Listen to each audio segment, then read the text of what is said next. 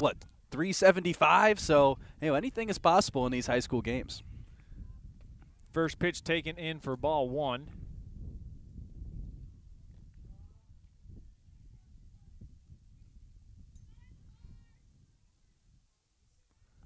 And this one's chopped. Foul.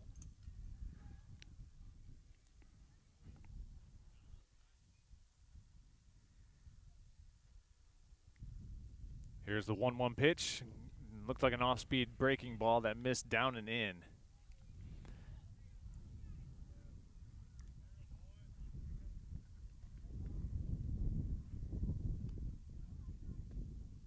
And that one hit him. So Schlee's on board after getting hit by pitch and puts the lead-off runner on for Cheboygan here in the top of the first inning.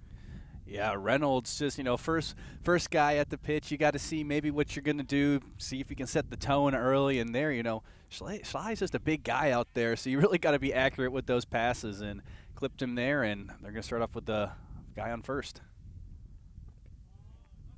This one drops down. Blazic trying to track it down, and he eventually does, but Schlee on the, I don't know if they'll call that a pass ball or wild pitch, Jared, but nonetheless it advances Schlee to second base. Yeah, either way, showing off the athleticism there. He was ready to go the second. The catcher didn't have a clean grasp on that, as looks like Reynolds' next pitch is going to be a tad high and to the right. And walk, so now the first two leaders are on for Cheboygan.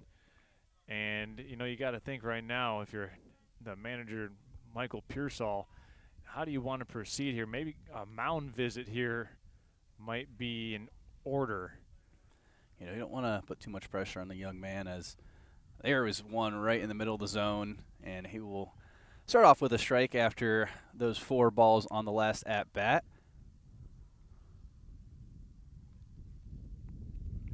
No balls, 1 strike. That one bounced back to the screen. First 2 men have reached on base for Cheboygan. Going to their 3-hitter, Josh Clark. Schlee hit by pitch, and then McGovern with a walk. Reynolds works from the stretch, and that one's chopped foul down the first base line. Staying alive, no balls and 2 strikes. Yeah, Josh Clark trying to see how he can have his presence there on the plate. But you saw Schlee, he's ready to go out there and run. His ball was foul, but he had those wheels going to third, and he would have made it there clean. Keep an eye out there if you're Mr. Reynolds on the mound.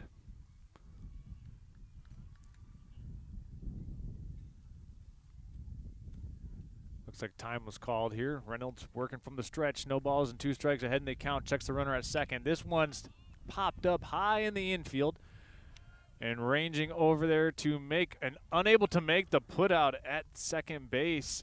So fortunately, though, that is an automatic out via the infield fly rule. So the Raiders, even though they don't make the glove out, the infield fly rule gets the first put out of the game. Yeah, sloppy start so far by the Raiders. Haven't allowed any hits, but you've got 2 guys on base. Now we finally have the first out, as fourth in the lineup. We've got Ben Groya, and he is going to take a slice at that one, and it will be a strike. I do believe that was in the zone nonetheless. Good pitch there by Reynolds. Seems like he's starting to get more comfortable after the first 2 at-bats. A lot more throws in the zone. Double steal, throw down to third is not in time as Schlee takes third, and Cheboygan advancing both runners right there as they get up to second and third now with just 1 out in this top of the first inning. And you're already really on the fence now, because any sort of wild pitches or anything, I think you're going to see Schlee gun it. He's got the athleticism and the length to make those plays happen. Here's the pitch from Reynolds. This one bounces inside for ball 2. And you can just see, if you're watching Schlee there, he is just ready to go. That one would have just got past a little bit past the catcher. I think you could have seen 1 on the board for the Chiefs. And this one's popped into shallow right field, and coming in to make the catch, tagging up is Schlee, and he will score. So that will go in as an RBI for Groya, and Schlee comes in to score And yeah, Michael K. Thanks. We had some issues with buffering initially here as we had to switch some Wi-Fi, so we know we're glitching, but we should be back on track here and hopefully maintaining a smooth, bufferless, free broadcast. So thanks for staying with us as we continue to work through some of these frames. This one misses high and away for ball 1. And Charlie Godfrey's up on the plate. Also listed as one of the DH's, designated hitters for the Chiefs. As he watches that one go right in the zone. It's going to be a 1-1 count, 2 outs. Cheboygan has got the 1-0 lead. And this one's chopped into left field. That's going to get down for a bloop single RBI. And a nice piece of hitting there by Charlie Godfrey. Plates the second Cheboygan Chief runner so far in the game on that 1-1 pitch. Jared just didn't try to do too much and blooped it into left field. No, found a nice spot there. It looks like they're playing decently far back, and it just a little bit far out of the infield and kind of that no man's land, and clock it in for another point.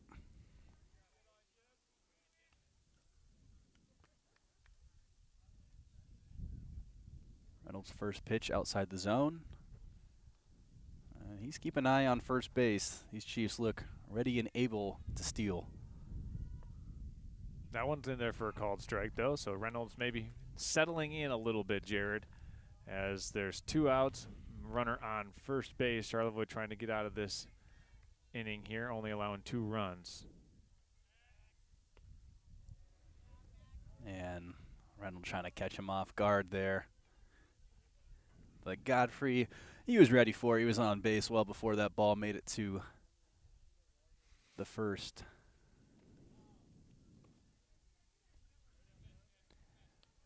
Ball is going to be a little bit outside the zone, and it's going to be 2-1 count. One of the longest at-bats we've seen so far. I think it's rivaling Jots. Players on first and second. 2-0 the score. Cheboygan in the top of the first inning. And this one misses a little bit low and outside for ball 1. We've got Duncan Spies up. We're already on the 7th at-bat for the Chiefs, and that's going to be a pitch that goes through. Runners advance to third and second. Reynolds is going to have to see if he can close out this inning without any more bleeding, as there are runners in scorer's position.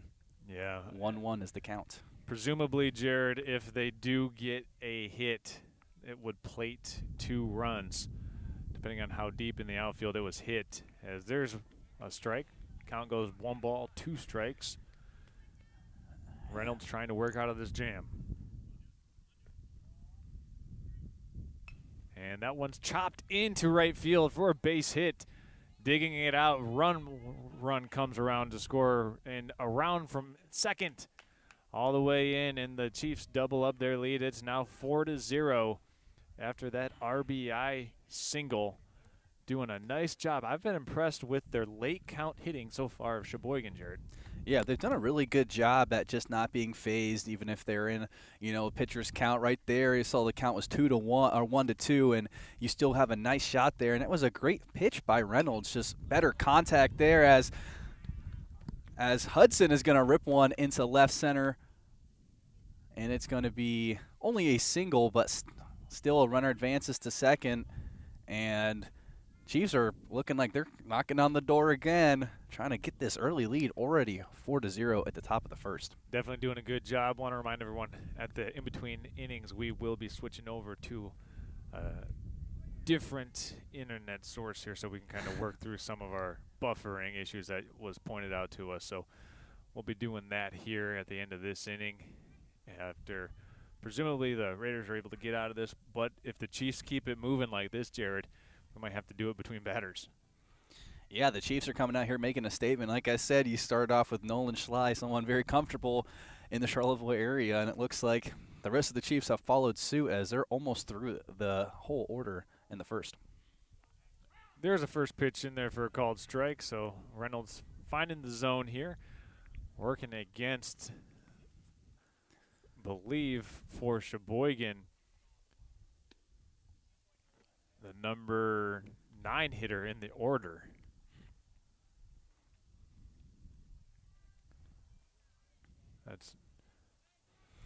Yeah, it looks like we don't have a listed number. I don't know if there's a jersey swap or not. Yeah. But assuming that he is the 9th batter, Nolan Eustace. Well, looks like Nolan Eustace is up next. So Carter Hudson, there we go. Carter Hudson, the 8 hitter. We're going to presume there at a jersey swap. As we've gotten thrown off here in the top of the first inning. It's only the first inning as bases now go loaded with men on all of them. They're juiced for Nolan Eustace. Yeah, the Chiefs came out here, and as we mentioned, we haven't not mentioned, both these teams are at 6-8 records. So, you're just looking at it from a, scheduling record, you think it'd be a pretty close game. But Chiefs maybe just hadn't had luck go their way as they've come out just truly swinging, as it is 1-0 for Eustace. That one misses inside.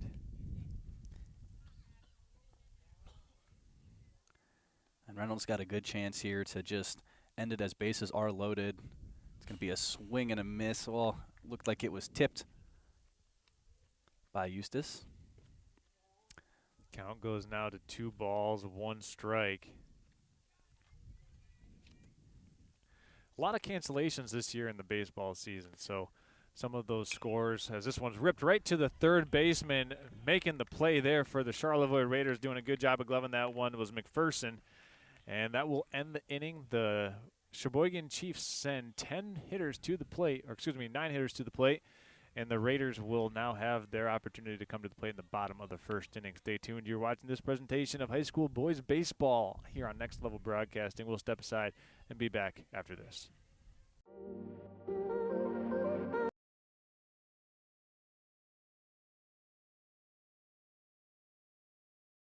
Charlevoix State Bank was founded in 1994 to provide exceptional local service to our northern Michigan community. With 6 locations in Charlevoix, East Jordan, Boyne City, Ellsworth, and Beaver Island, we're here to make banking easy, right here in your neck of the woods with people you know. Charlevoix State Bank believes in the positive lessons of high school athletics and is a proud sponsor of tonight's game.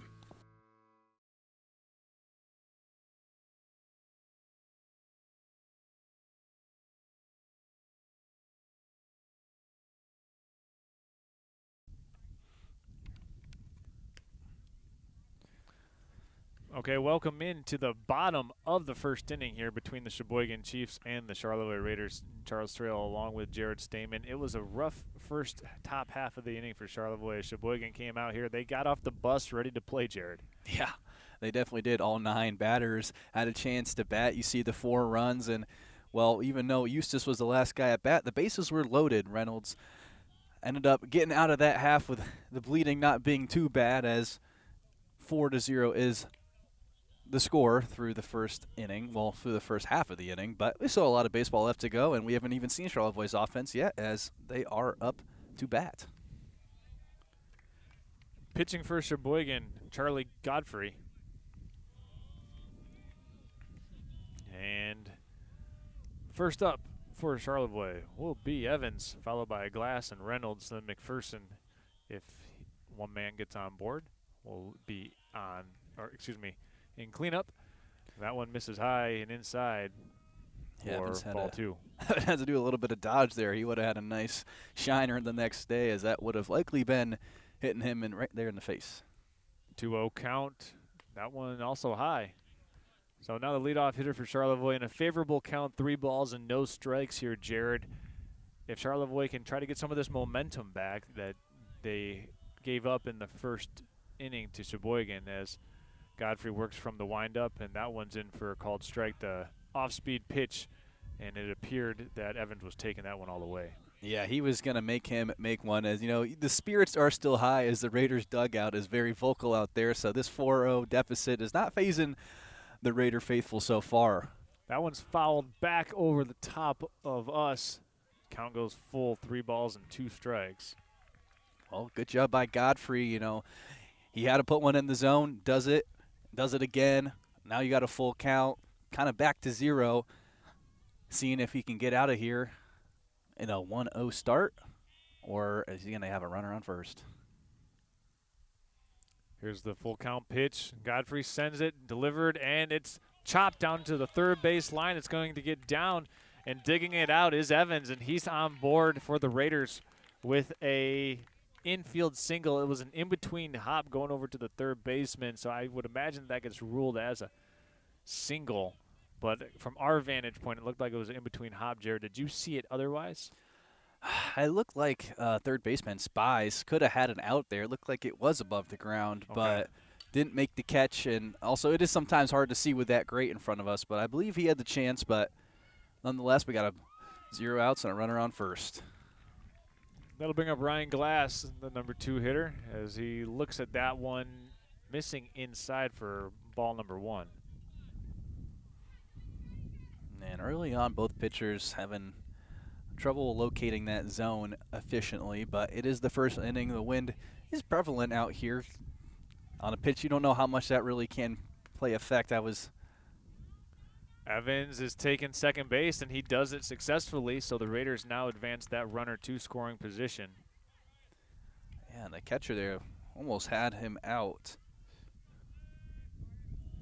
Carter Hudson made quite the throw there, but just a touch late. 2 balls, no strikes the count. Charlevoix with a runner on second, and that one appeared to miss high. A delayed call from the umpire, Jared, so now 3 balls, no strikes. Yeah, let's see if Godfrey can get back into a full count like he did at the first at-bat, or if Glass is going to make him walk.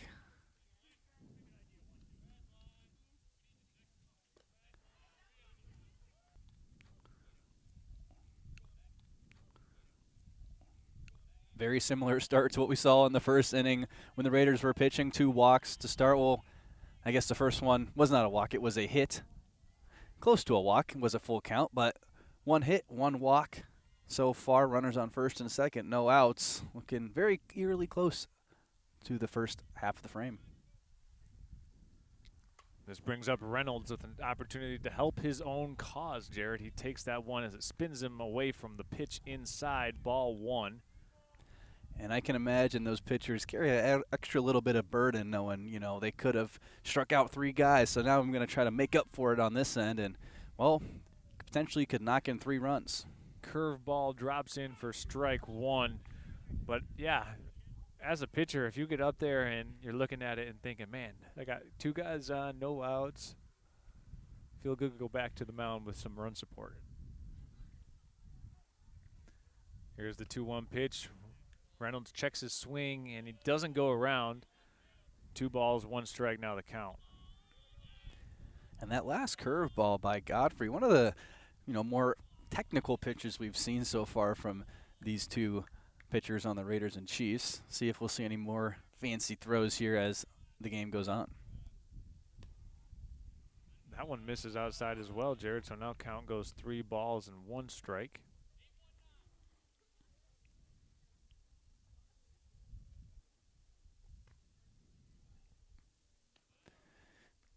Curious to see if Reynolds is going to really take a swing at one of these next ones as he watches that one go. That's one that I'd like to see him rip on. You know, you got 1 chance there. You know he's going to try and get it in the zone. And he made sure that he threw it in the zone. Didn't really test him on that, and it will be another full count. We've seen a lot of these counts go full as there's a curveball that's popped up high in the infield. Coming over from his catcher position to make the put out for the Chiefs is Carter Hudson. Great play there by Hudson. The sun is very much so out today, Charles, so, you know, don't know how hard it's going to be for these guys to see that ball when it goes skyrocketing right above their head, but good play there by Hudson. He's looked great so far, not letting any balls go through. Part of that's also Godfrey's been putting them in nice spots for him. Skyrocket into flight. Afternoon delight. I mean, we've got a beautiful afternoon game here so far. 4-0 Cheboygan in the bottom of the first inning. As Godfrey sends this one, another breaker is in for a strike. It appears that when Godfrey really needs one, Jared, he's going to go to that curveball. Yeah, it definitely seems like one of his more comfortable pitches that he's worked on, and he's done a great job getting those to sneak into the zone and, keep these Charlevoix hitters honest. Here's the 0-1 pitch. Godfrey checks the runner at second, and this one's chopped foul down the first base line.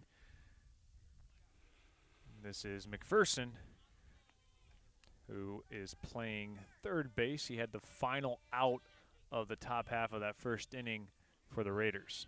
Yeah, made the important play on the defensive side of the ball. See if he can switch it up offensively, see if he can get a runner to third into scoring position and try to whittle away at this 4-0 lead or deficit. And there's a strikeout. So Godfrey gets his first punch out, and the Chiefs get their second out of the inning. Raiders now down to their final out to try to push around a run across home plate. And it's Williams stepping into the batter's box here.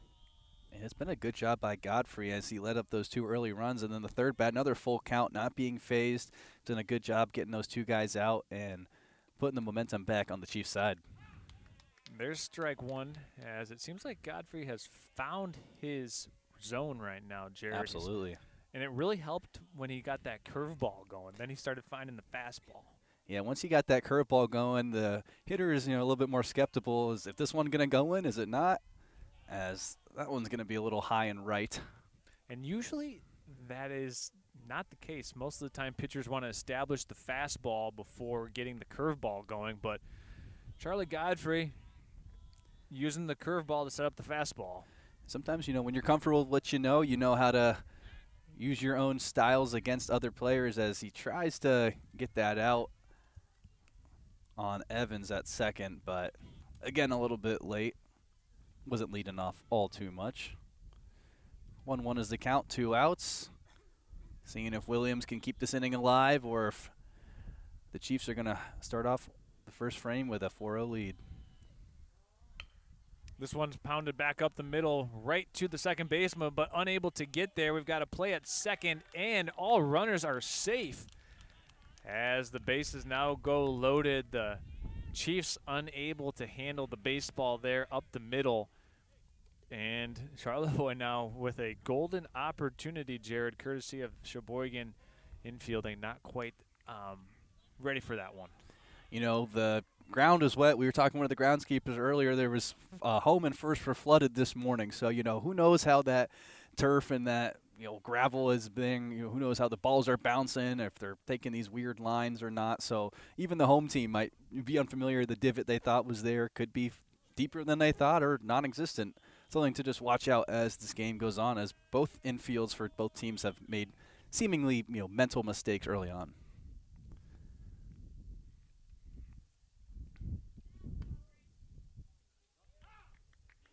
And that first pitch right down the center.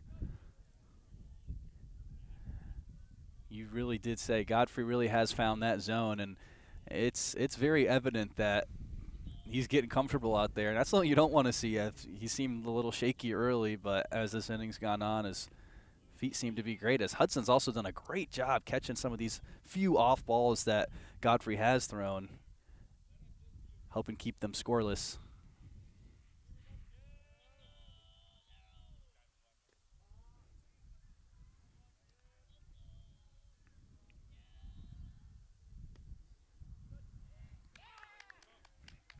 And that will go in as another strike. 1-2 is the count, 2 outs. Got the catcher up here. He was on defense, crouched for a long time in that first half. See if he can get out here and keep this inning alive for his Raiders. Blazik looks at the curveball, and it rings him up for the second punch out of the inning for Charlie Godfrey. Raiders strand 3 on the bases, and a golden opportunity perhaps may have been missed there by Charlevoix as the error by Cheboygan extended the inning, Jared. So we're going to keep it right here as we head to the the top of the second inning from Charlevoix. Cheboygan up 4-0. While we have an opportunity to do so as we head to the second inning this afternoon, brought to you by Bases MI. We're going to step aside and be back. Charlevoix State Bank was founded in 1994 to provide exceptional local service to our northern Michigan community. With With 6 locations in Charlevoix, East Jordan, Boyne City, Ellsworth, and Beaver Island, we're here to make banking easy, right here in your neck of the woods, with people you know. Charlevoix State Bank believes in the positive lessons of high school athletics and is a proud sponsor of tonight's game.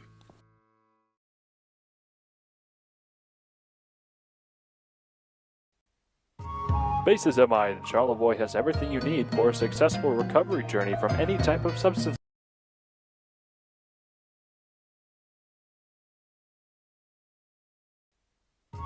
Bases MI in Charlevoix has everything you need for a successful recovery journey from any type of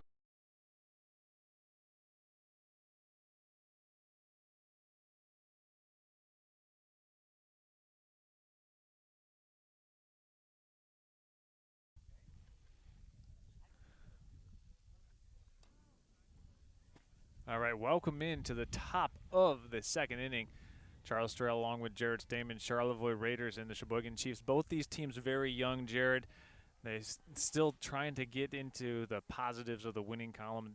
Likely won't be able to do that this season for either of these two teams. However, right now Cheboygan with a 4-0 advantage going into the top of the second. And they've been able to get runners on the bases and then with runners in scoring positions deliver critical hits when needed to do so, as that one misses just a hair low for ball one. Yeah, I got Brady McGovern up.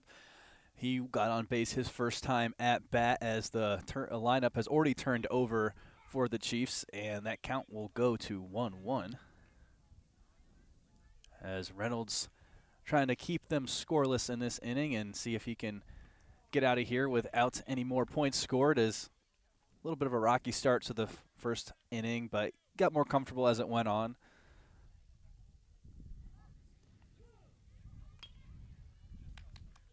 Ball. And that one, go ahead. A ball over his head, and it's going to be they're going to call him out.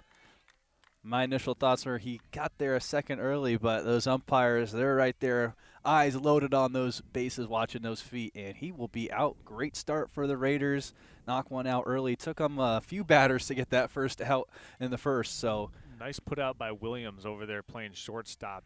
Didn't rush it and just kind of took his time. And, because of him taking his time, I think the play was a little closer than what it might have been, but nonetheless, a nice put out there by the Raiders to start the inning.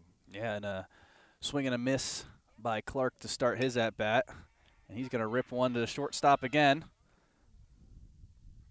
Right. And play's going to be made again. 2 quick outs for the Raiders. What was a really long first quarter looks like it could be just a few minutes here in the top of the second. Back-to-back putouts by the shortstop Reynolds doing his thing, making sure that they're keeping the Chiefs off of the base paths here in the second inning, Jared. We saw once the Chiefs got on the bases in the first, it spelled trouble for Charlevoix as that one misses high for ball one, but doing a much better job of keeping the Chiefs off the bases here in this one. Yeah, and some of those hits, were just falling in those awkward no-man's lands in the first. In the second, they're going right to shortstop, not having to move too much. You can get into your throwing motion quickly, or take your time a little bit so you don't have to make those quick rush passes that can go, nightmare mode, as there's going to be another one to shortstop, and it's going to go through the legs of Williams. So runner will make it to first for the Chiefs. Kind of nutmegged him there, Jared. Yeah, as we mentioned, it's the water and the rain. Who knows how the terrain is out there. A lot of new bumps and divots, or the ball might die quicker than you may think. So just some couple errors from both teams, likely due to the interesting terrain.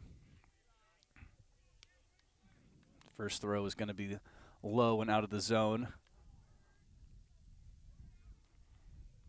We've got the pitcher-on-pitcher matchup as Godfrey is up to bat, and he will have a quick 2-0 count.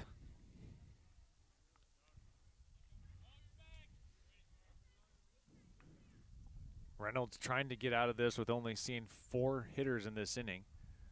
Has retired the first 2, and that one's in there on the outside corner for strike 1. And I think Reynolds is just definitely seeing a different pitcher in the second inning. Maybe just got those nerves out of him, after having 4 runs, it's like, hey, I can't really do that much worse, so I'm just going to try and pitch my butt off, and that one's going to go past, and Groya is going to make it to second. but the count is 2-2, so it could all be for naught depending on whether this is a out or not.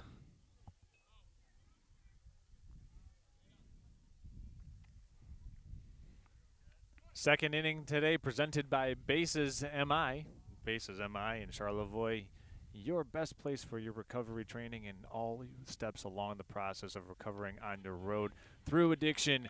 As Reynolds gets the punch out on the called third, and the Chiefs are retired in this second inning. Jared, we're going to keep it right here as we really saw Reynolds settle in there. We saw 2 putouts made by Williams, 1 error in the inning, but Charlevoix was able to stave that off. Cheboygan only got 1 base runner, and it appears that Charlevoix, after giving up 4 runs in the first inning, has settled down. Yeah, I think Reynolds, that zone has gotten bigger for him as the game's gone on. Those first, maybe 10 pitches, I would say 8 of them were outside of the zone. There was a couple wild pitches that, and catcher's been doing a pretty good job, but there's only so much you can do at certain times. And this second inning, completely different pitcher. He looked very in control out there, not fazed by any moment as he got those 2 quick outs. Groya got on base. Groya 2 for 2 so far at the plate. But Reynolds is not phased as he saw Godfrey up there, had the 2-2 count, and threw that one right down the center. Godfrey got caught looking, and that was a quick top of that inning for the second. And it's great to see as the Raiders. It looked like, who knows, it could be one of those ones where the Chiefs are just running around and RBIs are galore and errors or whatnot. But Reynolds really settled in, and even defense Williams, he had that 1 error, but 2 for 3. You can feel pretty confident about that as the game progresses. Absolutely. I mean, you just got to like the way that Williams was able to cleanly field those first 2 ones. He did make the error on the third one, but, I mean, anytime you're being pressed and tasked on infields where you're not really sure of the footing, it would scare me to, try to take like a false step to the left and pivot back and throw across my body. And I think for him settling in, making 2 putouts in that inning, maybe we'll even give him some confidence at the plate. Yeah. For a young player that can always, just give you some confidence and make the difference in how you're feeling when you're at the dish. And I believe he is first to bat for the Raiders if they go with the lineup that was given to us. But it looks like we actually are seeing Strahan. Looks like he's going to be up to bat first. And Titus looks to be on deck afterwards. See if Godfrey can keep his scoreless innings other than the first 2 batters pitched 3 outs. So see if he can keep that hot streak going or if the Raiders can get back on base. That one's tapped at the plate and is foul.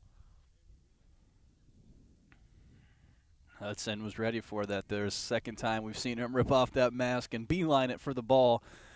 Very active catcher out there looking to make plays for his team any chance he gets.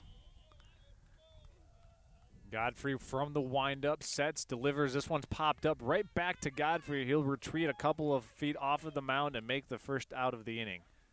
Yeah, 2 strikeouts in the first and then a infield fly. Pretty good start to the game for Godfrey. We did see an infield fly out in the top of the first inning as well. The Cheboygan Chiefs had runners on first and second. We saw a pop-up to the second baseman, and that obviously triggers the infield fly rule. Charlevoix ended up not making the catch, but still getting the out via the courtesy of that rule. As Godfrey worked from the windup, 1 out in the bottom of the second. Ducking down from that one when you're looking at the posture of Titus here. When he ducks, that strike zone drastically shrinks. Yeah, and this is one of the shorter players on the Raiders lineup too, so got to make sure that he's locked in on these batters. That one's popped foul down the first base line, and it'll stay foul for strike number 1. Yeah, Josh Clark's tried to put on those jets and get to that ball, but he would have had to be Usain Bolt to get that one.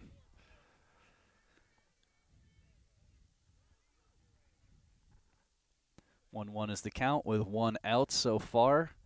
Bottom of the second.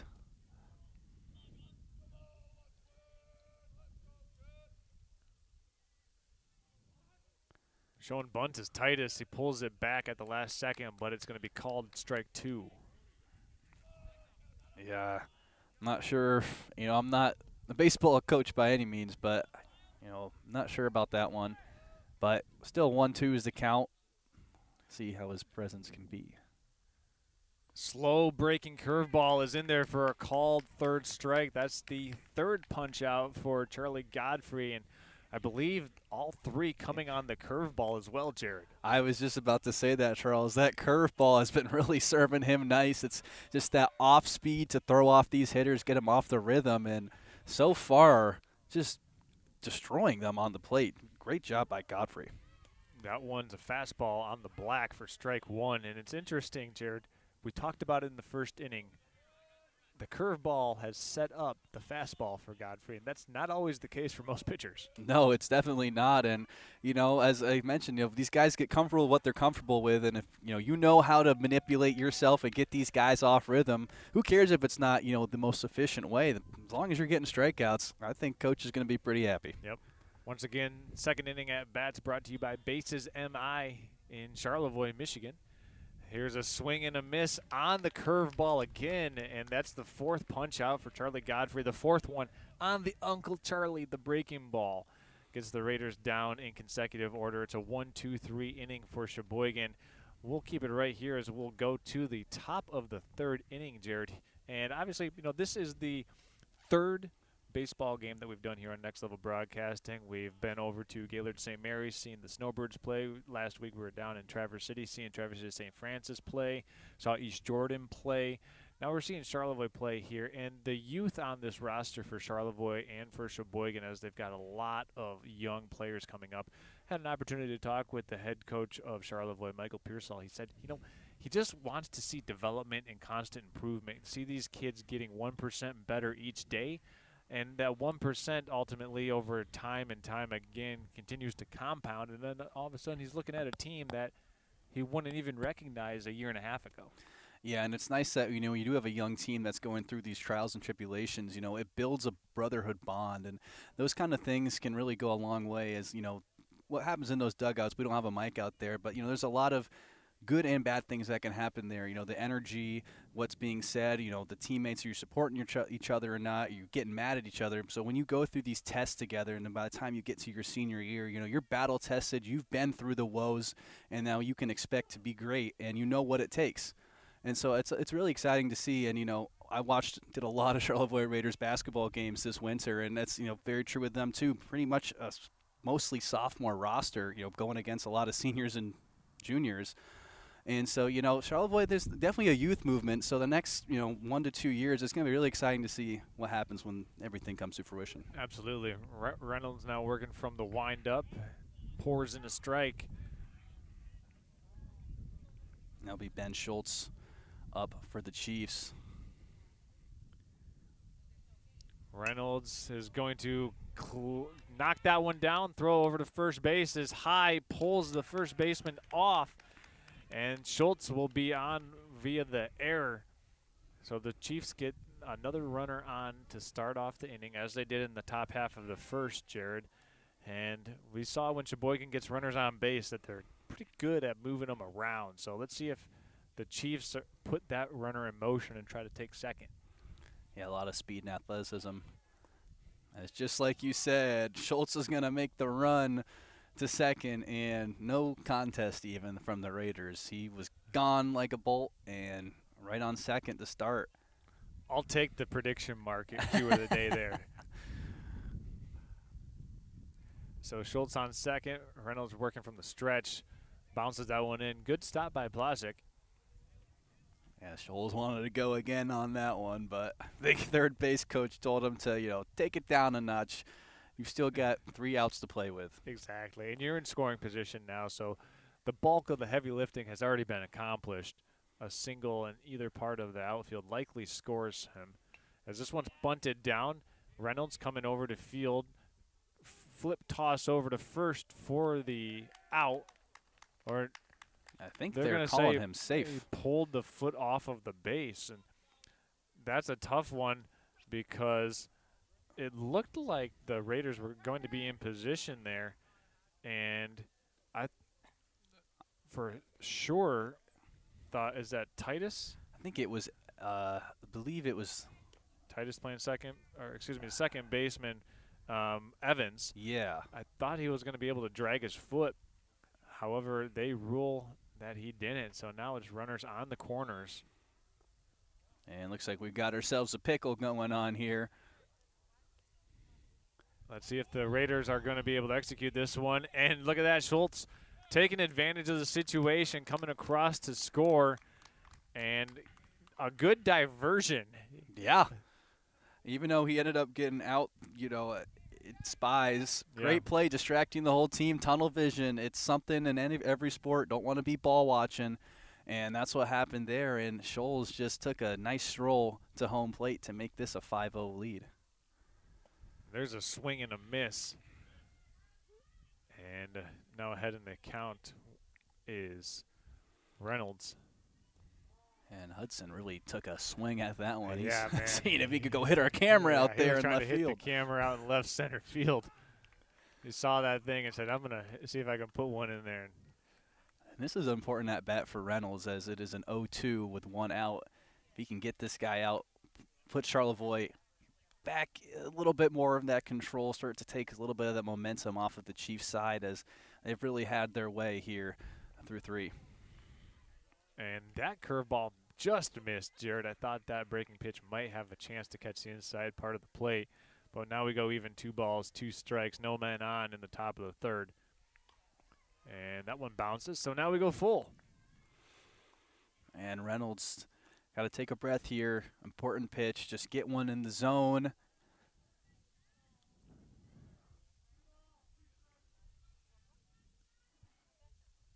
That curve misses high and away, and that'll put the base runner on via the walk. Sometimes I think, these pitchers can get a little bit too in their heads trying to make too much of a crazy play. It looked like Godfrey's very comfortable with that curveball, something that he might practice a lot. And can't really say Reynolds might love that curveball as well, but today it's not really suiting him too well. I think right there you've got to just keep the hitters honest and see if you can get that out there, but didn't happen. We've got a runner on first. I think it comes down to feel. Some pitches, like, you feel like you're got a better understanding for how the ball is spinning off of your fingertips on a day-to-day basis, as there's a swing and a miss as Reynolds gets ahead in the account. No balls and 1 strike against the number 8 hitter in the Cheboygan order. Taken off, and Blazic sends it down to second base, and another stolen base for the Chiefs as they put another runner in scoring position. 1 out here in the top of the 3rd inning. And they just love stealing those bases. I think this is their 4th or 5th one so far. And there's a strikeout for Reynolds. And that's got to be a nice confidence booster. A nice 0-2, 0-3 count. No balls, threw them right in the zone. Hitter swinging on them. Got to be feeling good there. Now you got to punch this one out right here. But this is Nolan Schley, so this is no easy out for Reynolds. Yeah, this is the leadoff hitter for the Cheboygan Chiefs. And the curveball catches the top half of the strike zone. Good pitch in a fastball count for Reynolds to mix that one in and drop it in for a strike. One of the best ones we've seen from him so far. There's a fastball chopped to second base, and it goes over the glove. Coming around to score, making his way. No play at the plate as it's cut off at second base. And a error, and then a run will be all the way and credited to, let's see, was it Josh? I think it might be Eustace. I think that might supposed to be an 8 because there's 2 Yeah. 20s on the roster. But yeah, let's go with Eustace as well. So 6-0 now in favor of Cheboygan.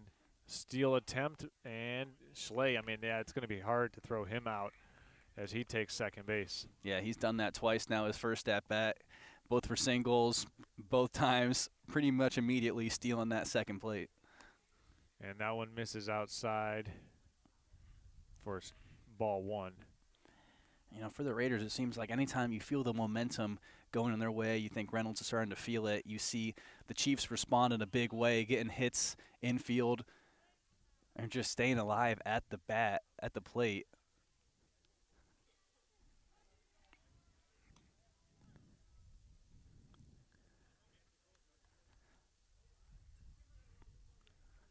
A 1 ball, 2 strikes now. McGovern, I believe, is 1 for 1 so far in this game. Seeing if he can keep that batting record at 100% on this lovely Wednesday afternoon. 1 for 1, and then his walk in the first inning obviously doesn't count as well. So Schley was hit by a pitch in the first inning. Yes, Schley was. And then McGovern walked. He did. Yeah, I forgot the first 2 were walks. So count even, 2 balls, 2 strikes, and that one backs out McGovern. Full count now. Pitch count now also starting to get kind of high for. So here's a payoff pitch, 3-2 count, chop to shortstop. Williams comes into field, throws across the diamond, and in time to retire the side. And the Raiders get the last out of the inning, and I think the Cheboygan first base coach is looking for an appeal or an answer over there, as he thought it was closer than anticipated. I can't blame him. If I was, had a dog in this fight for the Chiefs, I would not be too keen on that call. Those are 2 times where just from afar it looked like there was a guy who was safe on the plate that they called out. But you know what? I'm not getting paid to make those calls. I'm getting paid to do these ones. So I'll assume that he's right, and we'll move into the bottom of the 3rd. How about that? We'll step aside and be back after these messages. You're watching High School Baseball on Next Level Broadcasting. We'll be back after this. Charlevoix State Bank was founded in 1994 to provide exceptional local service to our northern Michigan community. With 6 locations in Charlevoix, East Jordan, Boyne City, Ellsworth, and Beaver Island, we're here to make banking easy right here in your neck of the woods with people you know. Charlevoix State Bank believes in the positive lessons of high school athletics and is a proud sponsor of tonight's game.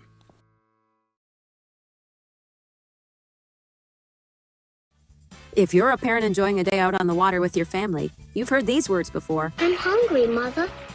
I really am. It's time to act swiftly and think on your feet, because you only have a couple of minutes to save the day. I'm so hungry I could eat a whole elephant. So combine leisure and heroics with dining out on the water with Dingy Dash. Serving Round Lake and Western Lake Charlevoix with takeout food, groceries, and whatever floats your boat. Keep your puppies fed with Dingy Dash. Okay, welcome into the bottom of the 3rd inning. Charlevoix Raider Baseball here, brought to you by our official broadcast partner this afternoon, Bases MI. Bases MI making your recovery journey all steps of the way, making sure that you can truly get to your best mental health state and physical health state during your battle with addiction and substances abuse. Bases MI.org to find out more information, how you or someone you love can really get back on track and reestablish those perfect bonds in the person that you once knew. 2 balls and no strikes to this first hitter for the Charlevoix Raiders. Standing into the batter's box will be Evans, and that one, did it hit him? No, it just chopped in front of his foot. So now the count goes 3 balls and no strikes. I think that's the first time I've seen Godfrey miss a pitch, or even Hudson miss a pitch. First real error, but no runners on base, so really no harm, no foul. And the hitters count. Evans will make sure he gets one in the zone, and Godfrey will oblige, throwing that one right down the center. And he didn't even put a lot of mustard on that. I think he knew, as the Raiders have just been on those 3-0 counts, they're making sure he throws it. They're not swinging at any of those. And look at that. Not going to swing on that one, and looked like that was one of those ones you could see going either way, but going the Raiders' way this time. And we're going to start out like we did at the bottom of the first with a walk from Godfrey. Jared, correct me if I'm wrong, but I don't know if the bat left Evans' shoulders. I mean, he took 4 or 5 straight pitches, it appeared. He really was just kind of letting Godfrey do his thing and saying, hey, you're going to miss a few. And he missed more than a few, as he missed 4. And that's a nice walk to first base. Looks like he's kind of jonesing to steal second. Keep an eye on that if you're Godfrey. First fastball was in for a strike. Glass is the batter, and he's going to pull the bat away as he squared the bunt initially. Now no balls, 2 strikes on Glass. Not a fan of that call, Glass. Shaking his head, looking at his first base coach, but pitchers count at 0-2.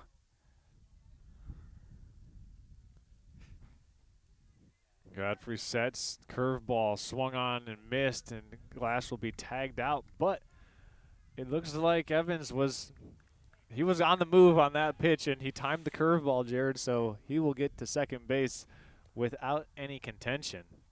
Yeah, he put his head down, and we saw the track meet going on at the middle school, and looks like it must be in the air because he looked like a track star running all the way to second. I got to tell you, man, the baseball game today, regional, state, or regional track meet as well. Beautiful day for sports in Northern Michigan. Kudos to the athletic directors that put the schedule together for today. Well, I'm sure they were crossing their fingers as the last 2 days up here were, cold and rainy. So lovely to see the sun and the warm come out today for a lot of athletic events. And as we mentioned, and probably still going to mention, such a beautiful day for baseball. The last 2 days were cold. How about the last 2 months? Yeah. Or 6 months. Goodness. Yeah, it is a long winter. It's nice to see that sun show. Well, it certainly is showing today. We don't even have any clouds showing today. No, we really do not.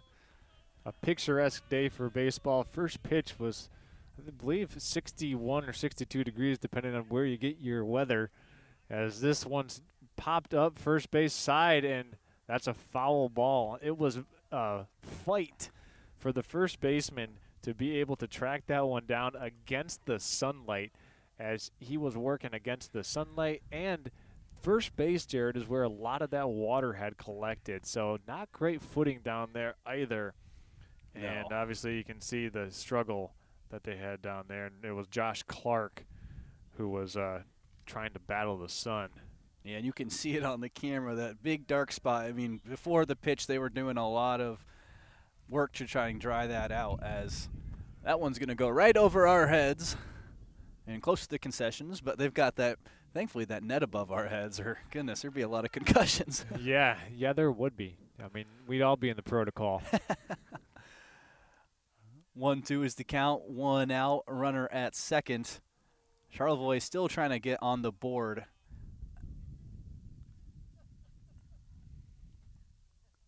Their one is ripped into left field, and it's going to go down underneath the glove. Rounding first base and digging it out is Reynolds. Coming around to score from second is Evans. Looking for third, trying to dig into the triple, and Reynolds will have it. The Cheboygan Chiefs give up the first run of the game to the Charlevoix Raiders via that RBI triple to Reynolds. Yeah, Reynolds, one of the, I think the best hit we've seen all day. Just, you heard it, just great contact on that barrel, right to left field, and just right through the glove of the left field man. I cannot see his number off the top of my head right over back here, but great play there, and a little bit of spark that we needed to see from the Raiders, and I know Reynolds must feel good getting that spark himself. Yeah, I believe that's Ben Scholes out in left field for Cheboygan, Jared. Quick snap throw on a pump fake back to the third baseman to get Reynolds to have to at least stay honest. And Reynolds slid a little awkwardly, and he was grabbing his hand. I'm not sure if it was right or left, but see if we'll see him pitching for the rest of the game, or if he's going to have to make a substitution. That one hit the barrel of the bat, or did they say it was a I think it hit batter? the helmet. So, yeah, the hit by pitch puts another Raider on board. They've got runners on the corners, but, Jared, it looked like the hand of the bat was like about to hit it, and then he kind of moved the bat, and you say he took it off the head. It seemed like a bit of a helmet clunk right there for McPherson, but seems to be in good spirits. Those helmets do a pretty good job at absorbing the blow. So runners on the corners now. Godfrey delivers ball one, low and away. Coming up to the plate for the Raiders is Williams, and Williams has had a hard time so far in the infield, but now with an opportunity to really make this game a little closer with one swing of the bat. He had those 2 outs in the third. He's going to take high for ball 2. Or excuse me, the second. He had those 2 outs. Ended up missing on the last one here, so see if he can make up for it at bat. He did get the last put out of the third inning as well on a throw over shortstop. Yep. Yeah. It was a close play. It was a close play, but he did get it. Squares the bunt and then pulls it back. Throw down to second. That should get the run in, as The old double steal allows Reynolds to come around from third base to score. Wow. And it looks like coach for the Chiefs is not very pleased on the execution there.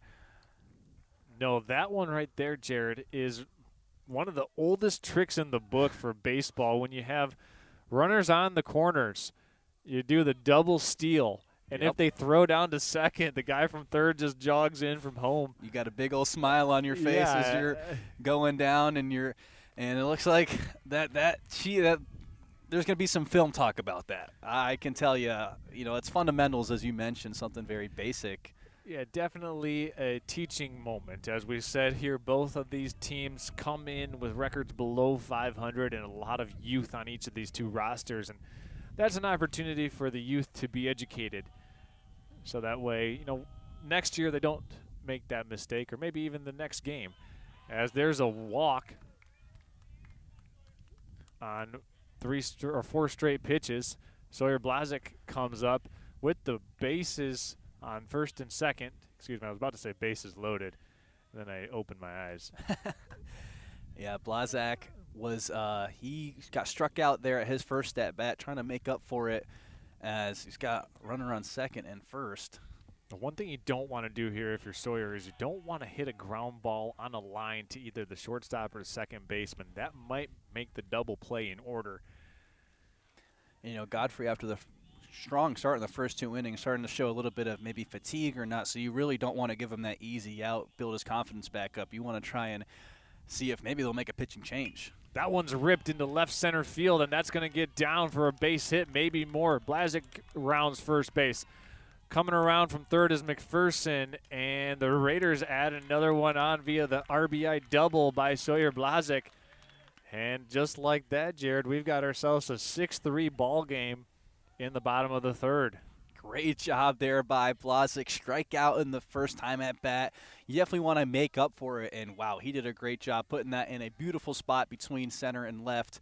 Drop down. I thought that it looked like they were going to get 2 runs off that one, but just the wheels weren't enough there. But runner on second and third, and Raiders make a run. You take the double play out of it now, and Strand now steps into the batter's box with 2 runners in scoring position, Jared, as he looks at ball 1. And,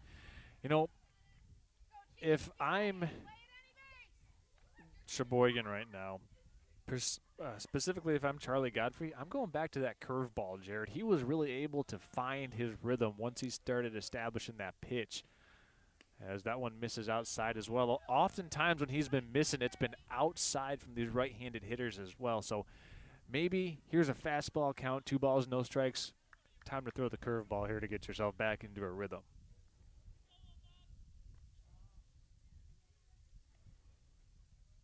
Here's the 2-0 pitch to Strand, and the fastball in for a strike.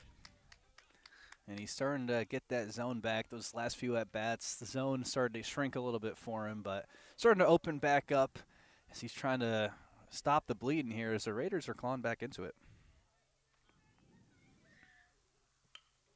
And that one is popped in to left field. And for out number 2. I think that was Scholes there on the catch. Good contact there, just a little bit on the top of the bat there. Just floated a little bit too long. Scholes could get under that one and put it away for the second out. But still not out of this one. They still got to get that one more out to switch to the 4th inning. Runner still on second and third, coming up to the plate for the Charlevoix Raiders and looking at strike 1 from Godfrey. That's Titus, and he can make this game a 1-run lead with 1 swing at the bat, presumably. Just a single into either right field or center field, likely scores 2. And the 0-1 pitch, we've got a suicide squeeze attempt. The Raiders are going to score the run. Titus trying to beat the throw to first, and he cannot. The put out, Godfrey is able to pick the ball up and deliver an accurate throw over to Josh Clark at first base, and the Cheboygan Chiefs hold the Raiders at bay, but the Raiders get 3 runs in the bottom of the 3rd inning, and it could have been one more if Godfrey's unable to make that play. But the pitcher settled himself down. Jared found the ball, found the laces, and delivered an accurate throw over to Clark at first base for the final out of the frame. Yeah, it was a great throw there, and it was the first real inning that we've seen the Chiefs' defense look anything but superb. A couple mistakes there that led to a couple more runs in, and Godfrey just, after a strong start, maybe the fatigue starting to wear in a little bit. We'll see how he fares at the bottom of the 4th. Yeah, bottom of the 4th inning coming up here, and we've seen both offenses start to come to life, and if you're a Charlevoix Raider fan, you got to like the way that the offense had perked up there. Going into that bottom of the 3rd, they were down 6-0, and the bats came alive. You know, the big hit, obviously, was the Sawyer Blazic one. Max Reynolds with that triple before that. Yeah. And the whoopsie by the Cheboygan team going on the double steal, throwing down to second, allowed Reynolds to come around to score. So each of these two teams kind of just standing toe-to-toe in the ring, seeing which one is capable of making more mistakes and which team is capable of taking advantage of those mistakes, Jared. Yeah, and, we saw at the bottom of the 2nd, or the top of the 2nd, Max Reynolds come out here and just pitch beautifully. It was 4 batters, 3 outs. So, and then the 1st and the 3rd, not so much of that. So maybe we'll see these even innings or more of his innings, because they'd like to get a quick, easy 0 points, 3 outs, 3 up, 3 down in a perfect world, as every pitcher would like. But see if they can get some momentum after that 3-run bottom of the 3rd.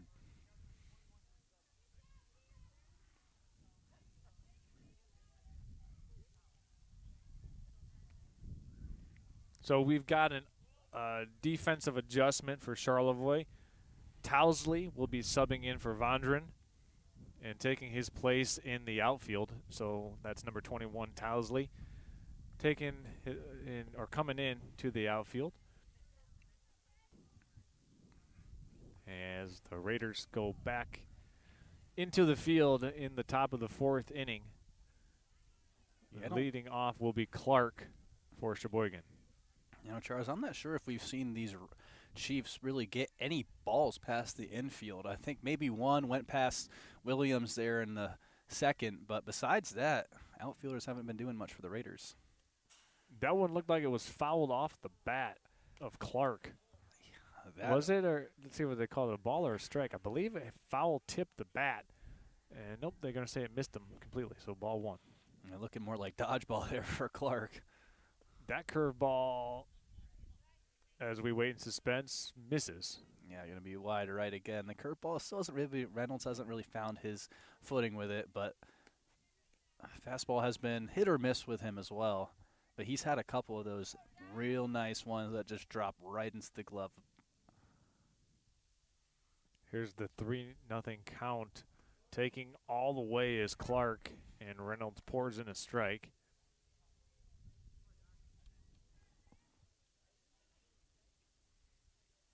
Three-one count, tapped foul. So now we go full. Reynolds has come all the way back here, down 0-3. 3 balls, no strikes, and now full to the leadoff hitter of the inning here, the first baseman, Josh Clark, for the Cheboygan Chiefs. And this one's ripped into the hole, through and under the glove of the shortstop, Williams.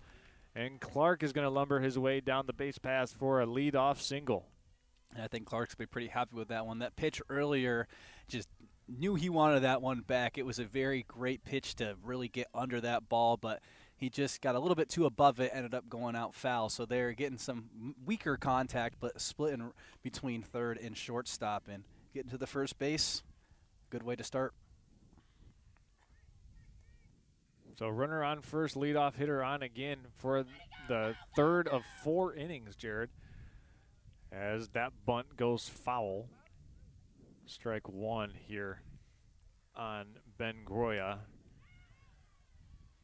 And, we mentioned it's been a little windy, but it looks like we've got the whole jacket out here for the batter. And, trying to stay warm, keep those for Ben Hall, keep those arms nice and warm as this is his first at-bat for the Chiefs. So Hall subbing in for Goya as that one hits him, and he'll take his base. Yeah, I wonder if Reynolds, as we mentioned, he slid into third when they were batting and seemed to rough up his arm a little bit. And some of these throws to start the fourth have looked just a little bit, well, a lot of them have just been wide, having a hard time finding the zone. And I think the combination of the fatigue and maybe, you hit your arm a little bit funny, see if he can get back to throwing these in the zone. There's a pitch that's fouled off. No balls, 1 strike now. It's Godfrey at the plate, and Charlie Godfrey has pitched through so far 4 innings. Check that, he's pitched through 3 innings. But with an opportunity here with no outs, runners on first and second standing into the plate. And you got to imagine when you're pitching to a pitcher, you probably have a little bit more pride. You really want to strike him out, set the tone that you're not going to be hitting on me. You're just a pitcher. I do like the pitcher-on-pitcher matchups. I think there's a storyline there. I think there's sure. like a little bit of like, hey man, I'm an alpha you. Like I'm gonna hit this thing as far as I can go, and then come back and try to strike you out. Yeah, someone we never see anymore in the pros unless you're Shohei Ohtani. Yeah, that's true. No balls, 2 strikes to Godfrey. He's going to lift this one foul or in play down the first base line, and it is slicing foul at the very last minute, they say. So Godfrey stays alive, and that one was a couple of feet away from being in play, and that might score 2 runs because it was not deep and it was not shallow. It's right in a tweener, a blooper, if you will. And there's strike 3. The curveball for Reynolds gets Godfrey. The irony of a pitcher who's got 4 strikeouts on curveballs. He goes down looking at that curveball for the first out of the inning. And that's got to just be a nice little boost to Reynolds as the first 2 batters got on base. Strikes out the one he probably wishes he could strike out the most.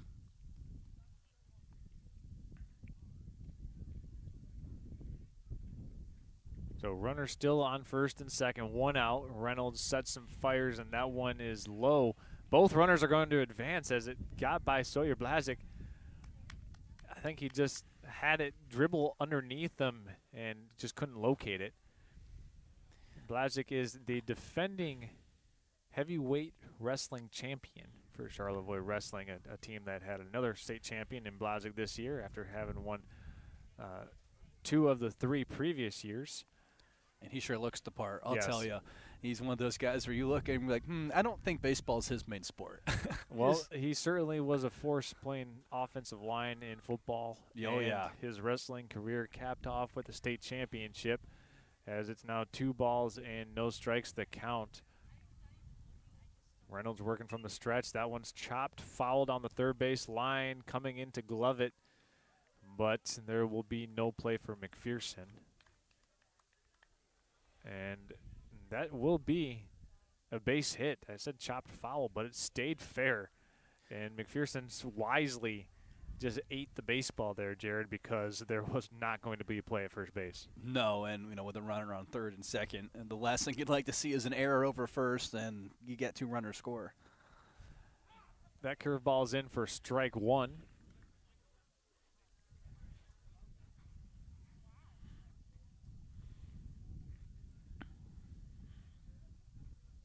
Waiting on the 0-1 pitch from Reynolds. He's going to send this one outside, ball 1. And Michael Layway up for the Chiefs. I believe this was his first time at the plate. And that one misses. Strike 2. Or foul tipped, I should say. He got a piece of it. And with bases loaded here, and you can get it out here, you got a chance of having no run score here. Reynolds, next 2 guys at bat, very important. And that one's a hit batter. So coming around to score will be Josh Clark. Clark, who led off the inning with a single, puts his feet on the dish And it's now 7-3. Chiefs just still one out in the top of the fourth. And it's another time we've seen the Charlevoix Raiders start to pick up a little bit of momentum. You think hey, they can get out of here without any damage is done, and then the Chiefs just respond in a big way, get the run, extend the lead back up to 4, and bases loaded yet again. Reynolds sets, fires, delivers a strike.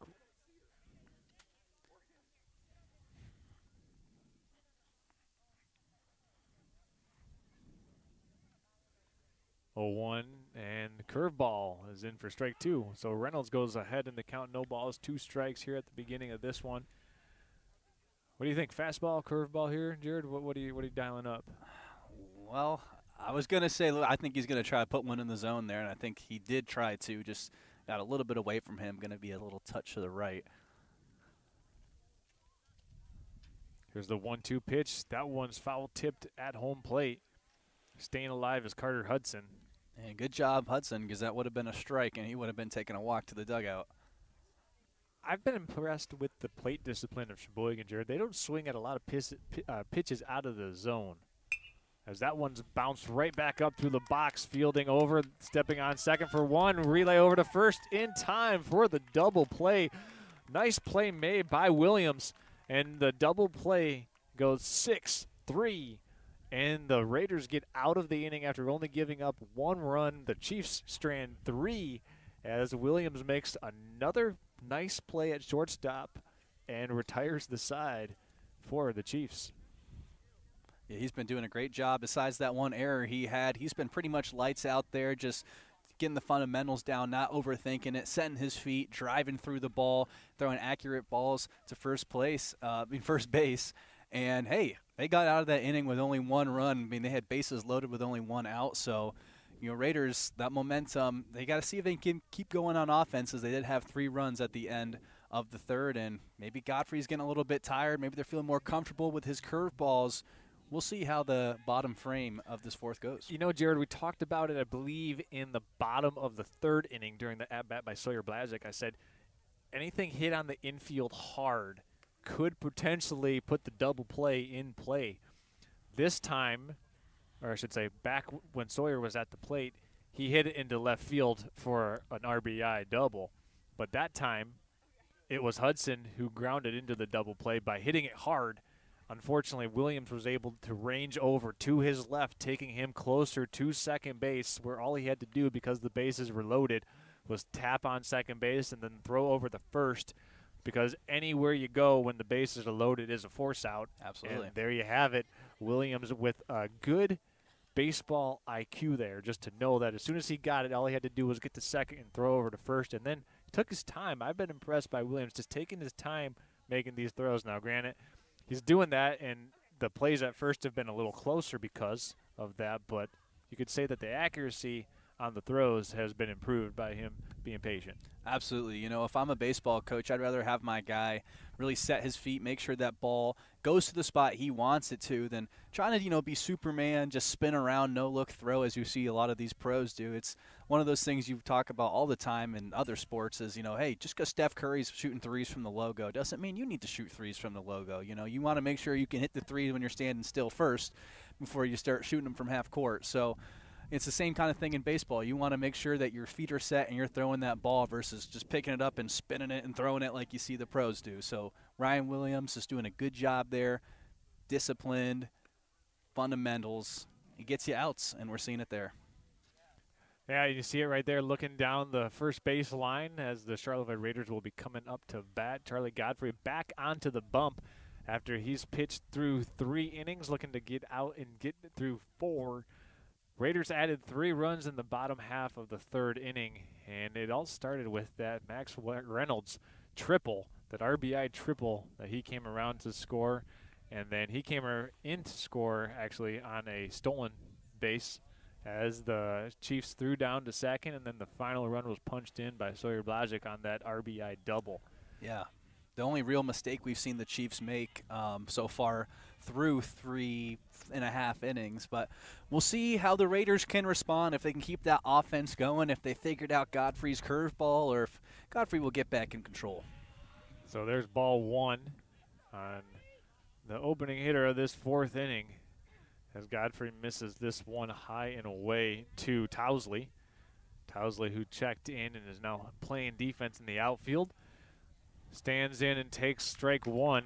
Count goes even, 1 ball, 1 strike in the bottom of the 4th. Doubleheader here this afternoon, so we've got 6 innings to play as we're currently in the bottom of the 4th. 1-1 pitch from Godfrey is swung on and missed by Tousley. 2 strikes. 1 ball to count now.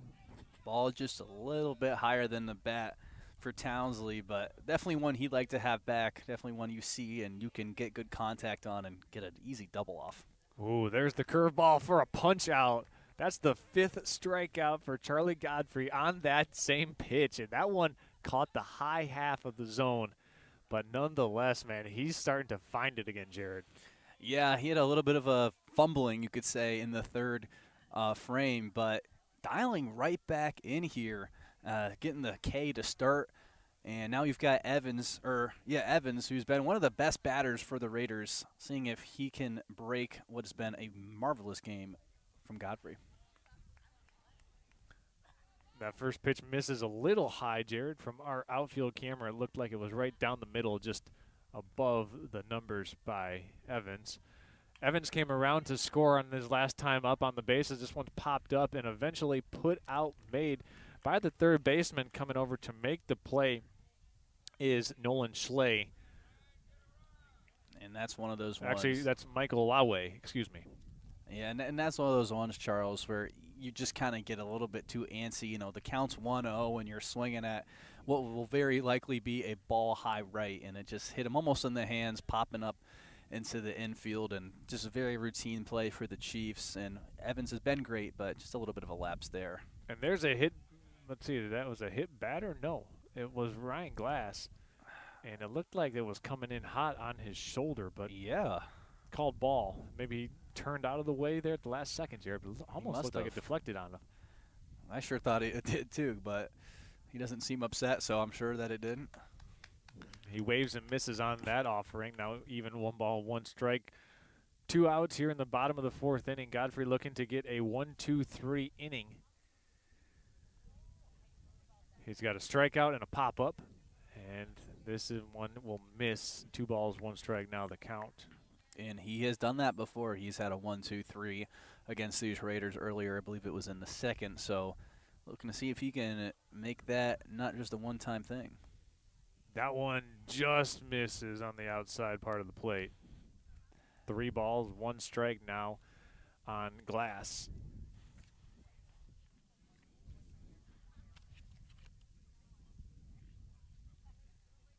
And here's the 3-1 pitch. Curveball chopped down the first base line, foul. Yeah, Glass saw that one just a little bit late, and that's why you saw it go flying out into right field. Hits that one maybe a half second earlier. I think you're seeing a nice contact into splitting between the infielders, and maybe you're seeing a single, but we'll see if Glass can make something happen on this full count. Godfrey from the windup. Curveball got him swinging. That's his pitch. When he needs one, he's got it in the bag. As Charlie Godfrey gets 2 more strikeouts, and we go to the top of the 5th inning. Jared, it's been impressive to see how Godfrey lost his composure a little bit in the bottom of the 3rd, came out in the 4th, found the curveball again, got 2 punch outs, had a 1-2-3 inning, retired the side in consecutive order. Yeah, I mean, it's you've seen, first 2 innings we saw what we saw this 4th, just elite pitching, not phased by any moment. If it's a 3-0 count, it's all right, I'll get a couple strikes. And that's what he's done. He's just very, very comfortable out on that mound, and it's great to see if you're, Cheboygan fan, you can give up those 3 runs, have for what looks like, for you a poor inning, and then bounce right back, get 3 up, 3 down, 2 of those being strikeouts to get your total up to, I believe it's 6. Through 4 innings. So Godfrey has come into Charlevoix, and he's looking like Schley did on the basketball court, just dominating the Raiders. Well, obviously only playing 6 innings, so it changes a little bit about how you would play this game, typically speaking, Jared. If you have 7 innings, if you're Charlevoix, you might be trying to get 1 more inning out of Reynolds. But right now we will have a pitching change for the Raiders as they will put Williams out on the mound. Williams, who played shortstop and retired the side on that double play in the top half of the 4th inning, will now take the bump as Reynolds pitches through 4 innings. And Chiefs put 7 runs, but a couple of those unearned runs against Reynolds, as there were some fielding errors that contributed to those 7 runs. So we'll see Williams on the bump for Charlevoix right now. And the first pitch is inside to the leadoff hitter for the Cheboygan Chiefs. And Jared, who have we been going with for number 36? Jersey swap, right? It was not Hudson, but was it Nolan Eustace? It may be, it may not be. I think it is Eustace, but Charles, I'd be lying to you if I was confident in that answer. Okay. The count now goes 3-0. Maybe we can go petition like a Cheboygan parent and see what we can dig up. As that one misses, ball 4, and the aforementioned hitter, whoever it may have been for Cheboygan, takes his base, and that'll bring up Nolan Schley. I got to go with Nolan Eustace because the top of the order now back up top with Schley. It just makes too much sense to not agree with that.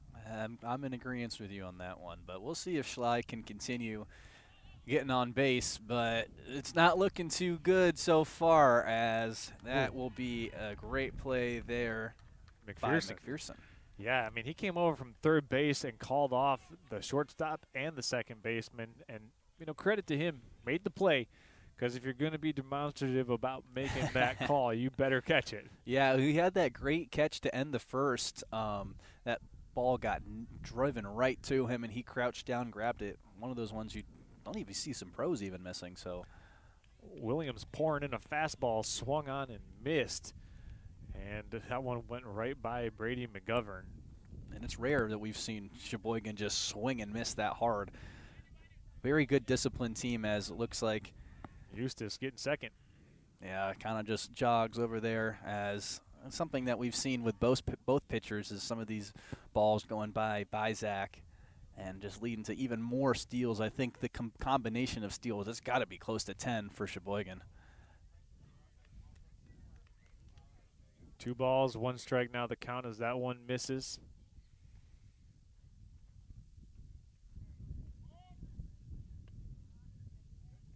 Jared, a big day in sports today, as that one's called a balk against Williams, which will advance Eustace to third base. But big day in sports tonight, the NFL schedule gets released.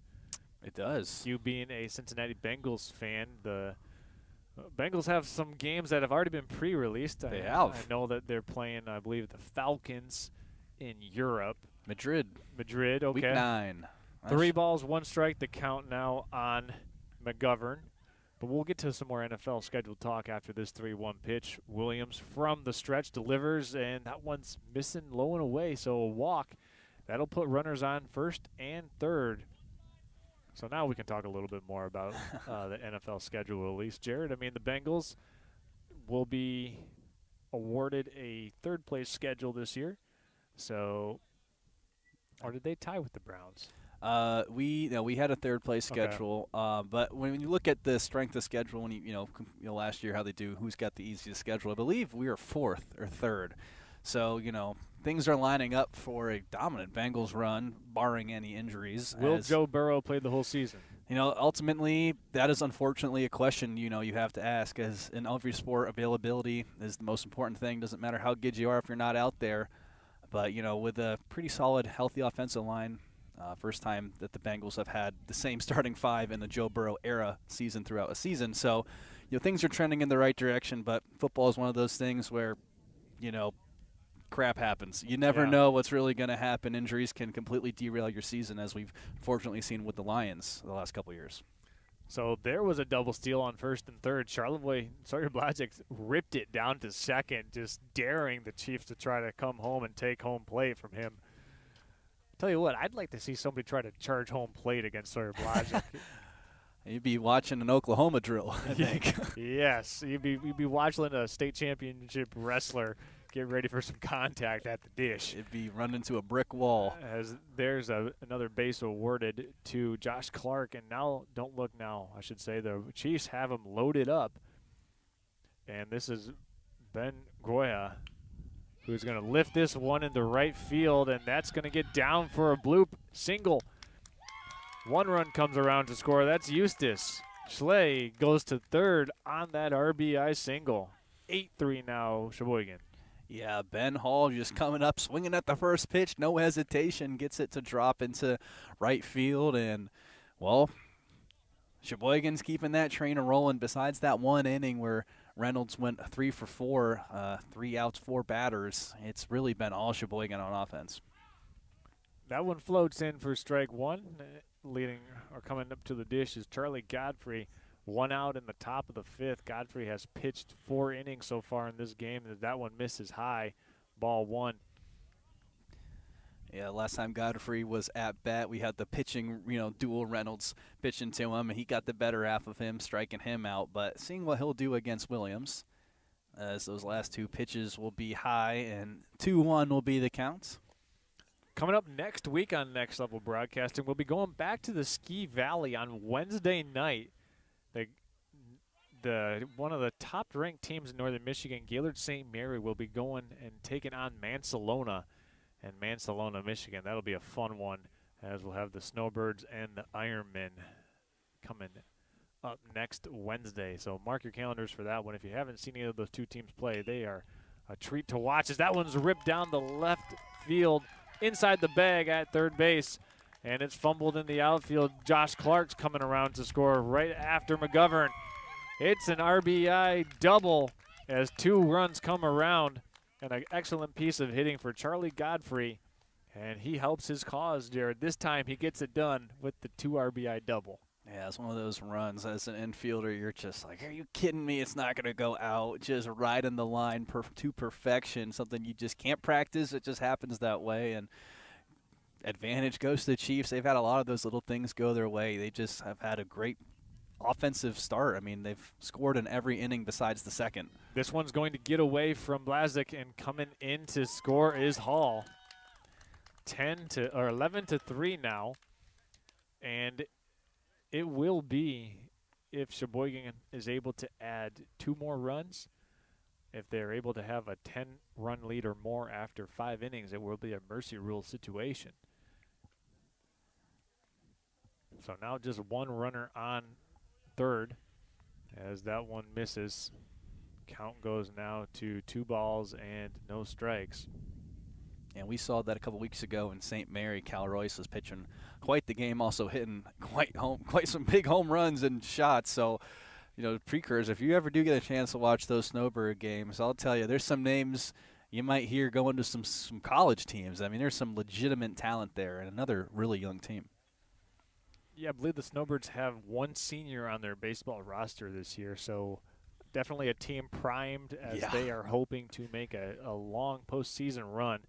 As that one misses for a ball, now runners on first and third again for the Chiefs. And as we said, nearing and approaching that mercy rule conditionality. If it's 10 runs after 5 innings, we will have a mercy rule enacted. So it looks like we got a pitching change here. It'll be McPherson coming out to the bump, replacing Williams. Charlevoix making some changes. Actually, no, excuse me. It will be just a glove swap, as we have McPherson going to first base, Williams going to returning to shortstop. I think Reynolds moved to third. Reynolds moved to third, and then it will be, as we figure this one all out, Strand pitching.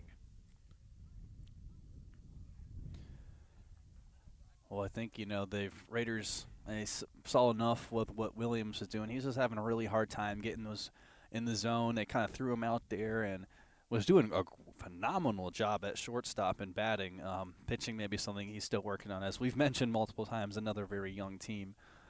But it'll be interesting to see third pitcher in the 5th through 5 innings, or during the 5th inning. And first couple throws for Strahan, they seem to be getting a good job getting in the zone, but it's easy to throw it when it's just straight up pitch and catch. we'll see if he can do it when it really matters. So, Jared, let me ask you this. We get an opportunity as Strahan's going to warm up a little bit, and we talked earlier about the NFL schedule release. Do you have any hot takes that you might think we'll see this season, like a team that might have finished in 4th place that sneaks their way into the playoffs, maybe even wins their division? Well, you know, I don't know if this is necessarily their year, but I'll tell you, Charles, I think those Cleveland Browns are about next season away from being a real threat in general. I mean, you talk about a team that's got a top 5 defense, the best defensive player in football, and they've had back-to-back, in my opinion, the best draft. Back both years, just quite elite drafts, and this year, I think, even better than last year, which some would say is crazy. Andrew Berry, a guy they wanted fired multiple years ago, and now a guy who, looking like the statue at some point could be built. That's a little bit, calling it crazy, but you figure out that quarterback situation in Cleveland, and you've got the talent to really go toe-to-toe with anyone in the league. So talk about the quarterback situation, because I'm not going to let you whistle by the graveyard there. If you're going to make a hot prediction, who do you think the quarterback is in Cleveland? That's a tough question right there. I got to imagine that they're going to stick with Shedeur. I mean, hey, he's a Pro Bowl quarterback. I don't know if that's saying much these days, but, he's a guy. I think Todd Monken, I've heard their new head coach, I've heard him talk very high praise on Shedeur. And, Dylan Gabriel, I think, is a guy that, if you do look at the last 2 years of drafting for Cleveland, the only real blemish on that, roster, Deshaun Watson, I think, is just dead cap. And, their quarterback this year, Taylor Green, I don't think he's really ready, as that ball is going to go back by Zach. They're going to score. Godfrey's going to run in, make it one away from a potential mercy rule. Yeah, that one just a pass ball. I don't think I can give that one on Sawyer Blazic there. That one just got away from Strand, and it'll be now 12-3.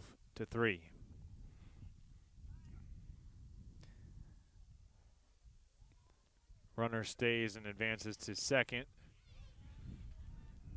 Good swing and a miss there. 1 ball, 1 strike, the count.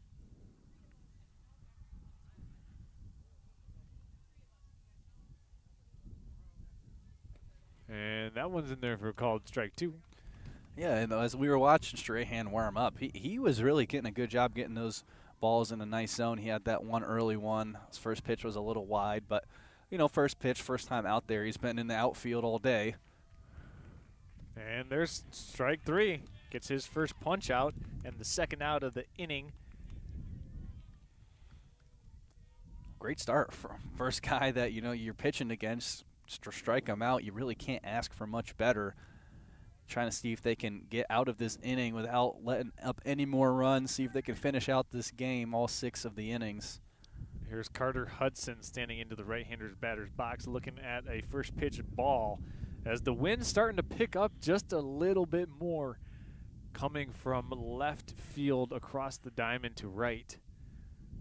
A west wind, and Blazic's going to rip this one down to third base, and it was close, but able to get in under the tag was Ben Scholes, and that puts the runner only 90 feet away. 2 balls, no strikes, the count to Carter Hudson. Yeah, a little bit more pressure on Hudson here to see if he can kind of, knock an inning off this game, and just, sure, those players, they love to say, hey, we mercy ruled these guys. So if you ever face them later in the year or any sort of playoff situation, you have that extra bit of pride and ego knowing, we at their home field made them leave early. Here's the 2-0 pitch, swung on and missed by Hudson. He took a big stab at that one, but the off-speed pitch from Strahan just got him off balance. Yeah, just slicing that one, looking to make a big hit, but you got to be patient on the plate. That one skips in for ball 3. 3 balls, 1 strike, now the count.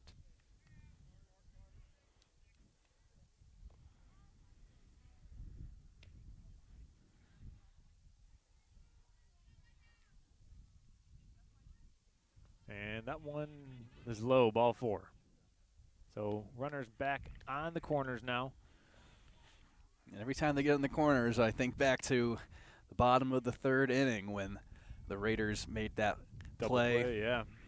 And we'll see maybe if the Chiefs can get one in return, as we're going to see a switch on the run on the base for Cheboygan.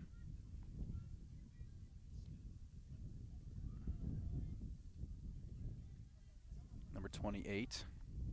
Let's see if we got that in our roster. It's not looking like it. Nope, we don't. Here's the pitch, and it misses. Nolan Eustace back up to the plate. 1 ball, no strikes now the count. Eustace waiting on the 1-0. That one's going to miss. Blazek's going to check the runner at third. The double steal was on again. This time Blazek does not throw down to second, but Cheboygan does take second base. And quite the slide into second base as he almost did a somersault roll. Yeah, it was graceful. Yeah, that's the way to put it. That one misses high. 3 balls, no strikes now, the count.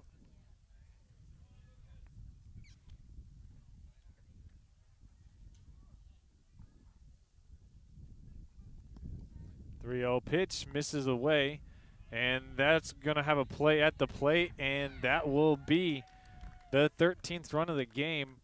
As Cheboygan plates another one across, it'll be 13-3 as another runner gets aboard via the walk.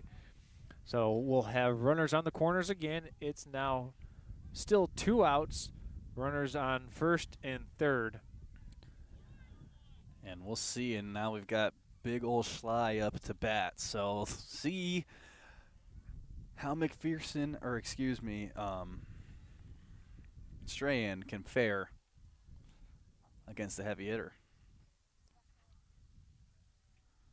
1 runner in scoring position. And that one drops in for a strike. Good job setting the tone early there, Strahan. Let him know, hey, I'm going to throw it. You're going to have to swing at some of these. You're not just going to watch 4 balls fly by.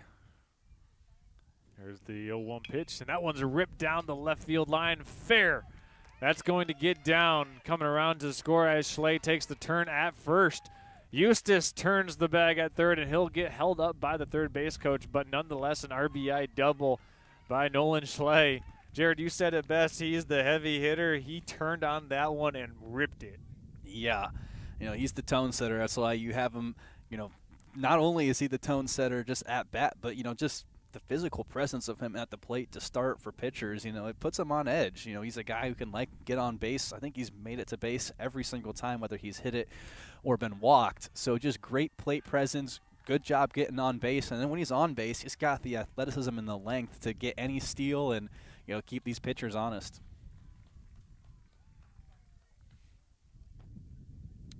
So runners on second and third now. A swing and a miss for Brady McGovern.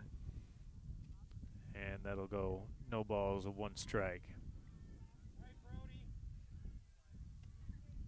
So Brody McGovern down in the count, looks at this one and misses at that and strikes out. So 3 quick strikes. McGovern goes down, the side goes down, but not before the Chiefs had a total of 3 or 4 runs in that frame. 15-3 now as we head to the bottom of the 5th. The last at-bats for the Raiders, if they're not able to push any runs across the plate, this game would go in the books as a mercy, as we have exceeded the 10-run after 5-inning threshold. So the last opportunity for the Raiders to extend this game and get into the 6th frame, they would need 5 runs in order to do that, Jared. Yeah, and you've got Godfrey. He's going to pitch through this game, assuming that this is the last inning. And, I know this young man here wants to see what he's done in the third and the second and the fourth, which is just 3 up and 3 down, something we've seen him do twice, so it's not a fluke. And we can see if he can do it back-to-back innings. But I think these Raiders, they're not going to go out without a fight. It's a nice day. It's not like it's cold and there's a rush to go home. They're out here playing baseball on a beautiful Wednesday night. They want to play as many games as they possibly can. Well, so I do want to correct myself. If the Raiders get 2 runs, they will get extra innings of baseball and get to the 6th frame. So the 10-run mercy rule would still be in act if the Raiders scored 1, but if they scored 2, they would, or we would go to the 6th inning in this first of 2 in this doubleheader here from Charlevoix, Michigan, between the Chiefs and the Raiders. Thanks for making us part of your Thursday evening here on Next Level Broadcasting, as we have just crossed the 6 o'clock Eastern time, and this game got started at about 4:35. So even though we've approached or passed the 6 o'clock time, it really has gone pretty fast, Jared. It's been a couple of those long innings, but then, you know, I've said Godfrey's done a good job of quickening some of those on those 3 ups and 3 downs. So those extended at-bats for the Cheboygan is being undone by the quick defense and pitching. Do you almost just say extended drives? I almost did say extended drives. You know, baseball, not football. You're in the football mindset. You know, you got me talking about the Browns and, you know, the Bengals, man. It's a mode. I know. I got you. Don't even bring up the NBA Combine now. That's a whole rabbit hole. We'll have to get to that in between games. As the count now goes 3 balls and no strikes on, I believe this is Glass for Charlevoix, standing in. And that one pushes him out of the batter's box. Actually, that's Reynolds. So Reynolds gets a leadoff walk. And Godfrey with those, I think that might be the first time we've seen 4 balls go for him. He's done a good job in those 3-ball situations, getting locked back in.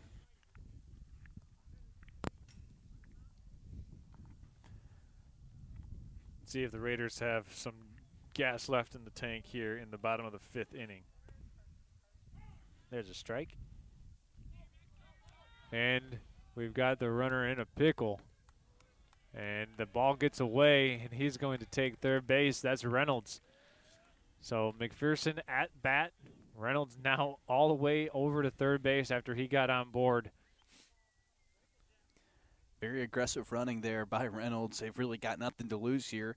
You love to see them, you know, not giving up, throwing in the towel, them fighting through, trying to get an extra inning out of this.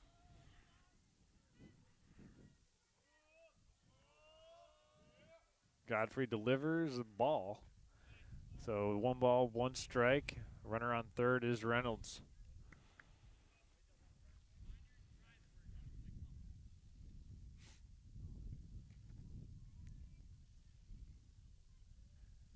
There's the 1-1 pitch. Godfrey delivers a little high, Jared, ball 2. You know, I must not have a very good idea of what the zone looks like, because there's been multiple times this game where I think one thing goes the other way, and I don't think this is a slight on the umpire. I think this is a slight on my judgment. But there one, another one, 2-1 the count, and it's going to be ripped. Oh, second base couldn't get a hand on it. And didn't get him at first either. Get by Clark all the way to the backstop. McPherson's going to stay at first. I don't think he saw the ball get by Clark. Otherwise, McPherson's probably able to get to second. Yeah, I think it's one of those hindsight 2020s. But, hey, 1 more run, and we've got an extra inning. Runner on first, no outs. And now we've got Williams up. Didn't have the best, pitching performance, but it's been great at shortstop. Had a couple hits already this game. Trying to see if he can extend this game even more. Runner on first base is McPherson. Godfrey's going to check back over there to keep him honest.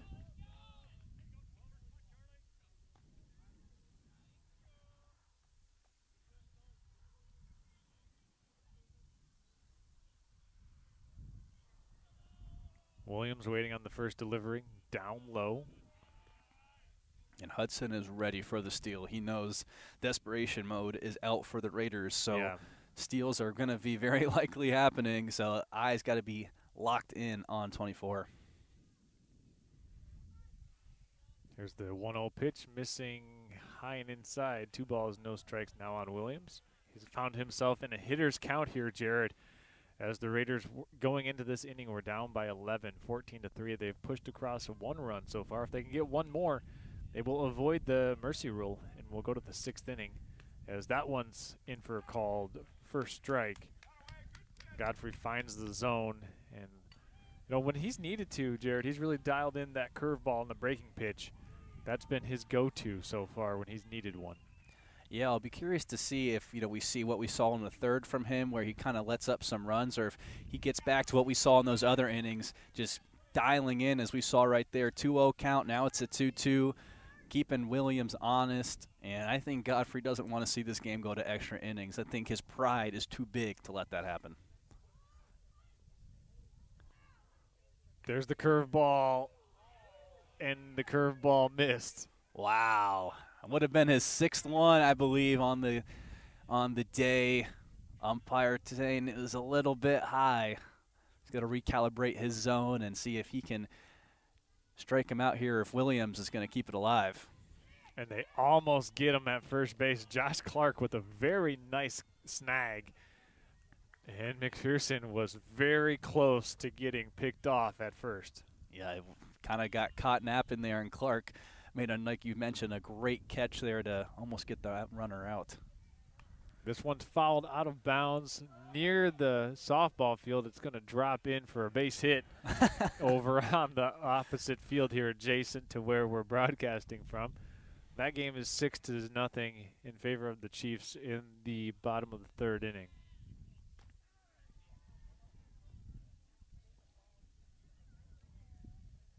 Here's the full count pitch.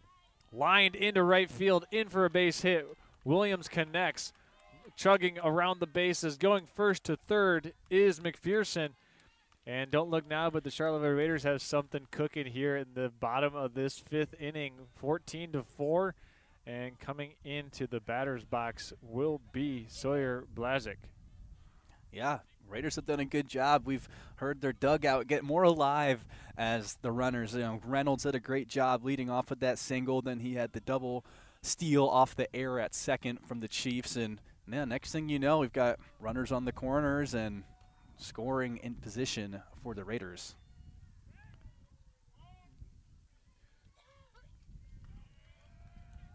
Godfrey is called for a balk as he was about to throw a pickoff move to first and then spun around and tried to pump fake it back to third base, which you can't do. So the Raiders get another run across. It's now 14-5.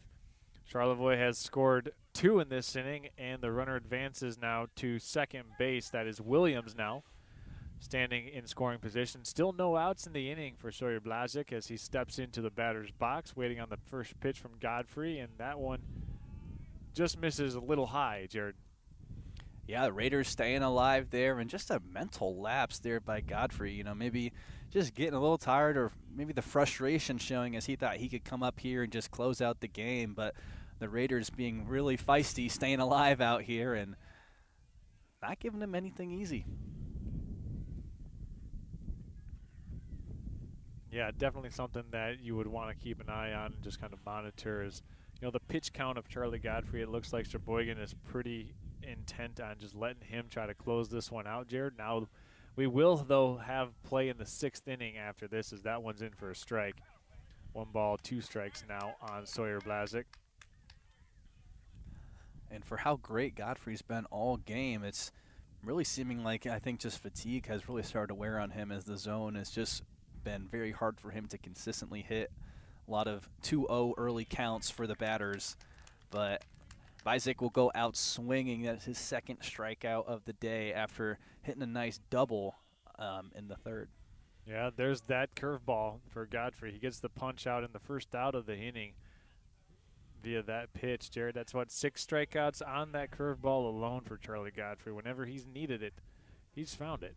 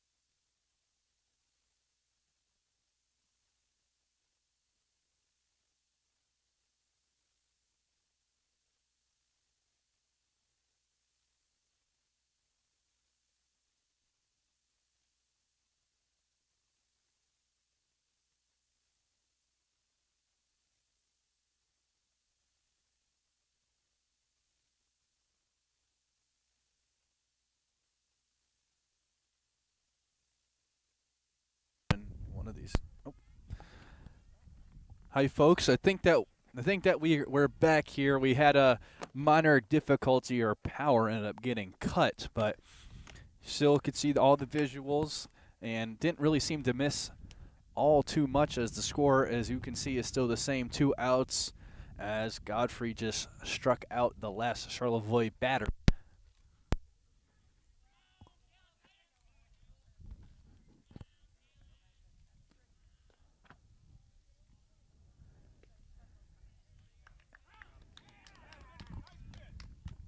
Titus is up to bat. Well, that's what I do, Jared. I fix problems. Yeah, I sure do. And we're back in business. 1-1 is the count. 2 outs. Runner at second.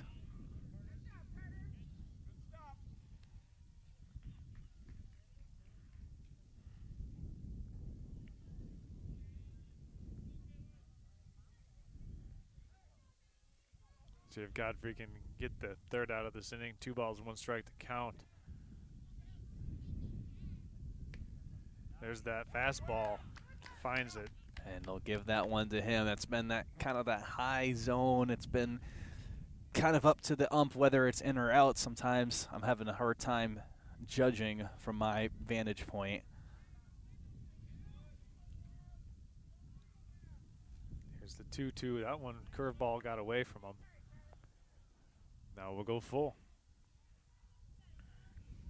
The second of 2 games will get going in about 20 minutes after the conclusion of this one.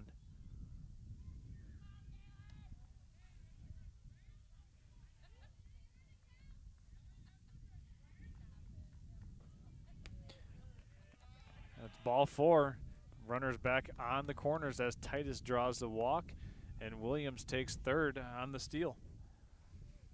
And they're trying to see if they can't do something. There is 2 outs and a 9-point deficit. But hey, we saw the last inning the Chiefs put up 7. So this is something we could potentially see the Raiders do, rally, as there's going to be a meeting at the mound for the Chiefs, as they don't want that to happen. They want to get out of here as scot-free as possible. I think they thought that they had this game in the bag, but the Raiders on their home field are not going to let them go out too easy.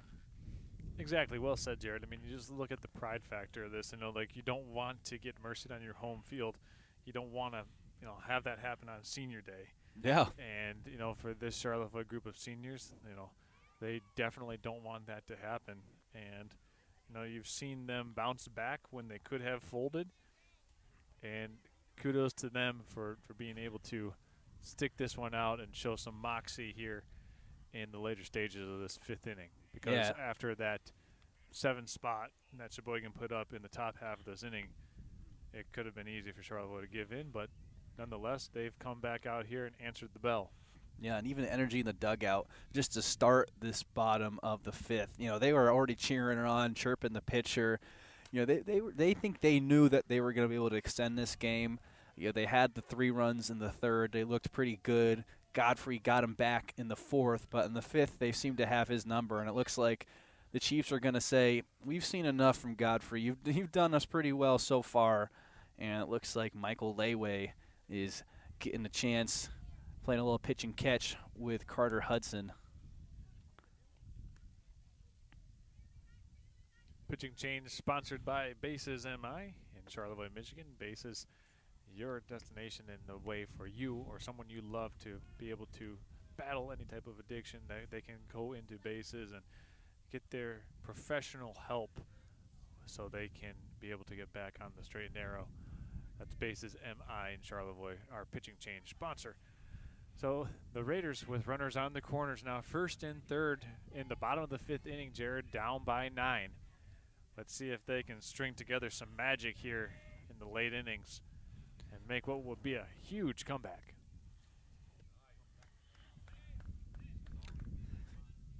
Towsley will swing and miss on the first pitch. A wave and a miss. Laway delivers and another swing and a miss. And this is one of the hardest things, is when you go from expecting to face one pitcher to then seeing a different picture. You know, the delivery, everything, the speed, the launch or the release angle of the pitch, it all changes. As there's the strikeout, and the side is retired, but not before the Raiders put 2 more runs up on the board, 14-5, as we head to the top of the 6th. It'll be the Cheboygan Chiefs coming to the plate one more time, as each of these 2 teams will get one more inning to see what we can determine here. You're watching this presentation of baseball here on Next Level Broadcasting. We'll be back after this.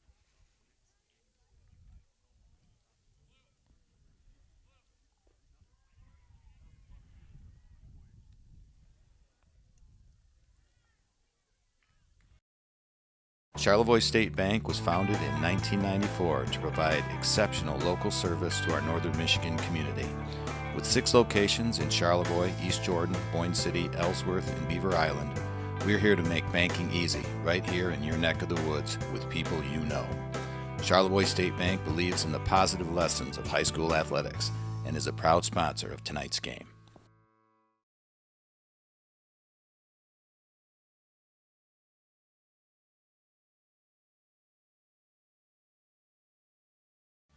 If you're a parent enjoying a day out on the water with your family, you've heard these words before. I'm hungry, Mother. I really am. It's time to act swiftly and think on your feet, because you only have a couple of minutes to save the day. I'm so hungry I could eat a whole elephant. So combine leisure and heroics with dining out on the water with Dingy Dash. Serving Round Lake and Western Lake Charlevoix with takeout food, groceries, and whatever floats your boat. Keep your puppies fed with Dingy Dash.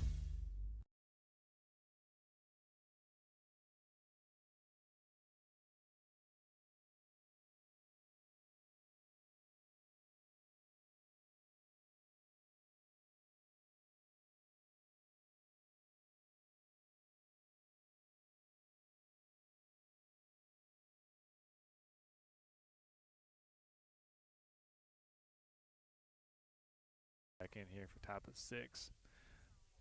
All right, here we are. Welcome in to the top of the 6th inning. Cheboygan Chiefs and the Charlevoix Raiders getting back into it here. We will have the middle of the lineup coming to the plate. Josh Clark for Cheboygan leads it off. It's Ben Boss who's pitching for the Charlevoix Raiders here in the 6th inning, as that one's fouled away for strike 1. Yeah, and Clark's done a great job. I believe he's either been walked. I think he's really hit it. I don't know if he's been walked. He's just kind of ripping through the balls. It doesn't matter who's pitching. As that one's fouled back, it'll stay in play. No balls and 2 strikes on Clark, the first baseman for Cheboygan. First ball that was probably the closest to hitting us. There's not a net over where we were sitting, so. And that one's ripped into right center field. It's going to go all the way and near, and almost to the fence, I should say, where it's eventually fielded. And Clark gets about a 300-foot single. Yeah, Clark is one of those guys. I've just from watching this game, you know, you got to watch him when he's pitching. He does a great job of getting contact on the ball. All 3 of those pitches he did hit. Well, most of them were fouls, but still, you know, he finally gets under one, and can't remember which inning it was in, but a couple innings ago he had one where he didn't even get good contact, but just because of the power he has, he ended up getting a single into left field. So just a great hitter for the Chiefs, someone to watch as the season progresses. There's a wave and a miss for strike 1. Clark, the runner on first base after that single. And we'll have the next offering from Boss that's going to skip through, and Clark is going to make his way into second, standing up. Yeah, Clark, one of the few Chiefs who's not really been stealing bases like crazy. That's not really his game, but right there, just a nice little light jog. This happened a couple times for the Chiefs, as you know, Bizak's trying to do his best, but you know, there's 4 different pitchers that have pitched for the Raiders, and it's, you know, catching is one of those positions where it's easy to criticize, but I'd like to see, you know, someone go behind there and make those plays. Boss delivers and got him, strike 3. Good job there by Boss. I don't think we've really seen much of him at all in this game. Wonder if we'll see more of him in the second part of this doubleheader. Maybe just getting kind of a warm-up round here, seeing what he's got available, as his got a pretty nice start there on that strikeout. That one's ripped into left field, and that's going to get down for a base hit by Charlie Godfrey. Rounding third is Josh Clark. He's going to try to dig it out. We got a play at the plate. Blazic puts the tag down, and we've got an out at home plate. Jared, we finally had the play at the plate involving Sawyer Blazic. And Blazic and Clark, two big body guys, didn't have much contact, unfortunately, as I think you and I kind of wanted. But nonetheless, a good relay from the Charlevoix Raiders to get Clark at home plate and keep this at a 9-run game. Yeah, and gosh, I don't think you would rather see anyone, Clark and Bizak, probably the two you'd like to see. Those are probably the two biggest dudes on each team respectively. But just a great throw from the outfield, making it easy for Bizak, and just made a great play. And seeing 2 outs here, and this will be the everything goes as planned for the Raiders, the second out of 6 innings to leave the Chiefs scoreless. So a good way to potentially end this game. So we've got 2 outs here in the top half of the 6th inning. The count is now 1 ball and 1 strike.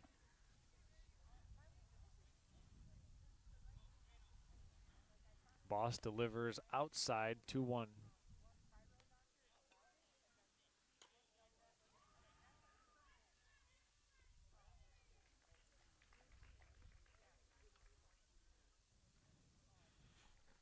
There's a delivery tipped back at home plate. 2 balls, 2 strikes now. And just the movement on the ball there. You're just got a little antsy thinking it was going to be in the zone. Good job by Boss baiting the batter to hit that one. Here's a delivery, and that one's ripped to third base. It's going to be bobbled, and it looks like a infield hit for the Chiefs. Runners back now on the corners. Yeah, and maybe it's the field, maybe it's just not the day, but a lot of errors from this left side of the Charlevoix field, infield especially. Williams has been doing a good job, but he'd been moved around a little bit as he was pitching to start the 5th inning. And, you just wonder what's going on. If these balls are dying quicker than they may think, or just sometimes mental errors can happen. When you're down a little bit, you can get in your own head. Be curious to see if this type of stuff continues in the second part of the game that we'll see after the conclusion of this one. As great play there. Believe that was Reynolds, and he's going to get that to first base. Just as I was saying, he hadn't been making a couple misplays. Makes a great play there. Makes up for it there. Absolutely. The first play kind of bobbled it a little bit. That one, he got on a line, 1 hopper, dove for it, gloved it, got up, threw it over like a little burpee, and then delivered a seed over to first base. That was impressive. Cheboygan unable to put around any more runs in that inning, so we go down to the bottom of the 6th. Last chance at bats for the Charlevoix Raiders coming here in the first of 2 doubleheaders. And it will likely be Mike Laue back out on the mound for the Chiefs.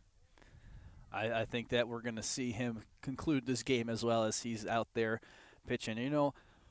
I won't mention one of the series going on, but there is a basketball game tonight, Charles, Western Conference matchup. And I don't know if you've been watching any of these games, as typically those West Coast games tend to be a little bit later, sometimes starting all the way at 10:30. I'm not staying up for that. It's a 9 o'clock tip tonight? I believe it's 8:30, so that probably means about 8:42. Okay. But just have you been watching that Timberwolves and Spurs series at all? Well, the last game I saw was the one that Victor Wembanyama got ejected from. Oh, I yeah. know the Spurs are up 3-2. Yes, sir. But I haven't been watching the series relevant enough to have an opinion on it. Well, you can be just a sideline fan here. Just you think they think Spurs close it out on the road tonight, or you think Anthony Edwards and those scrappy Timberwolves push it to 7? I think it's going to go 7. I don't think the Spurs are going to close it out in Minnesota. You think they're just a little too young? Moment might still be a little bit too big for them, or I think the T-Wolves have some positive regression coming their way. Just after some of the injuries obviously San Antonio is a really good defensive team. Absolutely. But Minnesota hasn't shot it as well as they have in the regular season. So we'll have to find out. That's why you got to watch the games, right? Absolutely. Or the highlights. Yeah, that too. And first one will be a strike. Laue starting out this 6th inning. Pretty good, I'd say. like to throw strikes if you're a pitcher. And Evans will be up to bat. I think this might be his 5th at bat, at least his 4th. A lot of time at the plate for Evans. I think he might be 3 for 4 and getting on base. Don't think those are all hits. I think he got walked at least one of those times, but getting on base, it's one of the most important things. Doesn't really matter how you get there. No balls, 2 strikes. That one skips in.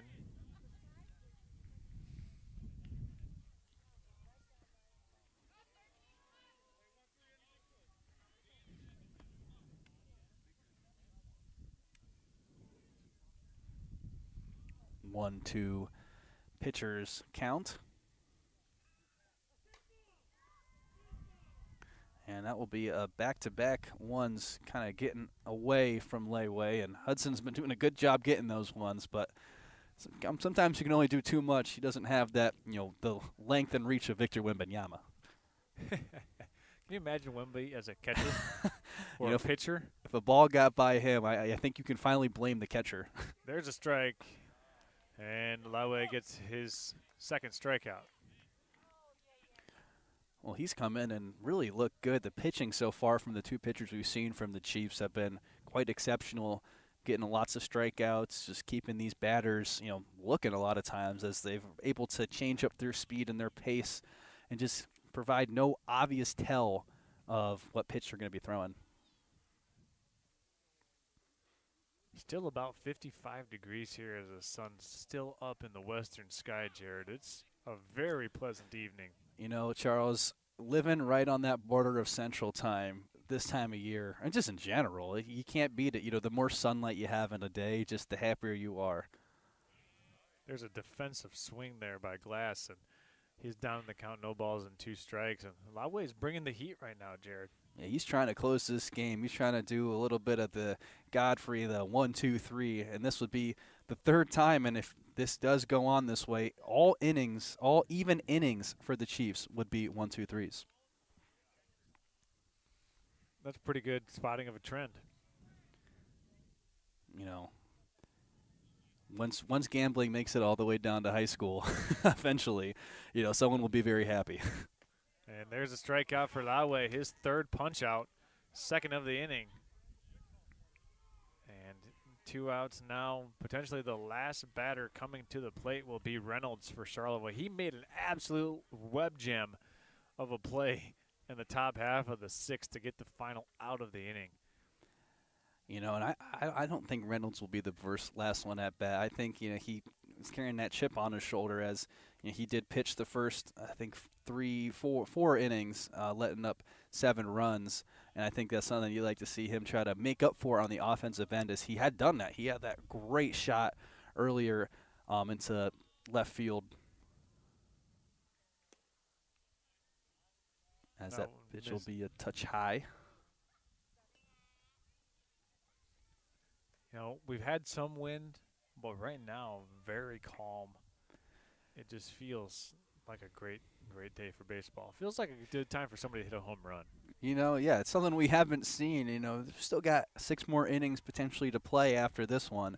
So a lot more time for some excitement. But, hey, Reynolds, he's got the juice to do it. I could see a guy like him just, playing extra hard, trying to hit it yard.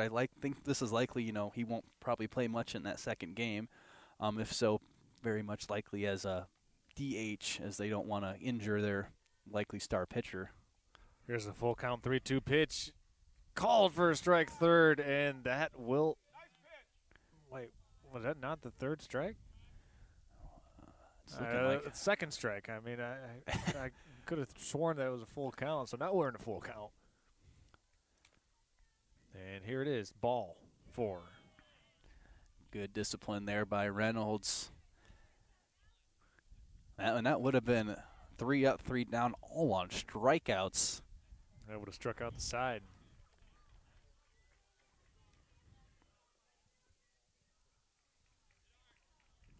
So if you're wondering, Jared Stamen and I, we're sitting here sunbathing. Yeah. Just on the south side of home plate. It's a very, very comfortable evening right now as Reynolds is going to be on the move. This one bounces inside, and Reynolds will easily take second base. 1 ball, no strike is the count as Reynolds. He didn't even slide, Jared. He was just kind of peeking in as that one was being delivered and stood up, took second base, and now he's in scoring position. Yeah, you know, and speaking of the sun, Charles, I'm glad that we don't have chairs, because I think if I was sitting in a chair right now, that my eyelids would start to slowly get heavy. As you know, we haven't had a day where you can just sit outside. And they got Reynolds picked off, and he's safe. He gets into third base under the tag and steals third.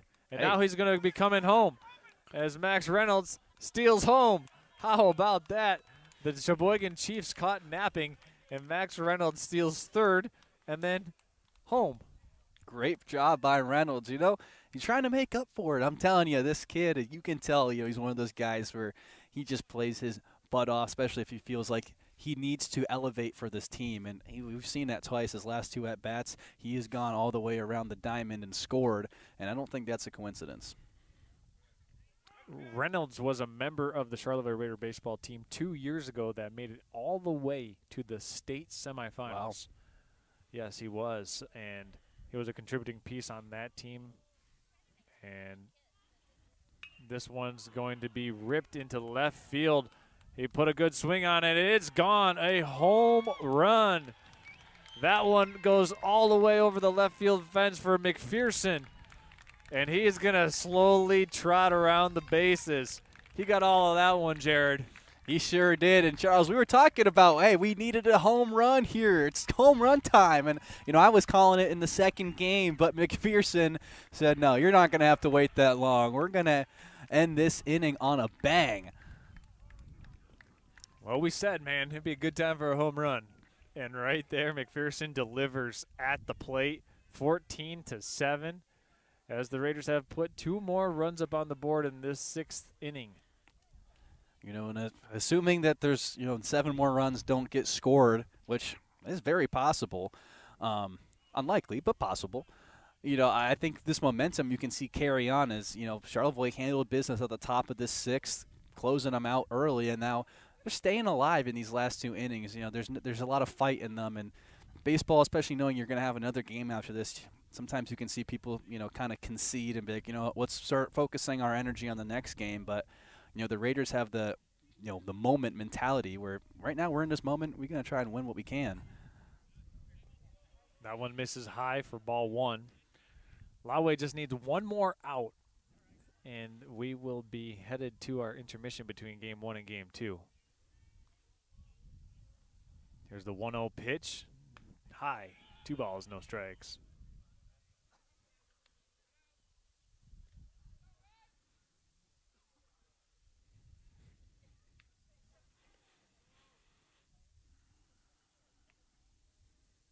The 2-0 is high. 3 balls, no strikes now.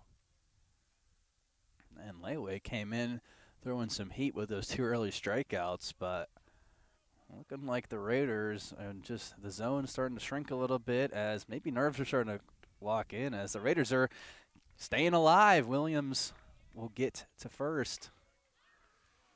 Yeah, I mean, you saw maybe the energy shift when Reynolds stole third and then stole home. Maybe it lit the fire in some of his teammates as Sawyer Blazik.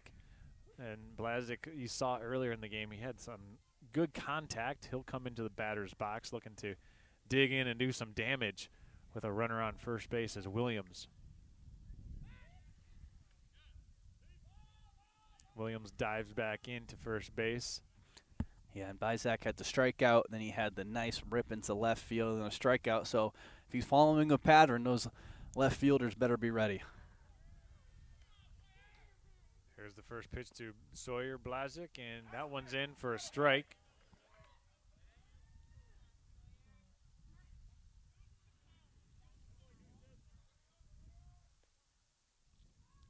Blazik waiting on the 0-1 pitch. Laue delivers, and that's swung on and missed, and taking second base for Cheboygan, or excuse me, for Charlevoix is Williams.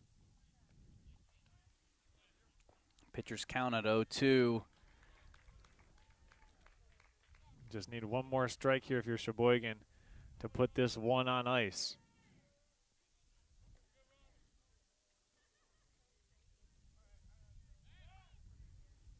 Laway checks the runner. Williams throws it back over to second.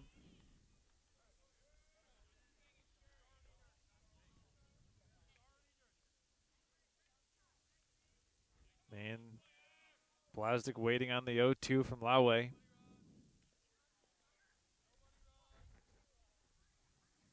And the delivery. Missing high on the curveball. Jared, I don't know how he took that pitch. I would have been corkscrewing myself into the dirt swinging at that. You know, by Zach just having that nice patience there, and, you know, hey, one of the other older players, seniors on this squad, and showing that veteran leadership. Here's the 2-2 pitch, or the 1-2 pitch, down and low. Now 2-2 goes the count.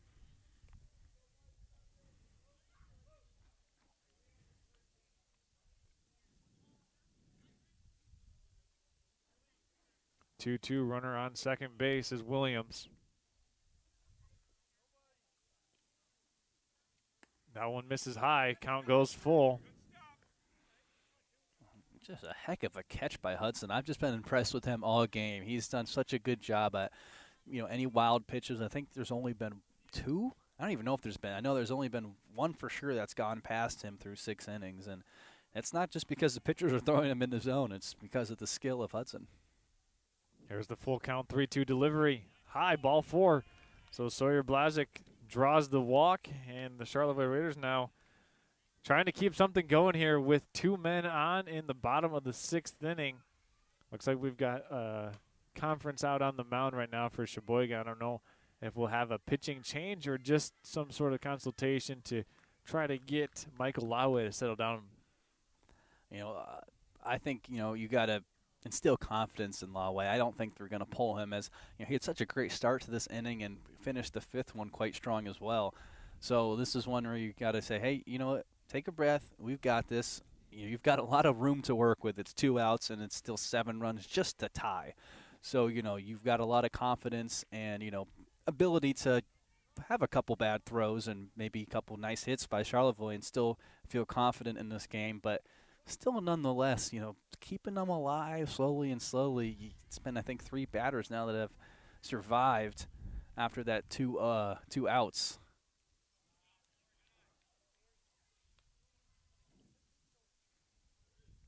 So, Jared, what are you thinking here? Another home run? Well, you know, this is Boss's first at bat after pitching this inning. So, hey, he's got those fresh arms. It'd be awesome to see him go yard. That one misses outside and away. Ball 1.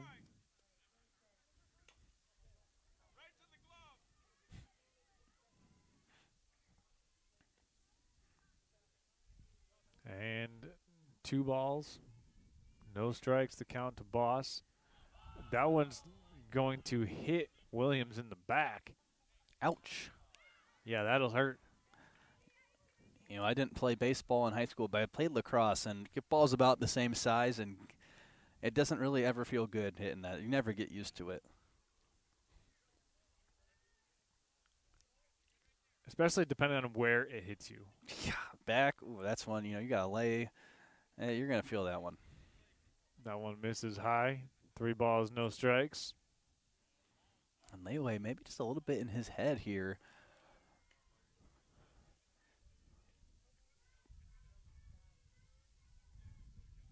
Here's the 3-0 delivery, and that one misses.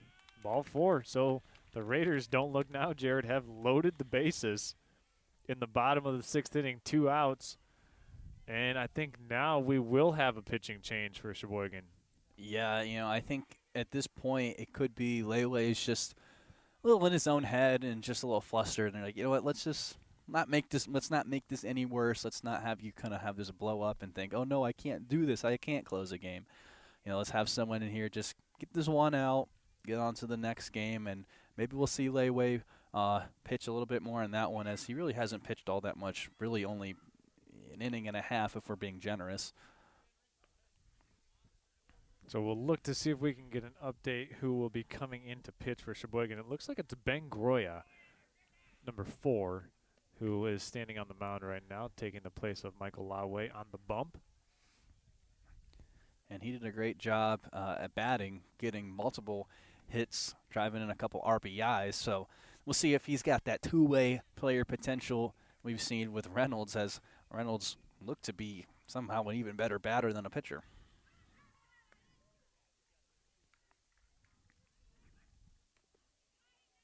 And all of this scoring and action for Charlevoix in this inning has come, a majority has come with 2 outs. We saw Max Reynolds get all the way around. That was still with no outs in the inning, but then there were 2 strikeouts by Laue, and then since those 2 strikeouts, Charlevoix has continued this late 6th inning surge, just been able to find their rhythm so far, Jared. Yeah, Reynolds was the first 2 batters went out, and Reynolds came up to the plate. And I remember saying to you, I was like, I don't know. I don't think Reynolds is going to let them die off this. He's going to get on base, let alone he goes all the way around the diamond. And, hey, about 10 minutes later, we're still in this inning. And all the magics come with 2 outs. Maybe just that little fire under their butt, put some procrastinators, once they have the deadline, an hour before the deadline, they do their best work. And they're seeing a little bit of that from the Raiders as, the game's gotten close. And the 5th and 6th innings, the last 2, they've offensively, quite frankly, looked the best they've looked all game.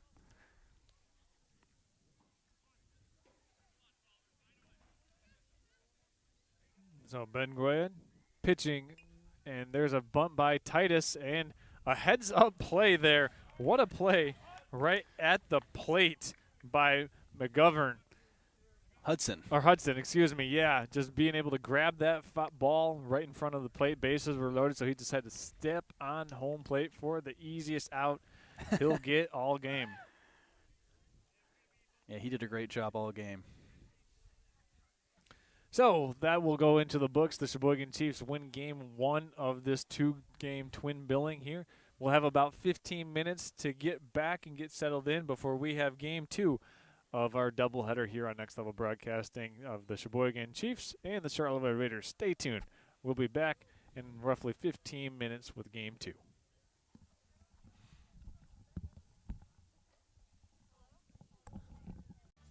If you're a parent enjoying Charlevoix a day out State on the water with Bank your was family, founded in you've heard these words before. 1994 I'm hungry, to provide Mother. exceptions to our northern I Michigan really am. community. It's time to act With 6 swiftly and locations think on in your feet Charlevoix, because you only East have a Jordan, couple of Point minutes City, to save the Ellsworth, day. and I'm so Bryan. hungry I could We're eat here to make banking a whole easy, elephant. right here So in your combine neck of the leisure woods and with heroics people with you dining know. out on the water with Charlevoix Dingy State Dash. Bank believes in Serving the Round positive Lake and lessons Western of Lake high school Charlevoix with athletics takeout and food, is a proud groceries, and sponsor whatever of floats your tonight's boat. Keep your puppies fed with Dingy Dash.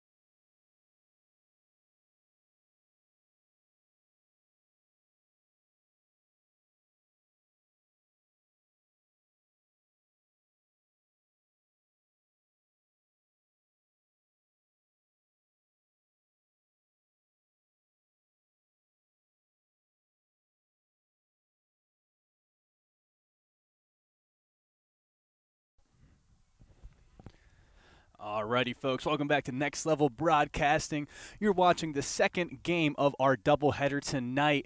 The Charlevoix Raiders at home hosting the Cheboygan Chiefs, and Nolan Schley will start off with a great hit, but it's going to be foul, and it looks like Boss could not get under that one. As sorry, folks, for the quick snap. We kind of got quick snapped ourselves. We thought we had an extra couple minutes, but the game has commenced. As the first game, for those that watched, looked like the Chiefs were going to have the mercy rule, as they were up 13-2, or excuse me, 14-3 through the fifth. But bottom second frame by the Raiders got it into the sixth inning, and they ended up making it a little bit closer. Final score was 14-7. Chiefs won. But on their doubleheader, the Chiefs are up to bat first. Count is 0-2. No outs. Pitch is going to be wide right. Hauled in by the catcher as we get situated. And again, want to welcome in Jared Stamen here with Charles Strail, helping work through some of the kinks as we are getting started on our second game tonight. And it's going to be tipped back. 1-2 is the count. McPherson will be on the mound to start for the Raiders. Didn't see much from him on the mound, but we saw a couple nice bats by him, as he actually had one that went yard far left. Only home run of the game, bottom of the sixth inning. So Charlevoix extending the extra innings in that first game. We saw some fireworks, and we'll see if he can, translate that batting production on the mound, as he's got the pitcher's count right now, but that was going to be a ball high right. Nolan Schley, one of the star players for the Chiefs. We saw him in the first game just really have great plate presence. He ended up walking the first time. I think he got on base every time around the trip, and he's just stud player. We saw him, for those who are big high school basketball fans, saw him play really great in the Northern Shores Conference against his fellow Raiders, and he's going to rip that one into left center field. It's going to be fielded.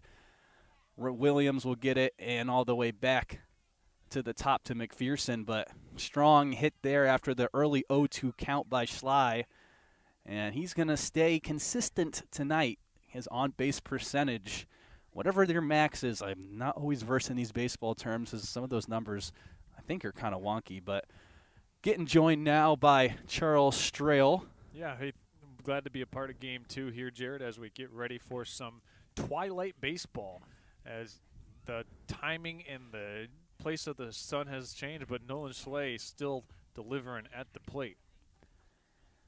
Yeah, next up to bat for the Chiefs, we've got number 16, Brady McGovern. This is the first two that we saw in Game 1 from the lineup, as that pitch is going to be a little bit short. And it looks like we are going to overall have a catching change in the second game. Looks like Hansen for the Raiders will be behind the batter, trying to mitigate all the pitching mistakes that may or may not happen throughout this game, like he did right there. Great play, Hansen, and he is going to be safe. But that one is one where, maybe when those instant replays, that one could have been challenged, because it was pretty close. Great throw there by Hansen. Very nice job of Hansen there, just being able to first stop the ball and then a quick snap throw down to first, keeping the runners honest. 3-0 is the count. And it's going to stay at bat. Great throw there by McPherson, keeping him honest, as 3-1, no outs. Second batter up.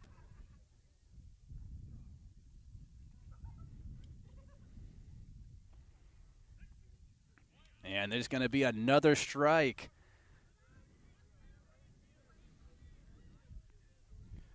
McGovern just very patient at the plate, making sure that those balls go into the zone. He's not going to, let him go anything easy, as Schley's going to steal, and he's going to successfully get there. Athleticism on full display there.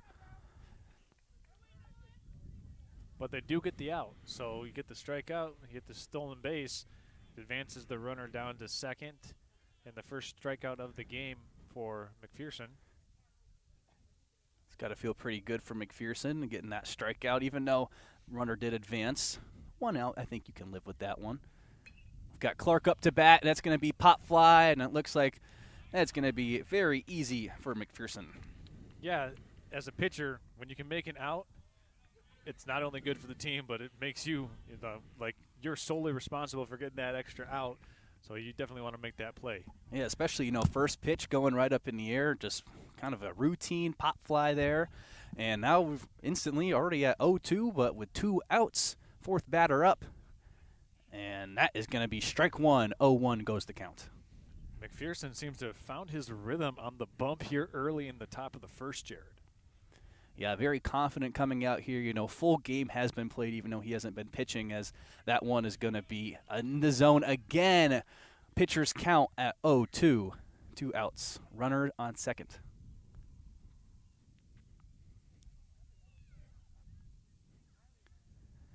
Pitch comes in. Good contact. It's going to be left field. Oh, almost caught there by the third baseman, ranging over there and making a very good attempt at that one, but just unable to reel it in was Bryce Boss. Yeah, Boss with the effort there. A little 4-on-4 crime as for Cheboygan. Ben Groya is up, and he had a great first game. I think he had 3 hits. Just good job getting some of his runners batted in. And that's going to be wide bottom left for a ball. 1-2 goes to count. Let's see what McPherson aims to do here after going outside. Maybe he comes back inside with that same pitch. We'll see as the pitch goes. Pop fly. Looks like first baseman's got it. Oh, he's going to lose it in the sky, and it looks like Schley is going to run home. Early 1-0 lead for the Chiefs. Yeah, that was a tough play there by Sawyer Blazik. He was trying to track it, and then the ball kept on carrying in the wind. I think pushed it a little further into right field. And by that time, he had to flip his head, turn his hips, and try to get on his horse. And that ball just really started to sink in on him, and then it got down for a hit. Good save there by Hansen as the pitch was wide left. 1-0 is the count. And, yeah, as you mentioned, even the sun keeps going out of the lowing clouds as the sun is setting on what has been a wonderful Wednesday afternoon. So we'll see if that plays any more part as the glare is evidently going to get bigger. Pitch low in the dirt. 2-0 goes the count.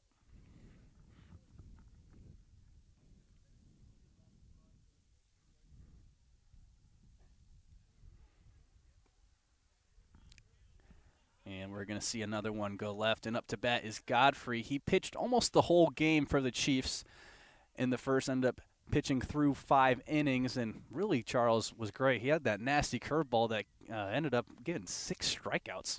Yeah. There's a strike there by McPherson. Needed that one. Yeah, catching the top half of that zone. One of those ones looked like Godfrey thought he was getting to first, but umpire said, not so fast, my friend. That got the zone. Now he gets to first. That one just a little above the zone. Didn't clip it like the last one. Runner at first advances to second. Runners on 1 and 2. 2 outs so far in this first inning.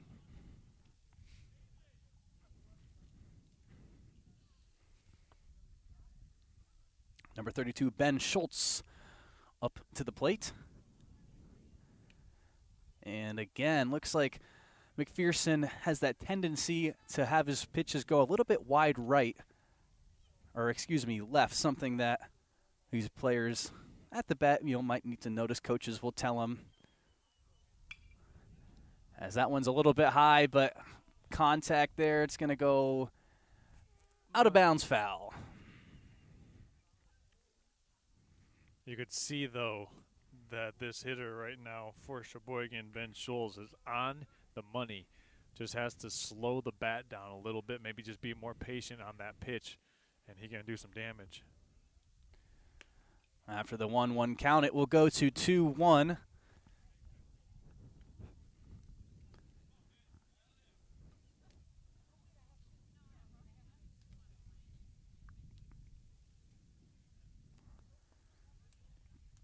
Hansen picks that one off the dirt. Count goes down to 3-1. Something we saw earlier in this game was a lot of the Chiefs on these 3-1 counts weren't even swinging at the balls, just making the pitchers throw it in the zone. Curious to see what we'll see in the second game. And looks like that will continue as he will be walked. Bases are now loaded with 2 outs. After a good start for McPherson, now it's looking like there's some more runners in scoring position. Already 1 run from Nolan Schley. Charles, what do you expect at this next at-bat? Well, right now with the bases loaded for Charlevoix, for a defender, any play you can get an out at or any base you can get an out at. Let's see what McPherson wants to deliver here. A changeup and a wave and a miss. Swung over to the top of that one was Adam Woolery. Yeah, first time we've called his name tonight. You know, no pressure for the young man as bases are loaded with 2 outs, something that a lot of hitters, you know, either live for this moment or shy away from. We'll see at this first at-bat how Woolery will handle it as the count is 1-1. Ball goes pop fly, and it will drop inside. Yeah, that's one where the second baseman and the third base, or the shortstop and the third baseman need to communicate there. It looked like it was hit at Williams, but fortunately for Cheboygan, it falls in for a error on the play, and they get their second run of the first inning. And Woolery will switch out. And we do not have a number 28 for the Chiefs. We do apologize, but number 28 switched out. See if I can get an update here from some of our Cheboygan faithful sitting to our right. Yeah, the Cheboygan faithful definitely showed out tonight, as it is a beautiful night. That nice hour drive, as that pitch is going to be a little bit bottom left. Ben Hall was the player switching out, number 28. Ben Hall is on first. Yeah, at bat number 10 is Ben Hall.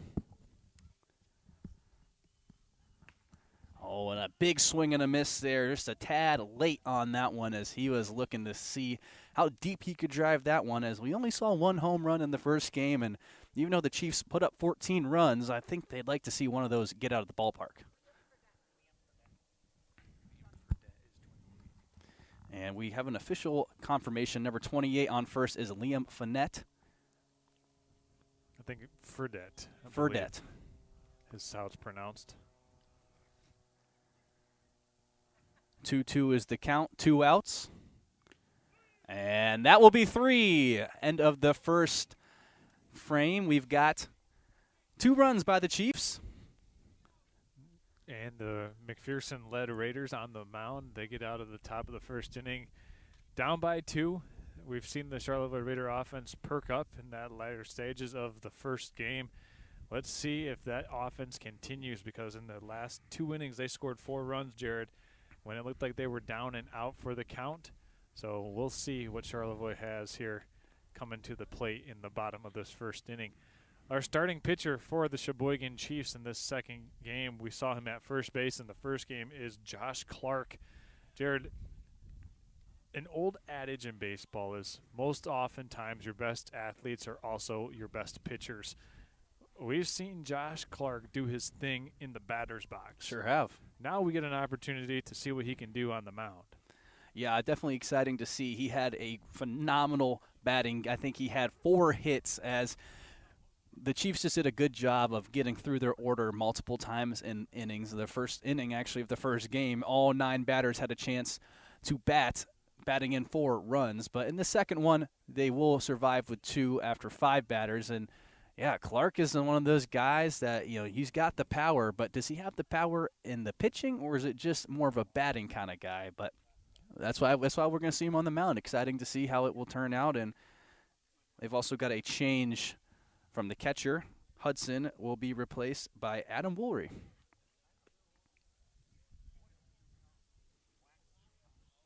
Well, so here we go. Bottom of the first inning as the Raiders come up, seeing what they can try to make of this situation. Only down by 2, and lit it off by Evans. Evans was the leadoff in the first game. Pretty good at bat, good plate presence. Near the end, had one of his weaker performances, looking to bounce back as the overall offense, as you mentioned, for Charlevoix has perked up as the night's gone on. First pitch will be a strike right down the middle. Caught watching was Evans. Yeah, just taking that one all the way, looking to see what Clark has in his delivery. That one just a little high. Yeah, and as you mentioned, first time seeing Clark on the mound here. Maybe it's, Evans is the guinea pig, so to speak, out here, seeing what type of bag work we've got from the pitcher. And little contact there from Evans. Count will go 1-2. That almost looked like an off-speed or circle change up there from Clark, Jared. It appeared that that one was spinning, and he took some off that fastball that he threw on the opening pitch. Set the pitch is Clark, and that will be high. Woolry getting that one down, and we saw the other Hudson for the Chiefs in the first game was a phenomenal catcher. So, big shoes to fill for Woolry. See if they've got a kind of a catcher program here in Cheboygan. As that one will be wide bottom left, excuse me. Depending on which batter's box you're looking at. Yeah.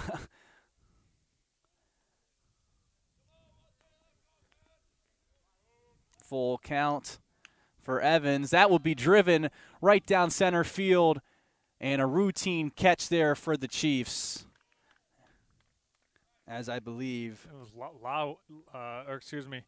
it was made in center field by Nolan Schley. Standout batter, making an impact there in center field. One of the most athletic players for both teams, as well as length. Just a tall, fast guy. See him stealing bases out there, using his speed to get under that fly and get the first out of the first inning. Strike. First throw will be a strike as Williams is up to bat. He had a great couple innings at shortstop to start the first game, Charles. He had, I think, all 3 outs in the second inning.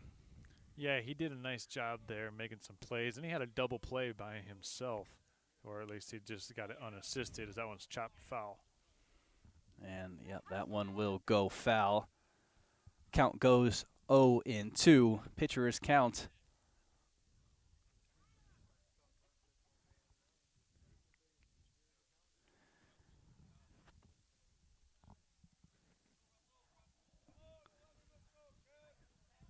And as Clark gets ready to throw this one, it's going to be high. Woolry brings it down. Count goes to 1-1, excuse me. 1 out, 1 ball, 1 strike. Raiders still looking for their first base runner, Jared. They are, as that's going to be nice contact there by Williams. Is it going to drop? Drop right in front of right field for a single. Didn't take him too long. 2 at-bats, 1 on first. Williams continues what's been a very solid day for him hitting and fielding. Yeah, exactly. He keeps it going. And that's the one thing about doubleheaders, Jared. If you got some good rhythm going in the first of the 2 games, man, you just transfer that over to the second game. Yeah, about 15-minute break between the 2 games. And we've got Clark looking to talk to some of, well, maybe they're making a change there in the outfield, it looks like, for Cheboygan. Yeah, they're going to bring in Quinn Hott. Or Hat. You tell me. It's Hat. It's Hat with 2 T's. So I'm going to assume it's Hat, but, I've never been, a spelling bee champion. As that's going to be bunted by Reynolds. And it's going to be foul. I thought it was a good attempt there, Jared. Just rolling, had some spin on it that took it out of bounds. Yeah, and Reynolds, we saw him. He pitched the first 4 innings for the Raiders and had a great couple last at-bats. Didn't start the game too strong, but finished as debatably the best player on the Raiders. So, as you mentioned, we're trying to keep that momentum continuing for the Raiders and see if Reynolds can keep that spark going that he provided on offense. As in the bottom of the 6th, it was 2 outs, and he was up to bat, and very quickly he ended up getting a single that led all the way around the diamond for a run. 0-1 goes the count, though. 1 out. Runner on first.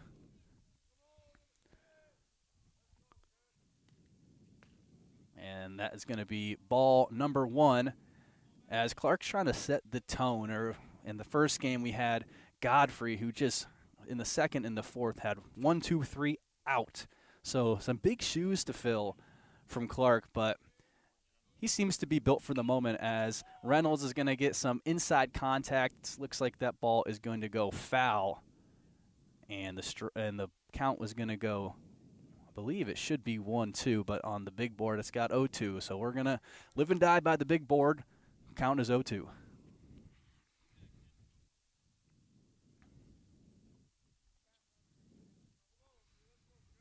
Big board knows best.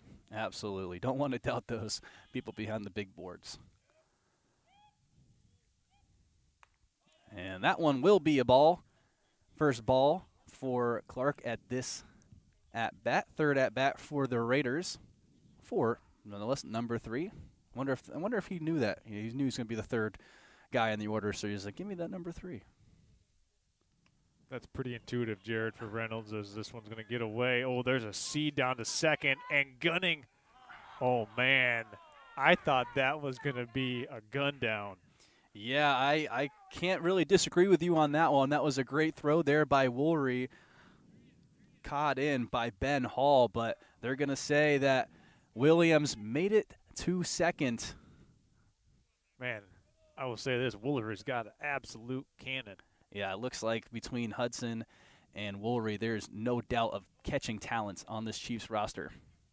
As the count will go full, 3-2. First time we've seen a full count for Mr. Clark. See if he can execute this one as an out or if Reynolds is going to make it to first.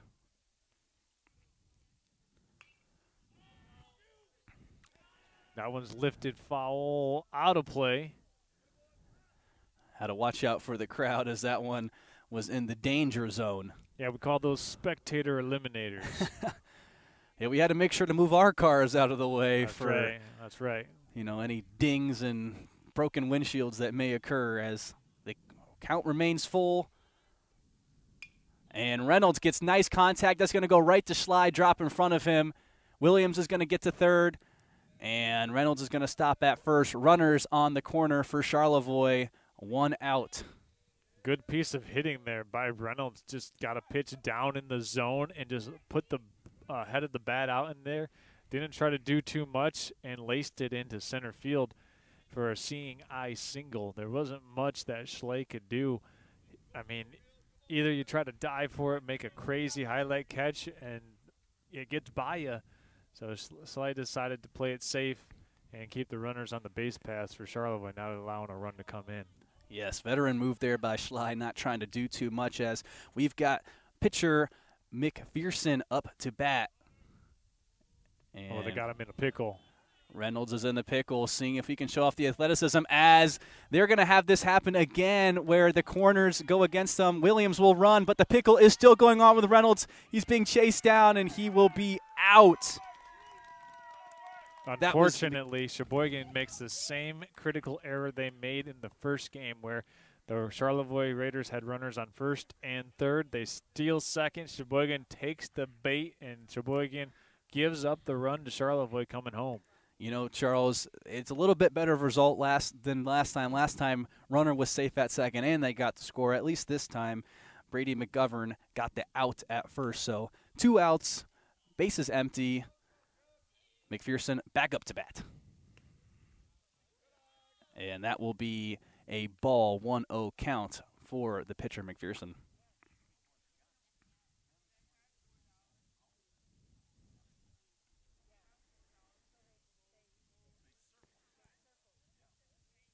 Pitch will be high yet again. 2-0 goes the count. Looks to be a 24-on-24 matchup as Clark and McPherson keep going at it. But something just to note for the Raiders is Clark seems to like to throw those balls a little high if he's uncomfortable, as that's going to be popped. First baseman looks like he's got it, and he will. End of the first quarter, 2-1 is the score. Chiefs are up. And we're going to take a quick break here on Next Level Broadcasting. Jared Saman here with Charles Strail. Don't go anywhere. We've got 5 more innings of baseball here in Northern Michigan. If you're a parent Charlevoix enjoying a State day out on Bank the was water with your founded in family, you've heard these 1994 words to before. provide I'm hungry, exceptional local Mother. service to our Northern I Michigan really am. community. It's time to act With 6 swiftly and think locations on in your feet Charlevoix, because you East only have a Jordan, couple of Plain minutes City, to save the Ellsworth, day. and I'm so Beaver Island. hungry I could eat We're a... here to make banking easy, right here in your neck of the woods with people you know. Charlevoix State Bank believes in the positive lessons of high school athletics and is a proud sponsor of tonight's game.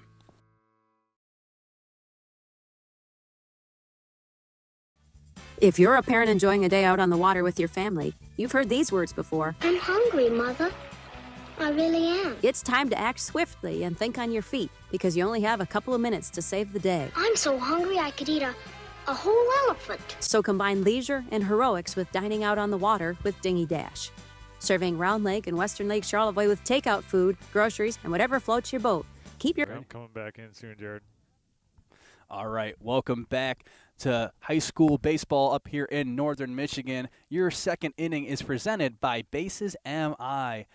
Your place for recovery. Loved ones, it happens to the best of us. Sometimes you need to get those steps to get your life back on track. And Bases MI here in Charlevoix is your place to do it. Friendly staff, understanding, helpful, and available to get your needs. That is Bases MI, sponsor of the second inning here on Next Level Broadcasting. Well, as we see some of the pitchers go, we've got Charles Strail up there changing our top camera as we've had a lot of fun setting up the cameras here in this beautiful ballpark. And we've mentioned a lot in the first game, if you were up here for the first game, that it is just a beautiful day here in Upper Michigan. As many of you do know, winter seems to last a long time up here, and finally looks like there's some life. So I don't even know if spring is really in the cards anymore because we're ready for summer up here. And it looks like the players are ready too, as McPherson will continue to pitch for the Raiders.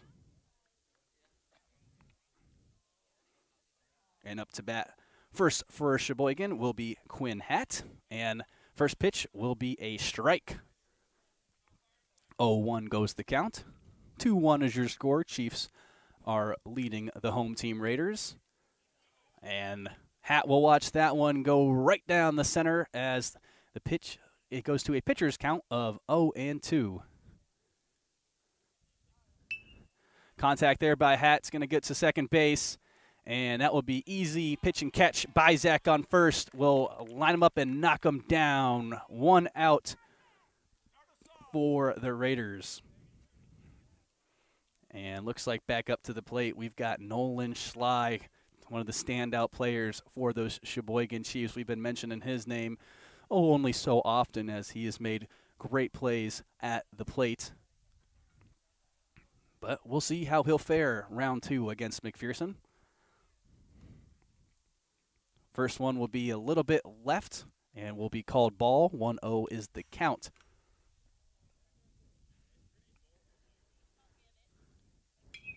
And he'll get little contact down now and go straight up to center field.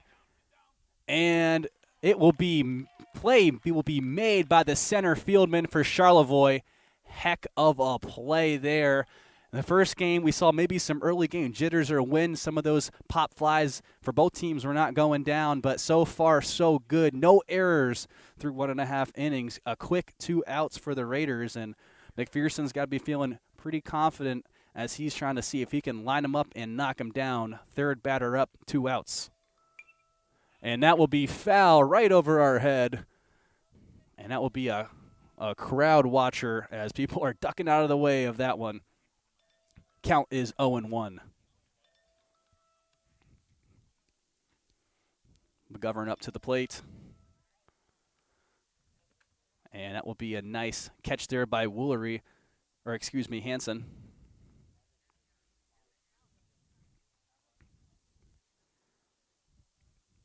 One the count, 2 outs. That's going to be a little bit above the dirt, wide right.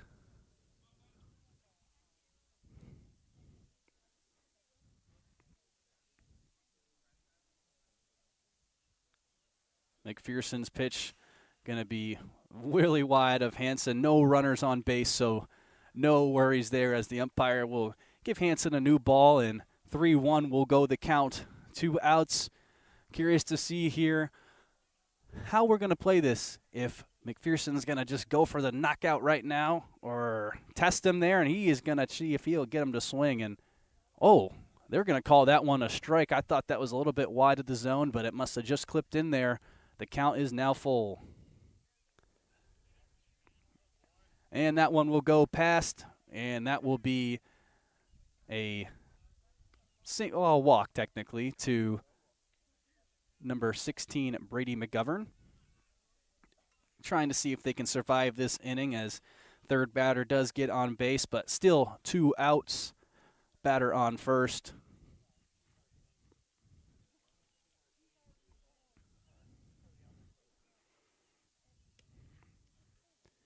And Clark is up to bat.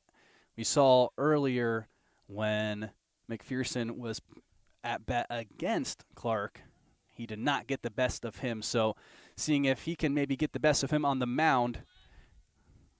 And it's going to be McGovern stealing second.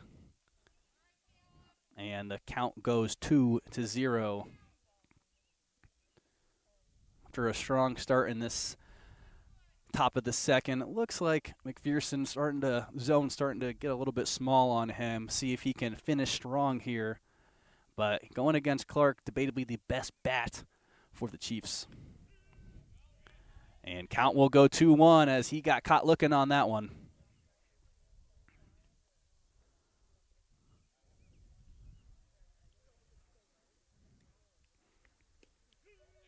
And right down the middle, yet again, 2-2 goes the count. McPherson starting to feel himself there. A little bit of a head cock, seeing if he can get the finishing blow here on this one. And that's going to be great contact there by Clark. It's going to go to left field. Oh, just outset the outstretched glove of the left fielder. McGovern will score. Clark will get to second after a not-so-graceful slide. And the score will now be 3-1 Chiefs as the double RBI by Clark as his great day at the plate continues, has yet to not be on base.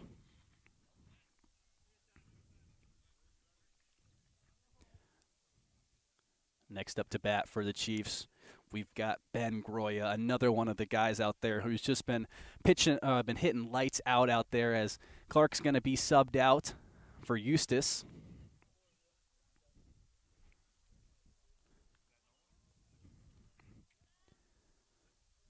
And even with the 2 outs, the Chiefs are making some stuff happen here as Groya has to duck through that one, playing a little bit of dodgeball out there. As the first pitch will be wide left.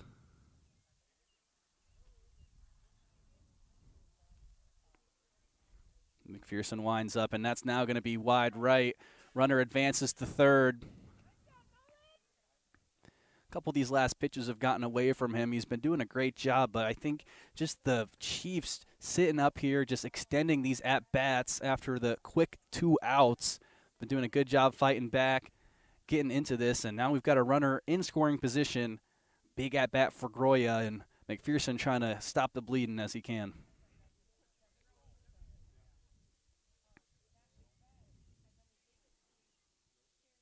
Right down the center goes Groya, and that's going to drop before center field. Runner will score, and Groya will get to first base. The 2-out rally by the Chiefs has been phenomenal. Quick first 2 batters go out, end up climbing back into this one. Runner is on first, and up to bat is Godfrey, one of their better pitchers in the first game. Pitched a phenomenal 2 innings with a 1-2-3. Over 6 strikeouts in the first game, but that first one will go right by him, 0-1 count. Still 2 outs.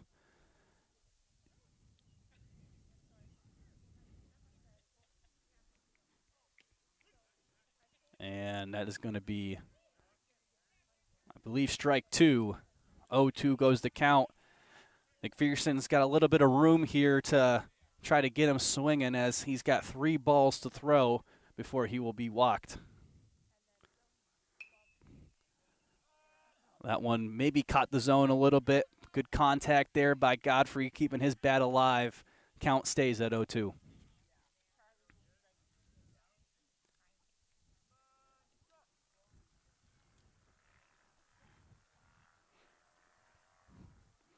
Constantly watching first base.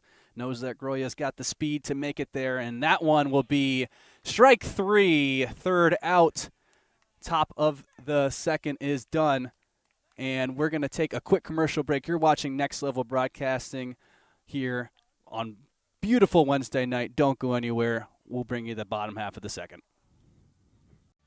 If you're a parent Charlevoix enjoying a State day out on Bank the was water with your founded in family, you've heard these 1994 words to before. provide I'm exceptional hungry, local Mother. service to our northern I Michigan really am. community. It's time to act With swiftly 6 and think locations on in your feet Charlevoix, because you East only have a Jordan, couple of Point minutes City, to save the Ellsworth, day. and I'm so Rhode Island. hungry I could eat We're here a to make whole banking easy, elephant. right here So in your combine neck of the leisure woods and with heroics people with you dining know. out on the water with Charlevoix Dingy State Dash. Bank believes Serving in the Round positive Lake and lessons Western of Lake high school Charlevoix with athletics and is a proud sponsor of tonight's game.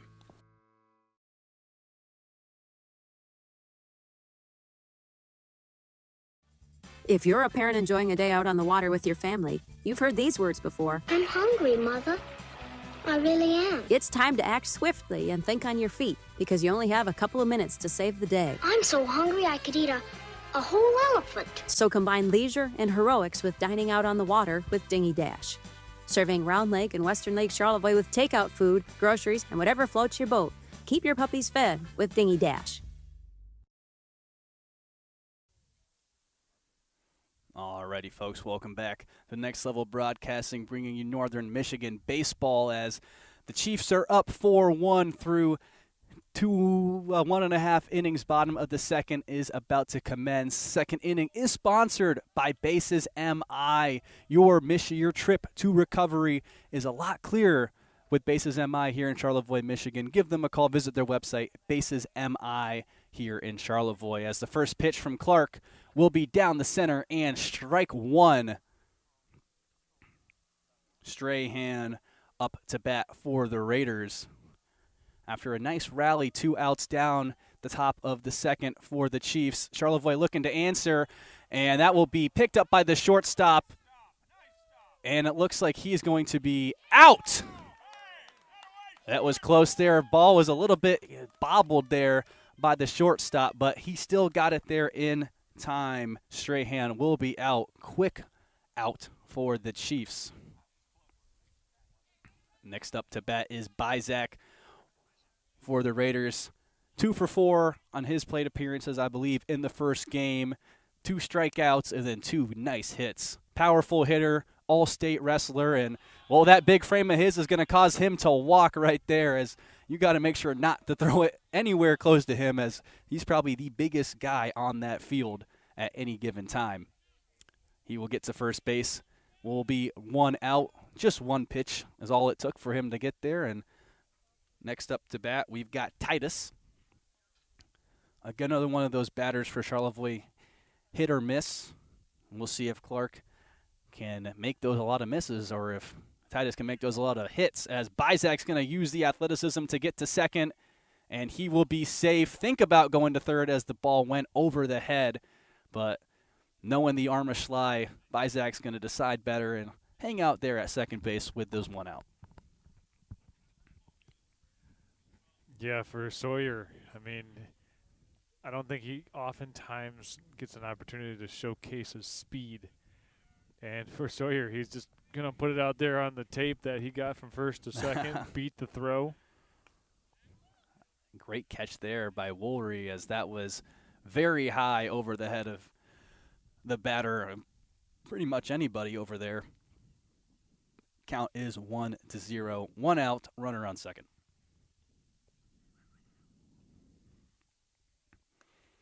A big swing and a miss by Titus. It looks like the ball might have been a little bit high. Nice pitch there by Clark, getting the big swing out of Titus.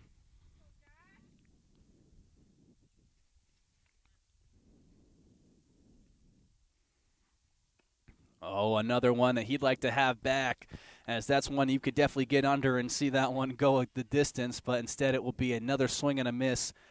Count goes to 1-2. Oh, excuse me, 2-2.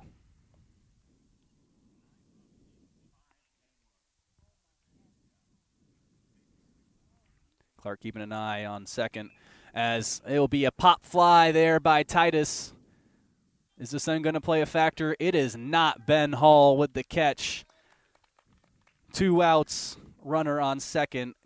Glass will be up next to bat for the Raiders, trying to see if they can do a little 2-out rally like the Chiefs did.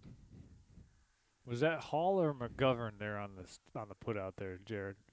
You know, McGovern. We got it over from Ben Hall's parents. They confirmed that it was McGovern. So 10 and 16 are sometimes hard to see from out here. So it's nice baseball wise. Like, you're kind of right in the crowd with parents and things like that. So you can always get that the that intel confirmation bias as the Raiders in a pickle, and Blazek is going to be safe at second. Yeah, woo. He got in and then got out of the pickle. I got to say, that's making me kind of hungry. And all this talk of pickle, I'm sure, we've been doing a lot of baseball, not a lot of eating, so we'll make sure to have a next-level feast tonight. Baseball and eating do go hand in hand, though. I will say that. But there were some good options at the concession stand. Oh, there sure was. Jumbo hot dogs. And, with baseball being where we're located, most of the time we're in a press box somewhere. We don't have the close proximity to those snacks, This man. is true. As that first pitch is going to be inside for a ball. Oh, they're going to say that's a strike. Excuse me. Pitch. I think it just caught the inside part of the plate. From my perspective, it looked like. Great call there by the ump. And some middling contact there by Glass. Bobbled. And he is going to make it there. It's going to be over the head of the first baseman. And Bizak's going to lightly jog in for the score. A little bit of 2-out magic by both of these teams now, as in the second inning, something about those 2 runs seems to spark some offense as the Raiders get the lead back down to 2 points. Yeah, something about like a sense of urgency between Charlevoix. Whenever they get 2 outs on them, it seems like they tighten the screws a little bit and play a little bit more intense with some more focus. But don't want to speculate too much there, Jared. Sometimes it's just good poise. Yeah, and Boss is going to hit a high one. It's going to be going foul. Glass wanted to try and steal there, but, of course, he will jog back to first. Runner on first, still 2 outs. Count is 0-1. One of the few left-handed batters as well we've seen.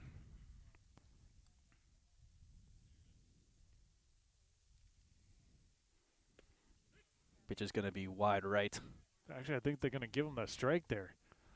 Oh, sometimes on these, we're not exactly center plate. Some of these ones are a little bit to the right. Having a hard time gauging. So, I'll wait for them to make the call. Yeah, when we're just a little bit off center, that one might get in. Oh, thought it could slip over short field, but Hall will haul it in, and that will end the second quarter. First 2 frames, same thing, 2-1, 2-1. Your score is 4-2. Cheboygan is up. You're watching Next Level Broadcasting. We'll take a quick commercial break before giving you the rest of what has been a wonderful Wednesday night doubleheader here on Next Level Broadcasting. Stay tuned.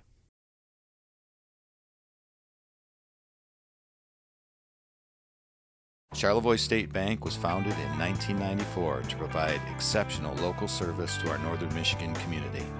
With 6 locations in Charlevoix, East Jordan, Boyne City, Ellsworth, and Beaver Island, we're here to make banking easy, right here in your neck of the woods, with people you know. Charlevoix State Bank believes in the positive lessons of high school athletics and is a proud sponsor of tonight's game.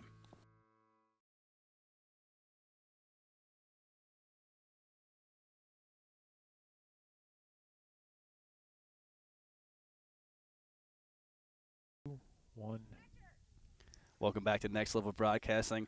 Just in case I confuse any of you folks out there, it's definitely not Wednesday. It is a Thursday afternoon here in Charlevoix, Michigan. But, as the summer tide starts to pull over, I guess my mind just functions into summer and just kind of starts to take the load off here. But it seems like something that these teams are not doing, as the excitement offensively in the second game has, in my opinion, surpassed what we saw in Game 1. Yeah, it's been really fun, Jared. In every frame so far, we've seen a run get posted, either 1 or 2. For each of these teams getting on the board, we see, the last frame, Charlevoix, they had an opportunity, maybe to do some more damage, and it got a little bit kind of got squandered. But now with Cheboygan coming back up to the plate, an opportunity for McPherson to maybe slam the door and try to hold the Chiefs at bay, as Cheboygan has a 4-2 lead so far as we head to the top of the third inning. This game also having better pace than the first game we saw. Absolutely. It seems like both teams, I think, just, we've mentioned this a few times, just kind of getting their legs under them, getting comfortable with the way the other teams play, as the first pitch is going to be a hard swing and a miss by Ben Scholes. And, you know, McPherson has started each of these innings very strong, and as they've gone to 2 outs, the rally has been great as Scholes gets some good contact there, and it's going to be just out of the reach. Oh. I think it caught it. It looks like he got it. The middle infielder was saying he got it, but or no, he's saying it was a hit. So I guess it was close. It was very close. I think he caught off of a short hop into his glove, and he just did a pretty good job of trying to sell it, Jared. I bought it if he sold it. He did. You know, he's got a future in sales if all doesn't work out. But we got Woolry up, another one of the lefty bats that we've seen, as we've got Scholes on first, and one of the guys who you got to be watchful. You're going to probably see McPherson look over his way a few times here, as the count is 1-0, 0 outs. That's going to get him, and that'll put 2 on the bases for Cheboygan. So right away, Cheboygan's picking up where they left off in the second inning, Jared, with their first 2 batters coming to the plate, getting on base. And we'll see a special pinch runner as well on first, as this will bring in Hall to the plate.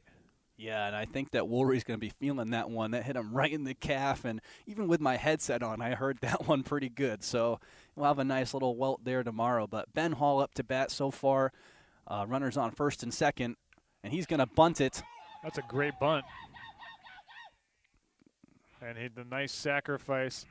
So Ben Hall does his job and moves the runners over 90 feet for each of those runners to second and third base.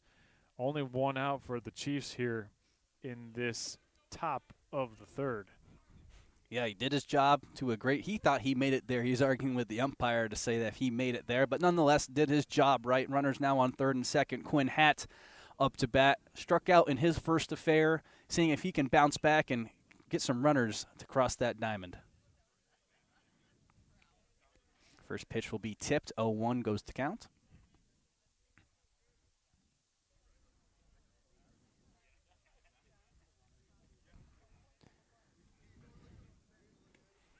And that one will go down the line in the zone for the second strike. And McPherson here, this would be a nice way to just get some momentum back in his side, as absolutely those runners are probably, he feels them on the hairs of his neck, knowing that one bad pitch could lead to some scores. Oh, that one just missed the bottom half of the strike zone, Jared. Yeah, I like the thought process there. You know, you have those 3 balls to play with. You can, you know, do a little bit more of a harder pitch there and get away with it, as weak contact there by Hatt. It's going to be thrown to first, but runner will make it home. And that cat was not caught there by first base. Yeah, even though he did the splits. It was Sawyer Blazik over there, and he did the splits to try and grab that throw. And it was knocked down, but he wasn't able to clean glove it. So that'll be a run put across the board for Cheboygan. Now runners on the corners and a 5-2 lead. Hat 1 for 2 at bat. Next up, I believe it is Schley. So that's one of the things, like what Ben Hall did, Jared, by getting the sacrifice, getting both runners into scoring position. You know, now you have an infield hit that brings in a run because of that sacrifice. Yeah, it's one of those ones, you know, everyone says doesn't show up on the stat sheet. You know, you're not going to see that he got that RBI, but a lot of that credit absolutely goes to him, as you mentioned. As 2 balls, no strikes so far for Schley, and I think you're going to see that kind of be a common trend anytime you watch a Cheboygan game. Nothing down the middle for Schley, because that is dangerous territory, as the ball is going to get past the catcher. Runner's going to advance to second and advance home. 1 more run. 6-2 goes your score only one out. Count is 3-0. Cheboygan just making the right play right now, Jared. It just seems like they're not doing anything that's going to put them in jeopardy of getting thrown out on the bases. They, sacrifice the one out to move the runners over. Just making the right play, playing good baseball.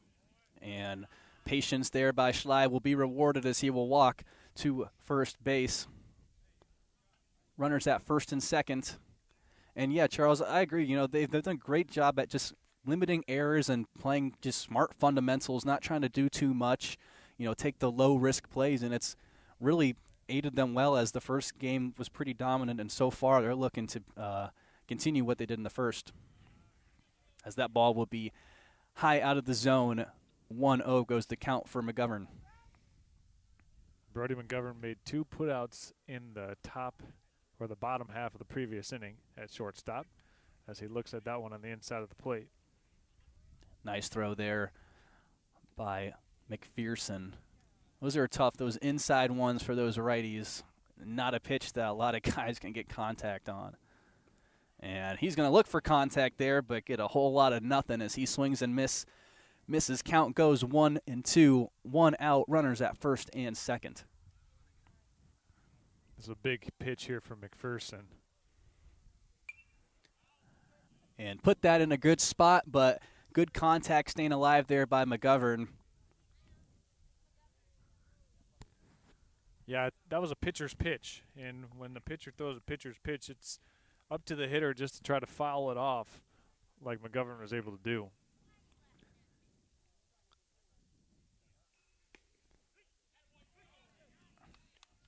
There's strike 3 looking.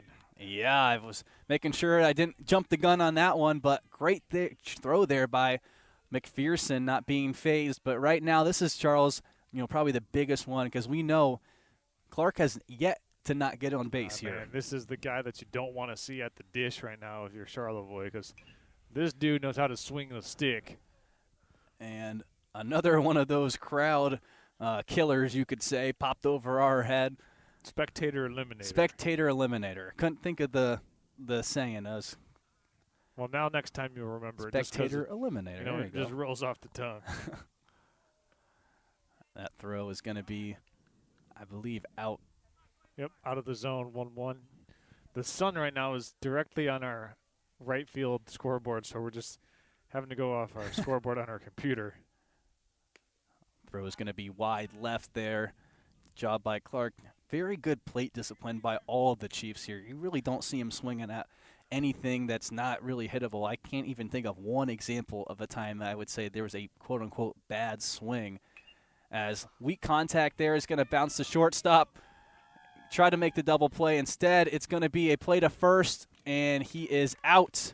That will be the end of the third. Yeah, nice play there made by the shortstop. Believe that's Williams. And he got it, kind of double pumped it, took his time again, fired it over to first base, only needed one, and he made it look routine. He's got a double play to his credit so far in today's first of the doubleheaders, but that one, relatively routine. He did have that runner going in front of his field of vision, so had to block that out and then fire an accurate throw over to first base, and he was able to do so, and the Raiders get out of that inning after only giving up 2 runs. Yeah, well, and Charles, this is the first time we've seen the tendency break in this game. First innings, we saw 2 runs, 1 run, 2 runs, 1 run. Start of the third, 2 runs. Charlevoix cannot keep the pattern going, does not get a run. So your score will be 6-2. Looks like Clark is going to remain on the mound and see if Charlevoix can answer back. So bottom of the third we go, yeah. This game, as I said earlier when we got to the top half of the third, moving with a much better pace. And, well, it's just fun to see good baseball being played. We've seen a couple of errors, but so far better fielding, better hitting, better base running. And it's been really fun to see these Woolery deliver those throws down to second base. He's got a really good arm. Yeah, I've noticed that both catchers for the Chiefs, it's almost like you don't miss a beat. That's something, you love in a sport when you can have someone who's, quote-unquote, your backup who, hey, he might even be a starter on most teams. And I think that's what I have seen so far in these Chiefs with Woolery and Hudson. First pitch is going to be in the dirt for Clark. Evans back up to bat. He is no stranger to the plate, as most of these players have been playing all game. Not really, we're up here in Northern Michigan, not the biggest rosters of all time, so a lot of reps for these young guys, getting them familiar with the other team, as that one is going to go be a strike in the zone. 1-1 is the count. Yeah, I mean, you look at Clark, he's physically imposing. He's imposing when hitting, and he's imposing when pitching. I mean, he's attacking the zone, and that one misses low and away. But when you stay in the strike zone, it makes it hard for the hitters to start to really anticipate where that next pitch is going, because you've got a lot of different places you can throw, especially if you can throw darts, right? If you can hit the outside black, if you can change the eye level, change the speed. As that one misses high, but Clark's been impressive so far, only giving up an inning, or through 2 innings, 1 run in each of them. Absolutely, definitely been impressive. The pitching really from all the Chiefs have been quite impressive that we've seen so far, as that is going to be ball number 4, and Evans will walk to first. No outs so far, as Williams goes up to the plate and see if they can cut this deficit down to, potentially 2, depending on the hit here by Williams.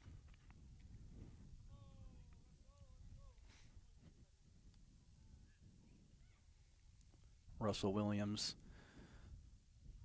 about to take the first, as Clark is going to make sure that Evans knows he's got an eye on him. Yeah, that's what you got to do. You got to make sure that they know you're watching them. Keep them honest. Try to do your best to keep them at bay on the base paths. And that one will go right down the center for a strike. 0-1 is the count.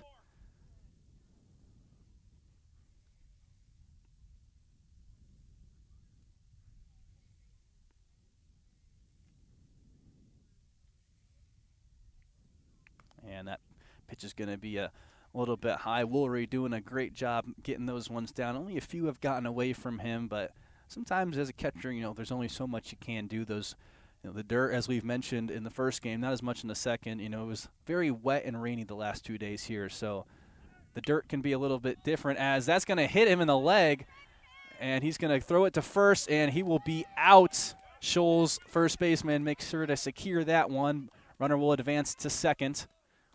1 out so far for the Chiefs. And then they're going to go out there and check on Josh Clark after that one hit him in the right leg. His catcher and his other middle infielders coming out.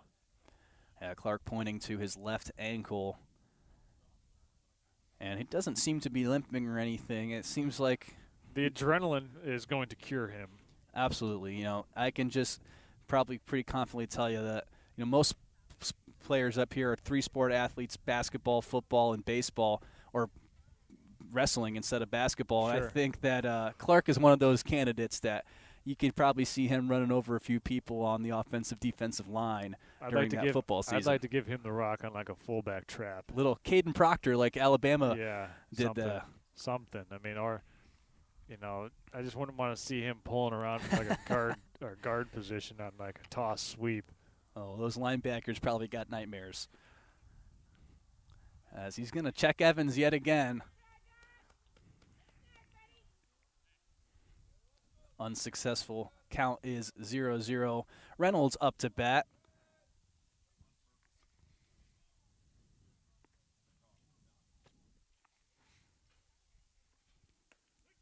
Pitch is going to be inside the zone for a strike.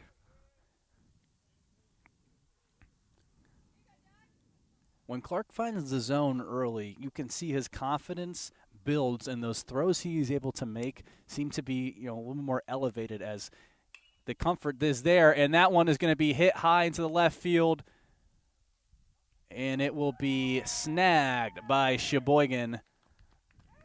No tag-ups or anything. That was caught by number 12, Charlie Godfrey. Been calling his name a lot, as he pitched almost the whole first game of this doubleheader.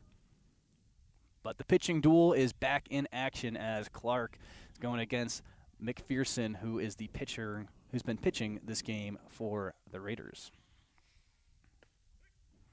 And first one finds the zone. Clark's starting to feel himself as this inning's gone on. That zone just keeps getting bigger for him. See if he can end this one strong, or if the Raiders got a little two-out rally in them. Well, I mean, that's what happens when you take a line drive off the shin. You start hitting the strike zone and then dropping the string on a curveball or pulling the string. You know, like ever since he got beaned by that ball, man. The adrenaline, you know, that extra next level, you could say, he's been hitting, and he's trying to make this a quick 1-2-3 out at this at-bat. Oh, they got him picked off, but this one goes into center field. Coming around to score is going to be Evans. Great heads-up play there by Evans. Not hesitating, third base coach not even thinking twice, sending him home, and he will get home from the score. And assuming that nothing changes in this game, the pattern of 2-1 has continued through 3. And the Raiders put another run on the board, trying to keep pace with the Cheboygan Chiefs. And right here, the man standing at the plate is capable of home run power. We saw him put one over the fence as he looks at that breaking ball that just hangs and misses. If you're a hitter, if you get a hanging breaking ball like that, that's one that you can place and punch anywhere. I think it maybe was a little too outside for him, but I was ready to hear that crack of that bat and watch that one go over the fence, as he will take a big swing at this one and be tagged out. That will be the end of the third. So the end of the third, Raiders put one more back on the board. It's 6-3 in favor of the Cheboygan Chiefs. We'll keep it right here, Jared, as we talk about, you know, what we have seen so far, trends, patterns. You score 2, I score 1. Yeah. Each team has scored in every single frame so far in this game so far, as we're about halfway as we reach the midpoint of this one. And I think both these teams got to the concession stand, got some hot dogs, M&Ms. settled them down a little bit, and now we're seeing much better play here in the second of 2 games. Yeah, I think, you know, a little food refuel always helps these young guys as they're burning through energy out there, sprinting around trying to get to the ball. And, you know, one of the things I've just really noticed and been impressed with the Chiefs is their plate discipline. I mean, it seems like that's something that their coach is very adamant on them learning, because there's really not a single one of those batters who seems to be undisciplined, swinging at stuff just to swing at stuff. It is very, very intentional. They had earlier in the first game, anytime it was a 3-1 or 3-0 count, they just wouldn't even swing, even if it was a strike right down the middle. There's a clear process in, you know, dare I say, culture there in the Chiefs that, you know, there's an identity that they've been running with, and so far it's been pretty successful. This game is, you know, Charlevoix has kept it a little bit closer, as it is only a 3-run game, which, as we can see, as we've seen in this game, it can happen at any moment. We saw a 7-run inning in the 5th of the last game. So we'll see how this will go. It looks like we have a change on the mound. No, it's still McPherson. Nope. Thought I saw a 3 there, but that was not a 3. It is a 2 and a 4. McPherson will stay, and he's been pitching pretty consistently, 2 runs in all 3 of the innings.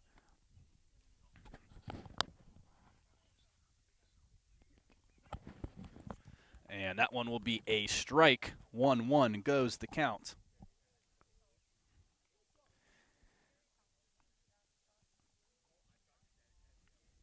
Lines up for the pitch. And we got some low contact there. And that's going to be deep into right field.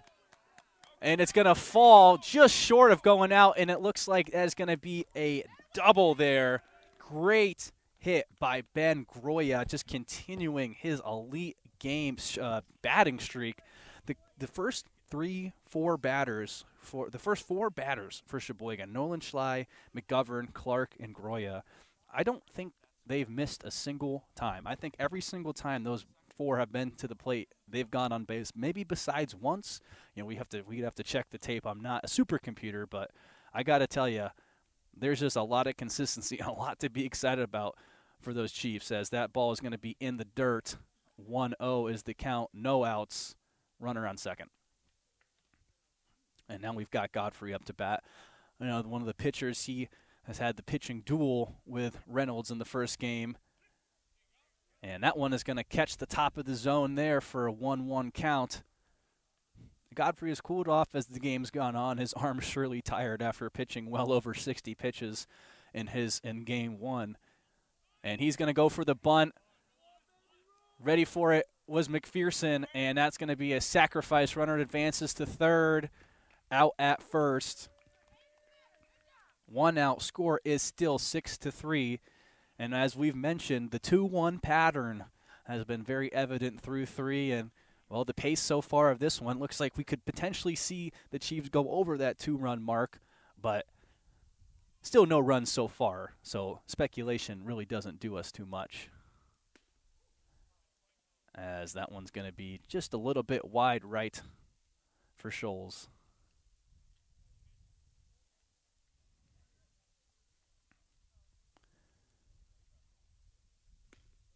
McPherson gets the top of the zone there. Scholes thought about it, but decided, I'll let the umpire make the call there. And 1-1 goes to count. 1 out, runner on third. Contact there, going right to third base. He's going to throw it home, and the runner will be out. Groyak does not make it there. Sacrifice single does not, well, almost sacrifice single does not work. Scholes does advance to first. 2 outs. Looks like potentially the pace that looked pretty good for the Chiefs now looks like we could have the tendency breaker as McPherson tries to end the bleeding here and see if their team can maybe get back on top. Woolery up to bat. That one's going to be ball number 1.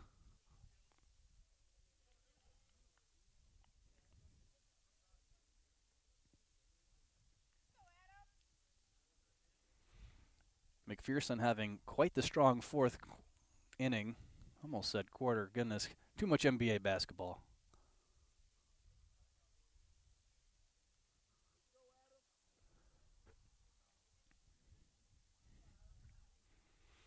McPherson doesn't seem too concerned on the runner on first as he will steal. Hansen showing off the arm there. Going to be a little bit short as the ball gets by Williams, and the runner will advance all the way to third base. Scholes, one of the easier steals that he's had from second to third. It was 90 feet. Quickly dissipating as he makes it there. And that's another one of the strengths of Cheboygan is their athleticism and their ability to steal. Over 10-plus steals between the two games as Woolery's going to rip it right in between the second baseman. Evans thought he could get a hand on it. He does not. Bats one home for the Chiefs. 7-3 is now your score. Woolery, like he has been for most of this game, getting switched out on base for Fournette.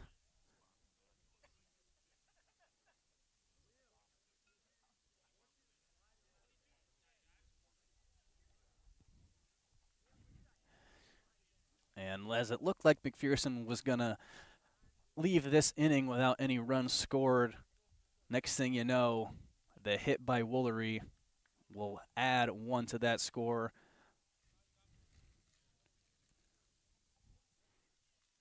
Up to bat now is Mitchell Layway. We saw him pitch the end of the first game of our doubleheader, closing out for the Chiefs. As the umpires making sure he's got all his gear situated because a ball to the face without a mask would not feel too good.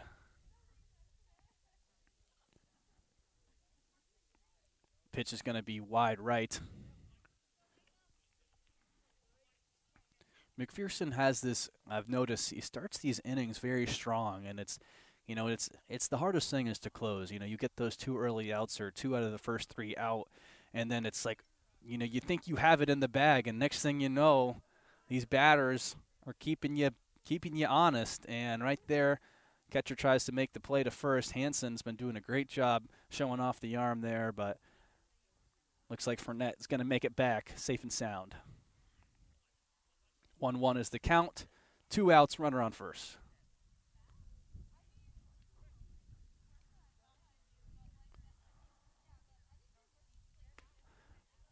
Good catch there by Hansen, not letting that one fly over his head. 2-1 as the sun continues to set here on this beautiful Thursday night for baseball. And as the sun goes down, that wind seems to slowly start picking up along with that cold weather. And that pitch will be ball number 3, 3-1 count, 2 outs. McPherson trying to get out of here with no more damage. Break the 2-1 tendency as he keeps an eye on Fournette there on first. Pitch is going to be high, and that will be ball 4. Runner advances to second as Lewe will walk to first base. Runners on first and second, still 2 outs. Quinn Hatt is up to bat. His last at-bat was an RBI single. Seeing if he can maybe make an RBI double on this play as we've got runners on first and second. He's going to go talk to the third base coach as there's going to be a meeting on the mound. And it looks like we're going to see a pitching change, and your pitching changes are sponsored by Bases MI, your road to recovery here in Charlevoix, Michigan.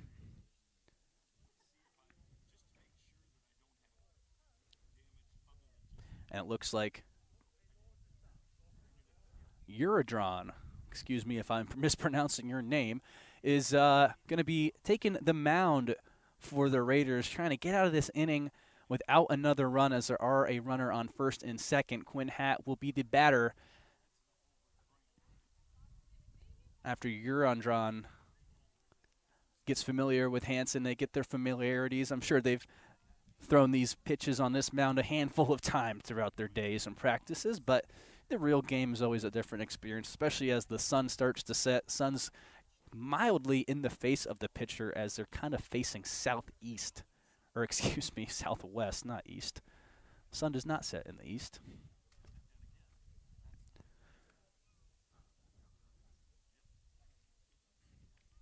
Hansen again showing off his ability to get these pitches.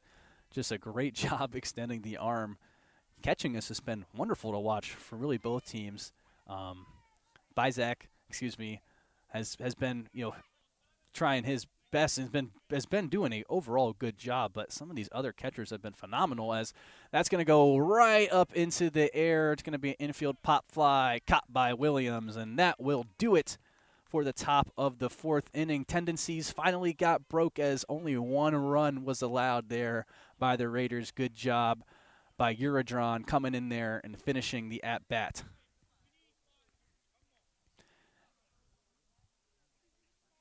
And, we're going to take a quick break as the Chiefs come out here, get Clark ready to pitch. You're watching Next Level Broadcasting here on this wonderful Thursday night. We'll be back in 30.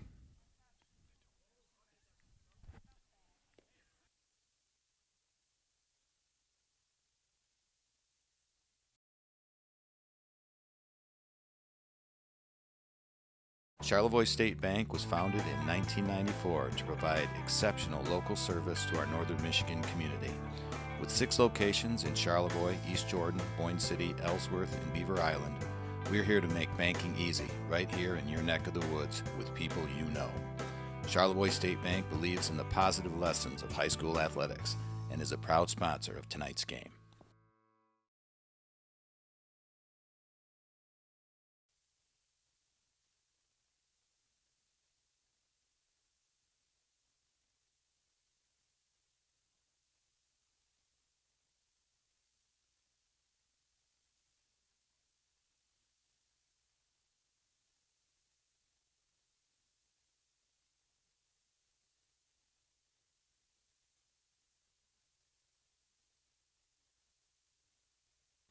All right, folks.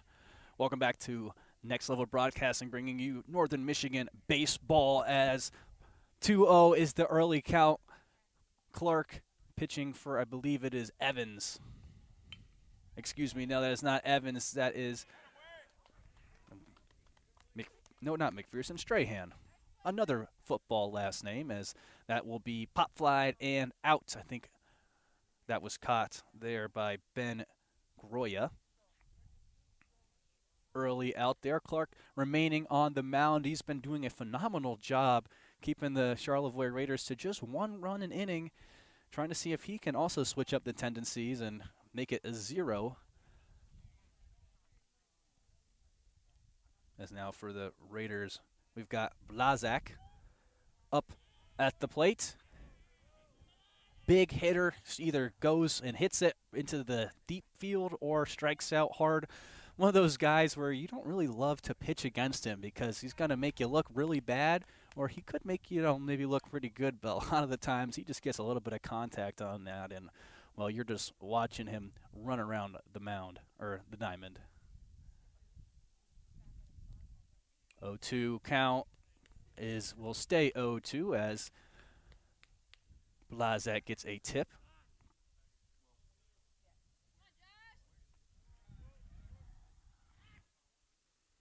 Oh, 2 count, 1 out, no runners on base.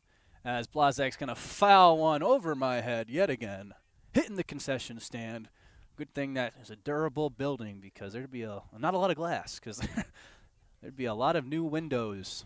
If anyone wants to window sponsor that place, I'm sure you'd probably be doing quite well as those would be replaced quite often. But that one is going to find the top of the zone for a strikeout.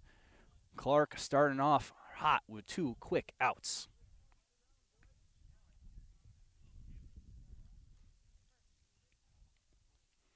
And next up to bat, we've got Titus.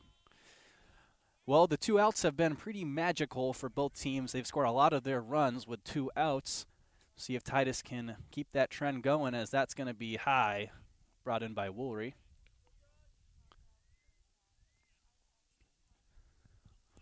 Clark trying to see if he can copy his teammate, Godfrey, as he did in the first game, having 2 innings with a 1-2-3, and so far, the count will be 1-1, so favoring him ever so slightly.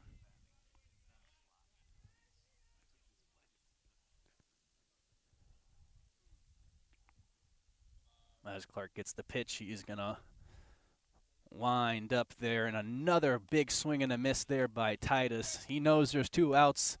He's swinging for the fences, and, can you blame him? It's starting to get cold out here, and maybe some of the legs are tired. He can sneak one and get an extra base out there, as count is now 1-2 with 2 outs. And that's going to be driven into left field. It will drop. He is going to get a single. Rounding to second. He is going to take off to second. Ball will not make it there. Titus with the double with 2 outs. And the 2-out magic so far for both teams seems to continue.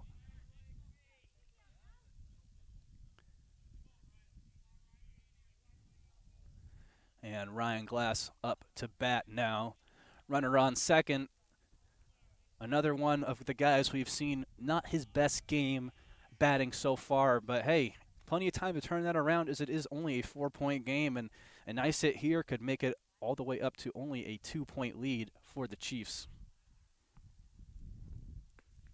As that pitch was going to narrowly hit Glass, just barely away. 1-0 is the count.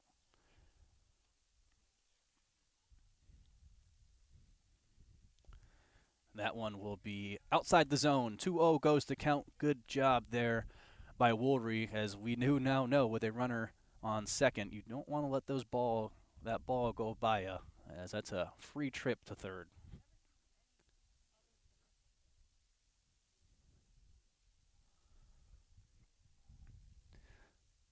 Little meeting of the minds there with the pitcher and catcher, making sure they're on the same page here, trying to close this inning out without any runs.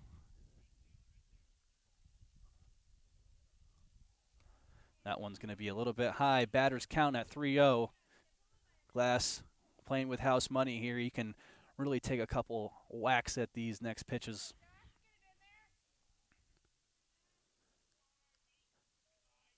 As Clark watches second, making sure he knows he's watching there. And that one looks like it's going to catch the top half of the zone there. 3-1 is the count. Clark doing a good job just staying confident on the mound, not trying to do too much. Keep Glass honest, as that one's going to be dirted, and it will be a walk and a steal, as Titus will advance to third. Runners on the corners for the Raiders, something that they've taken advantage of in both games. Game 1, they had a steal from first to second and a runner go from third to home. And in this game so far, they had a runner go from third to home and a runner try to go from first to second unsuccessfully. So catching on slowly are the Chiefs, seeing if they can catch them yet again.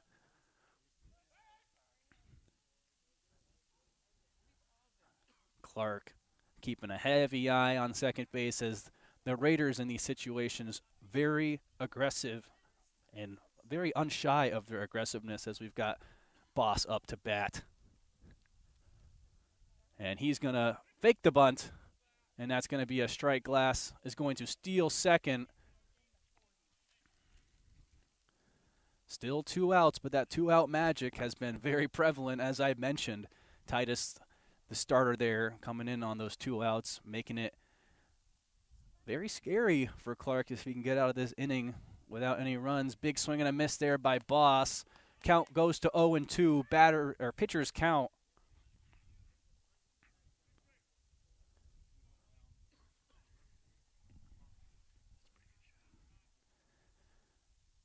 Boss ready's trying to see if he can get some runs on the board here, as that one's going to catch the zone, and that's going to be the end of the first half of the fourth quarter, fourth inning. Oh, goodness.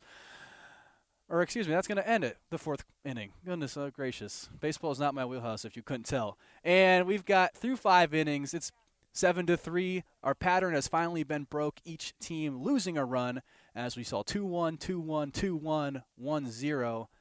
And it looks like we're going to see Uradron up back at the mound to start this 5th inning.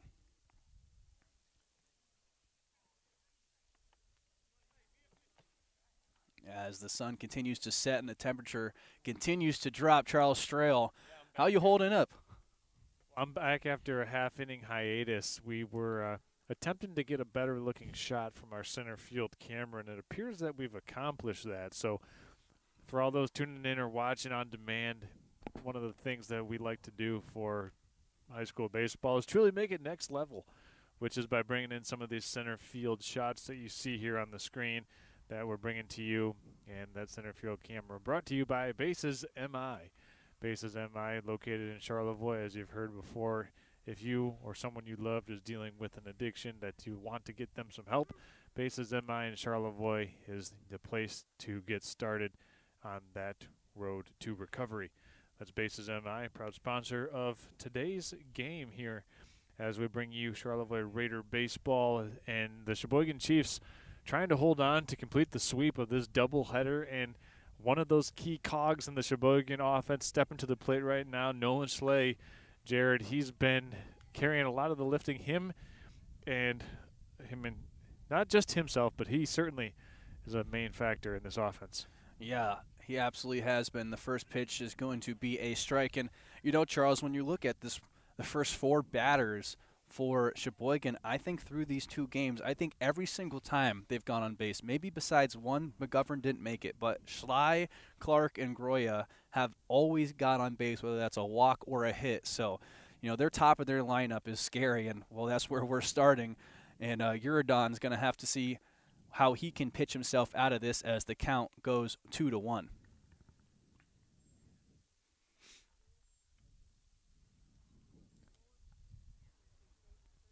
2-1 pitch. Ooh, nice bender. Curveball. Strike. Good job catching the zone there. And, hey, he has the chance to do something none of these Charlevoix pitchers have been able to do and get number 20 Schley out of there. And, well, looks like it might not be on a pitch, but it will be on a catch. Evans there catches it infield. Schley will take a jog out to the dugout. And his first time not making it on base through multiple at-bats. Yeah, speaking of breaking trends, that breaks the trend, Jared. Him just not getting on base. Yeah, absolutely. And, you know, another guy who's been pretty consistent getting on base is McGovern. Seeing if Uradron can spark up some conversation here, as it's another nice strike, using that curve to just bend it and sneak it in on that zone. Pretty impressive here, Jared. When he came into the game, he was in a jam, got out of that jam, and now he's back up on the bump doing his thing. He's got 1 out here in the top of the 5th, just looking to shut the door on this Cheboygan team and keep Charlevoix at bay enough for them to be able to have a fighting or puncher's chance in the bottom half of the 5th and presumably the 6th inning as well. Yeah, absolutely. Defense, wins championships, and right here can win them the game if they can keep them scoreless, get their offense going. 4 runs will tie up the game at 7. But first, they've got to get 2 more outs in this inning. That one's high, and as you see, 2 balls, 1 strike now the count. 3 balls, 1 strike to count.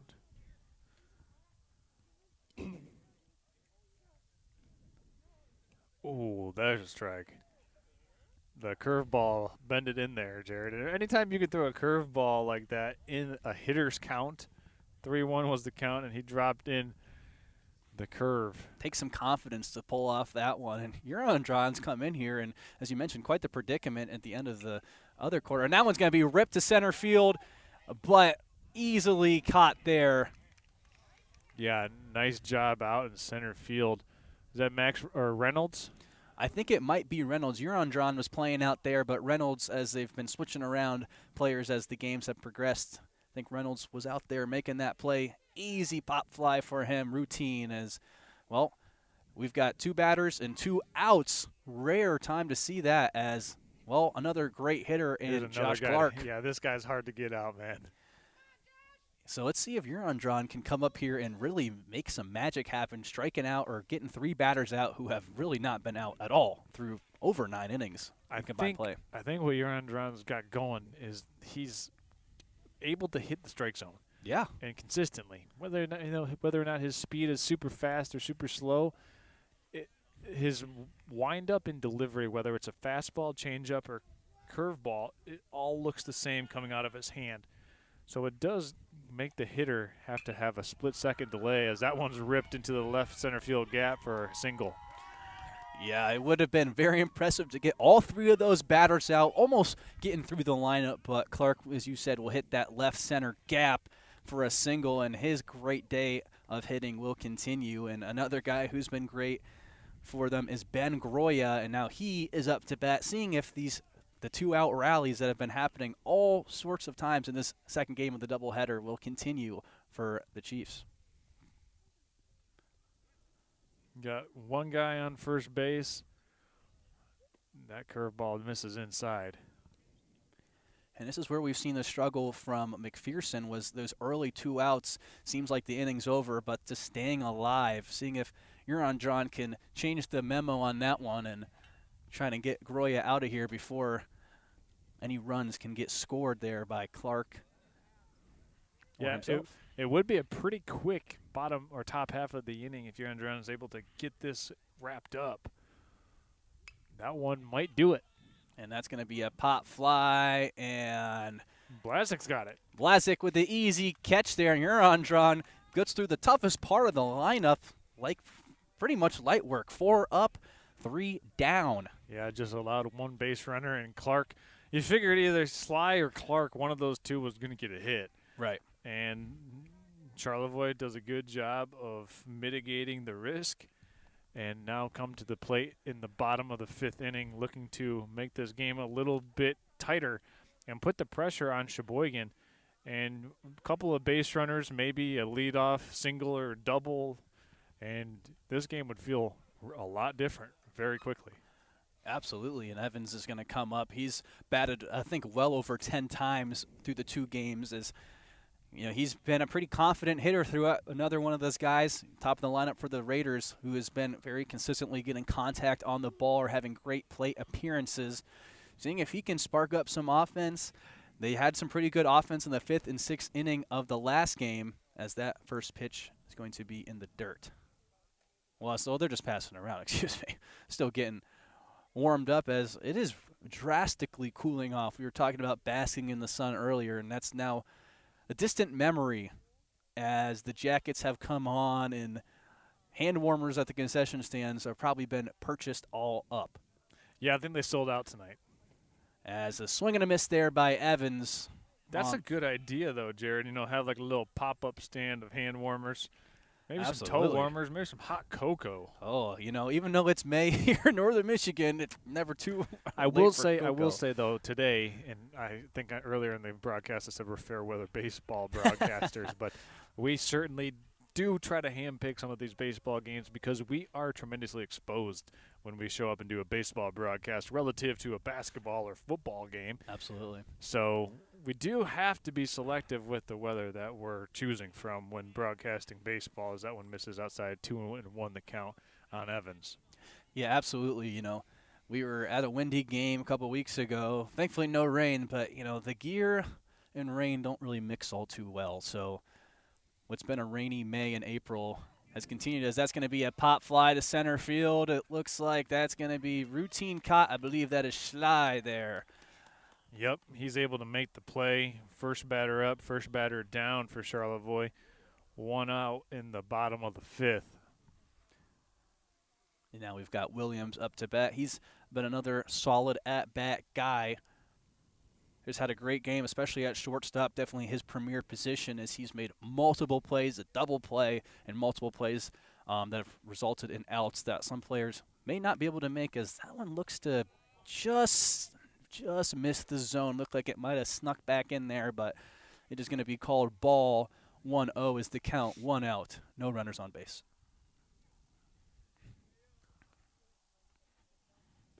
Ooh, that one just missed. From our vantage point, that one was right down the pipe, but it must have sunk at the last couple of feet before hitting the catcher's mitt. Yeah, that's one of those ones I personally would have liked to swing at back in the day.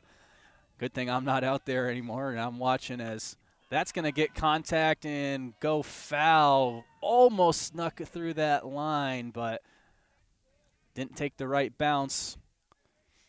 2-1 goes the count, 1 out.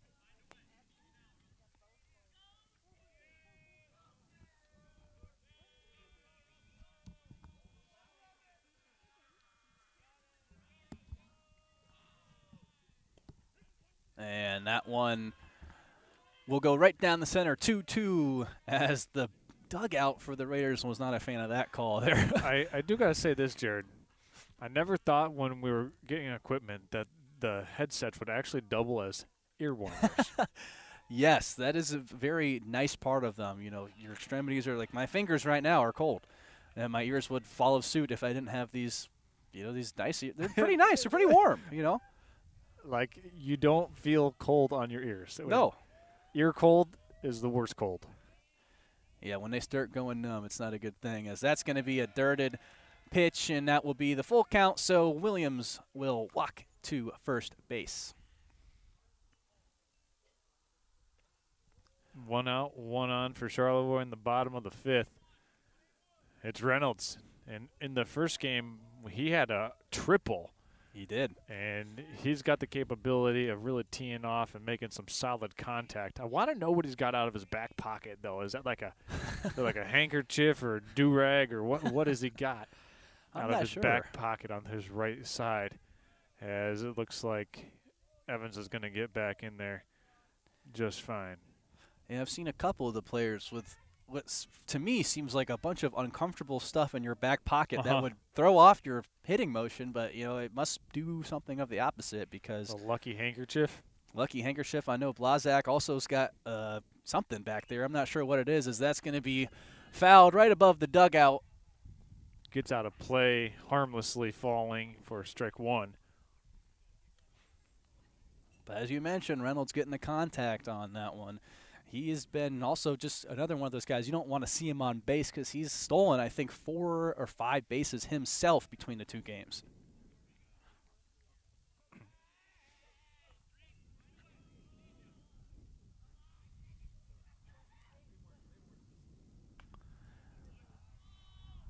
And it looked like just an inch or 2 away from hitting Reynolds, but instead it will be a ball. 1-1 is the count.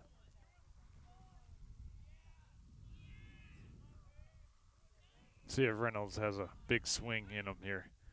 Later in the stages of the first game, we saw McPherson with a mammoth swing, hit one over the left field fence for a home run, a dinger in the 6th inning, and that was worth hanging around for and watching.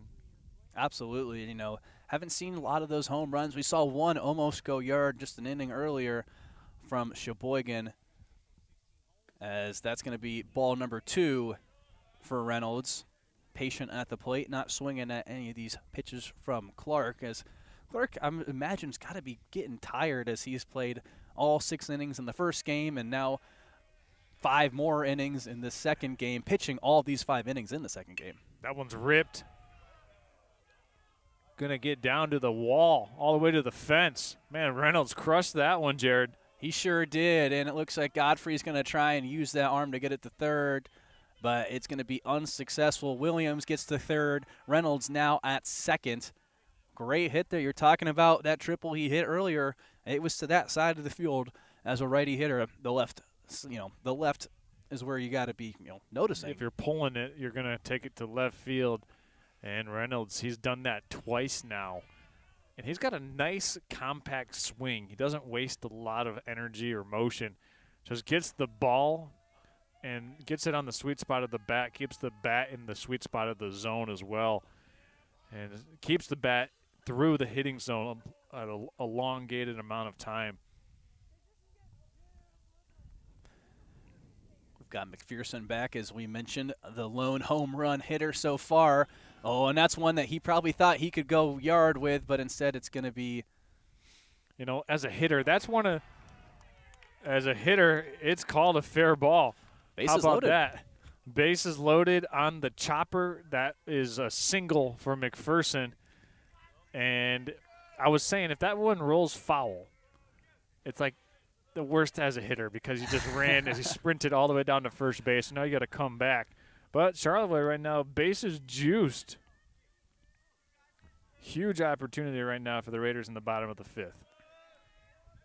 We've got Strahan up.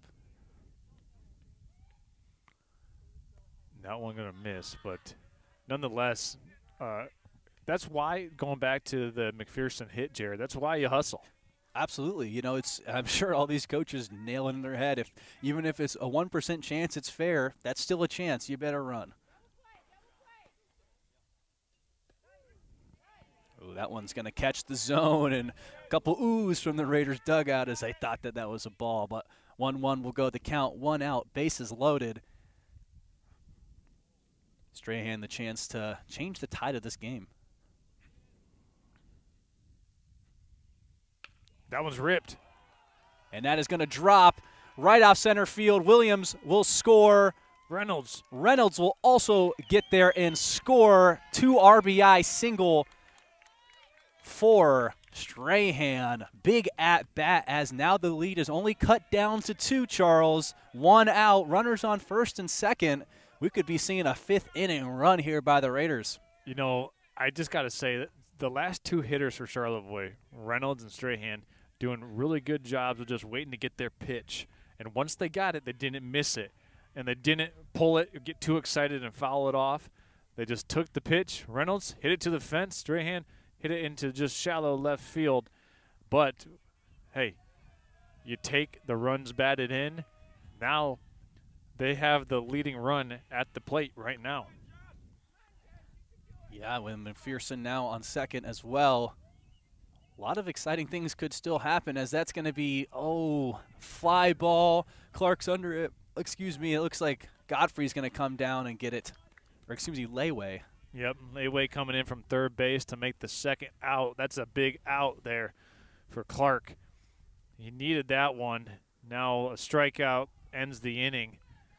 And, well, that'll bring up Titus for the Raiders. And Titus had there was 2 outs last time he was at bat, and he ended up hitting a double. So built for the 2-out moment. See if he can continue what he did that last at bat. A little late on the contact there as it will go foul. 0-1 is the count.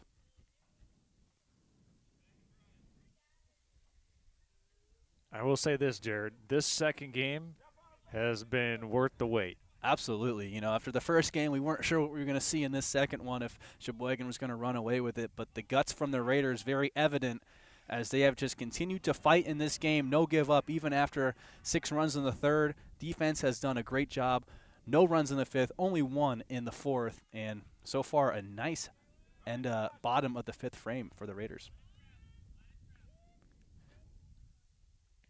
Oh, nice changeup. Yeah, big swing and a miss there by Titus, but even better pitch there by Clark. As the count does go to 0-2, so Clark has a little bit of playing with house money, seeing what type of pitches he might try to bait Titus with. As Titus is going to get under that, and it is going to drop, and there's going to be, it looks like McPherson thought about not running, but he is going to run home. 1-score game here. How about that? McPherson just doing it like a little double check. Yeah.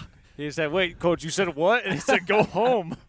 He said, you better keep running, McPherson. And thankfully, nothing bad happened there because he probably wouldn't have heard the end of that one. Oh, you go back to the dugout after something like that, man, or school the next day? Glass now up to bat. Runners on first and second. Titus clutched it up. Now let's see if Glass can do the same. Big swing and the miss there. Needs to take a breath. The Raiders with back-to-back-to-back hits, and they've all gone into the pull side of the field for these right-handed hitters.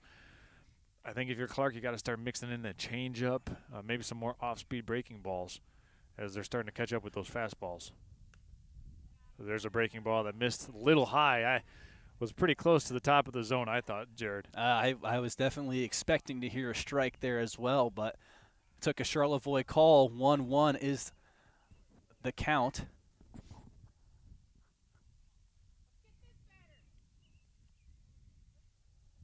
As the crowd goes silent, and there's going to be a double steal there. Runners advance to third and second, Charles. Yeah, right there, Glass just doing a nice job of just mentally trying to get into the mind of Clark. When you square to bunt, it changes how the pitcher is perceiving his target, the catcher's glove. So now you're trying to play a little head game here. Up in the count 2-1 is Glass.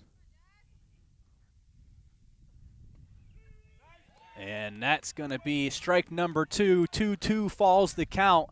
And, Clark's not been in this situation at all through this game. He's been playing with a pretty hefty lead most of this game. But now this rally, let's see if he can close this one out or if the Raiders are going to tie this game up at 7.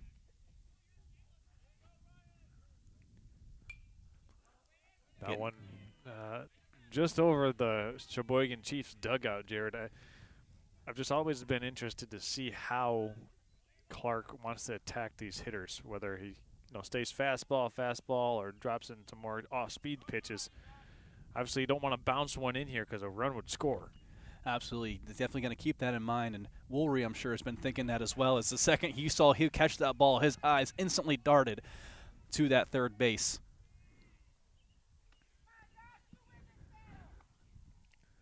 Now full count, man. Here's the payoff pitch. How about that? Time to see who can make it out of here alive. And Glass is going to continue to live, and the excitement on the bench in the dugout is evident as they know that this at-bat can really change the tide. They could potentially take a lead here or be going down into the 6th. Payoff pitch again. Oh, fouled. Man, staying alive is Glass right now, man. He is absolutely trying to just make sure that bat finds the ball at any cost, and he's doing a good job. As I think each time you're doing this, you're hurting the arm of Clark, who's been pitching a lot through this game, and now a guy who hasn't had to face this crunch time clutchness. Keep him alive, make him honest. Here we go. And swing and a miss. And you saw the excitement there by Clark as he knew that was a big pitch getting out of there alive with the lead. And it looks like the ump's going to call the game now as the sun is getting dark. Yeah. Your final 7-6, almost a crazy comeback there by the Raiders, but instead they're going to fall just 1 run short. The clutch pitch by Ryan Clark pitched the whole game and won the game. And got the strikeout he needed. It was a 7-6 final. The second of the 2 games went down to the wire. Saw some timely hitting from the Raiders. That back-to-back-to-back hits they had of hard hit baseballs started with Reynolds. And, Charlevoix did everything they could except for punch across one more run to tie this one up. We want to thank all of our sponsors here for bringing this game to you with the Charlevoix State Bank, Bases MI, and Dingy Dash. Next came up on the Next Level Broadcasting radar next Wednesday as we head to the Ski Valley for two of the top teams in Northern Michigan facing off in a doubleheader. That'll be Gaylord St. Mary and Mansalona. Jared, your final thoughts here tonight. Just a great game by both teams. I'd love to see the Charlevoix Raiders fight back in that second after what looked like a stomping from the Chiefs in the first. They fought back, got it from out of the mercy rule, and they carried that momentum into this game. Little bit short of that comeback, as you know, the first game went long, so the last inning got cut short. But still, you love the fight from these guys, and the Chiefs, I just gotta say, great discipline there. Weren't fazed by the moment and just came out here and played great baseball. All right, so that's going to do it for myself, Charles Strail, and Jared Stamen. Thanks for tuning in to this presentation of high school baseball here on Next Level Broadcasting. Until we see you next Wednesday, have a great rest of the weekend and stay safe, everybody. Good night.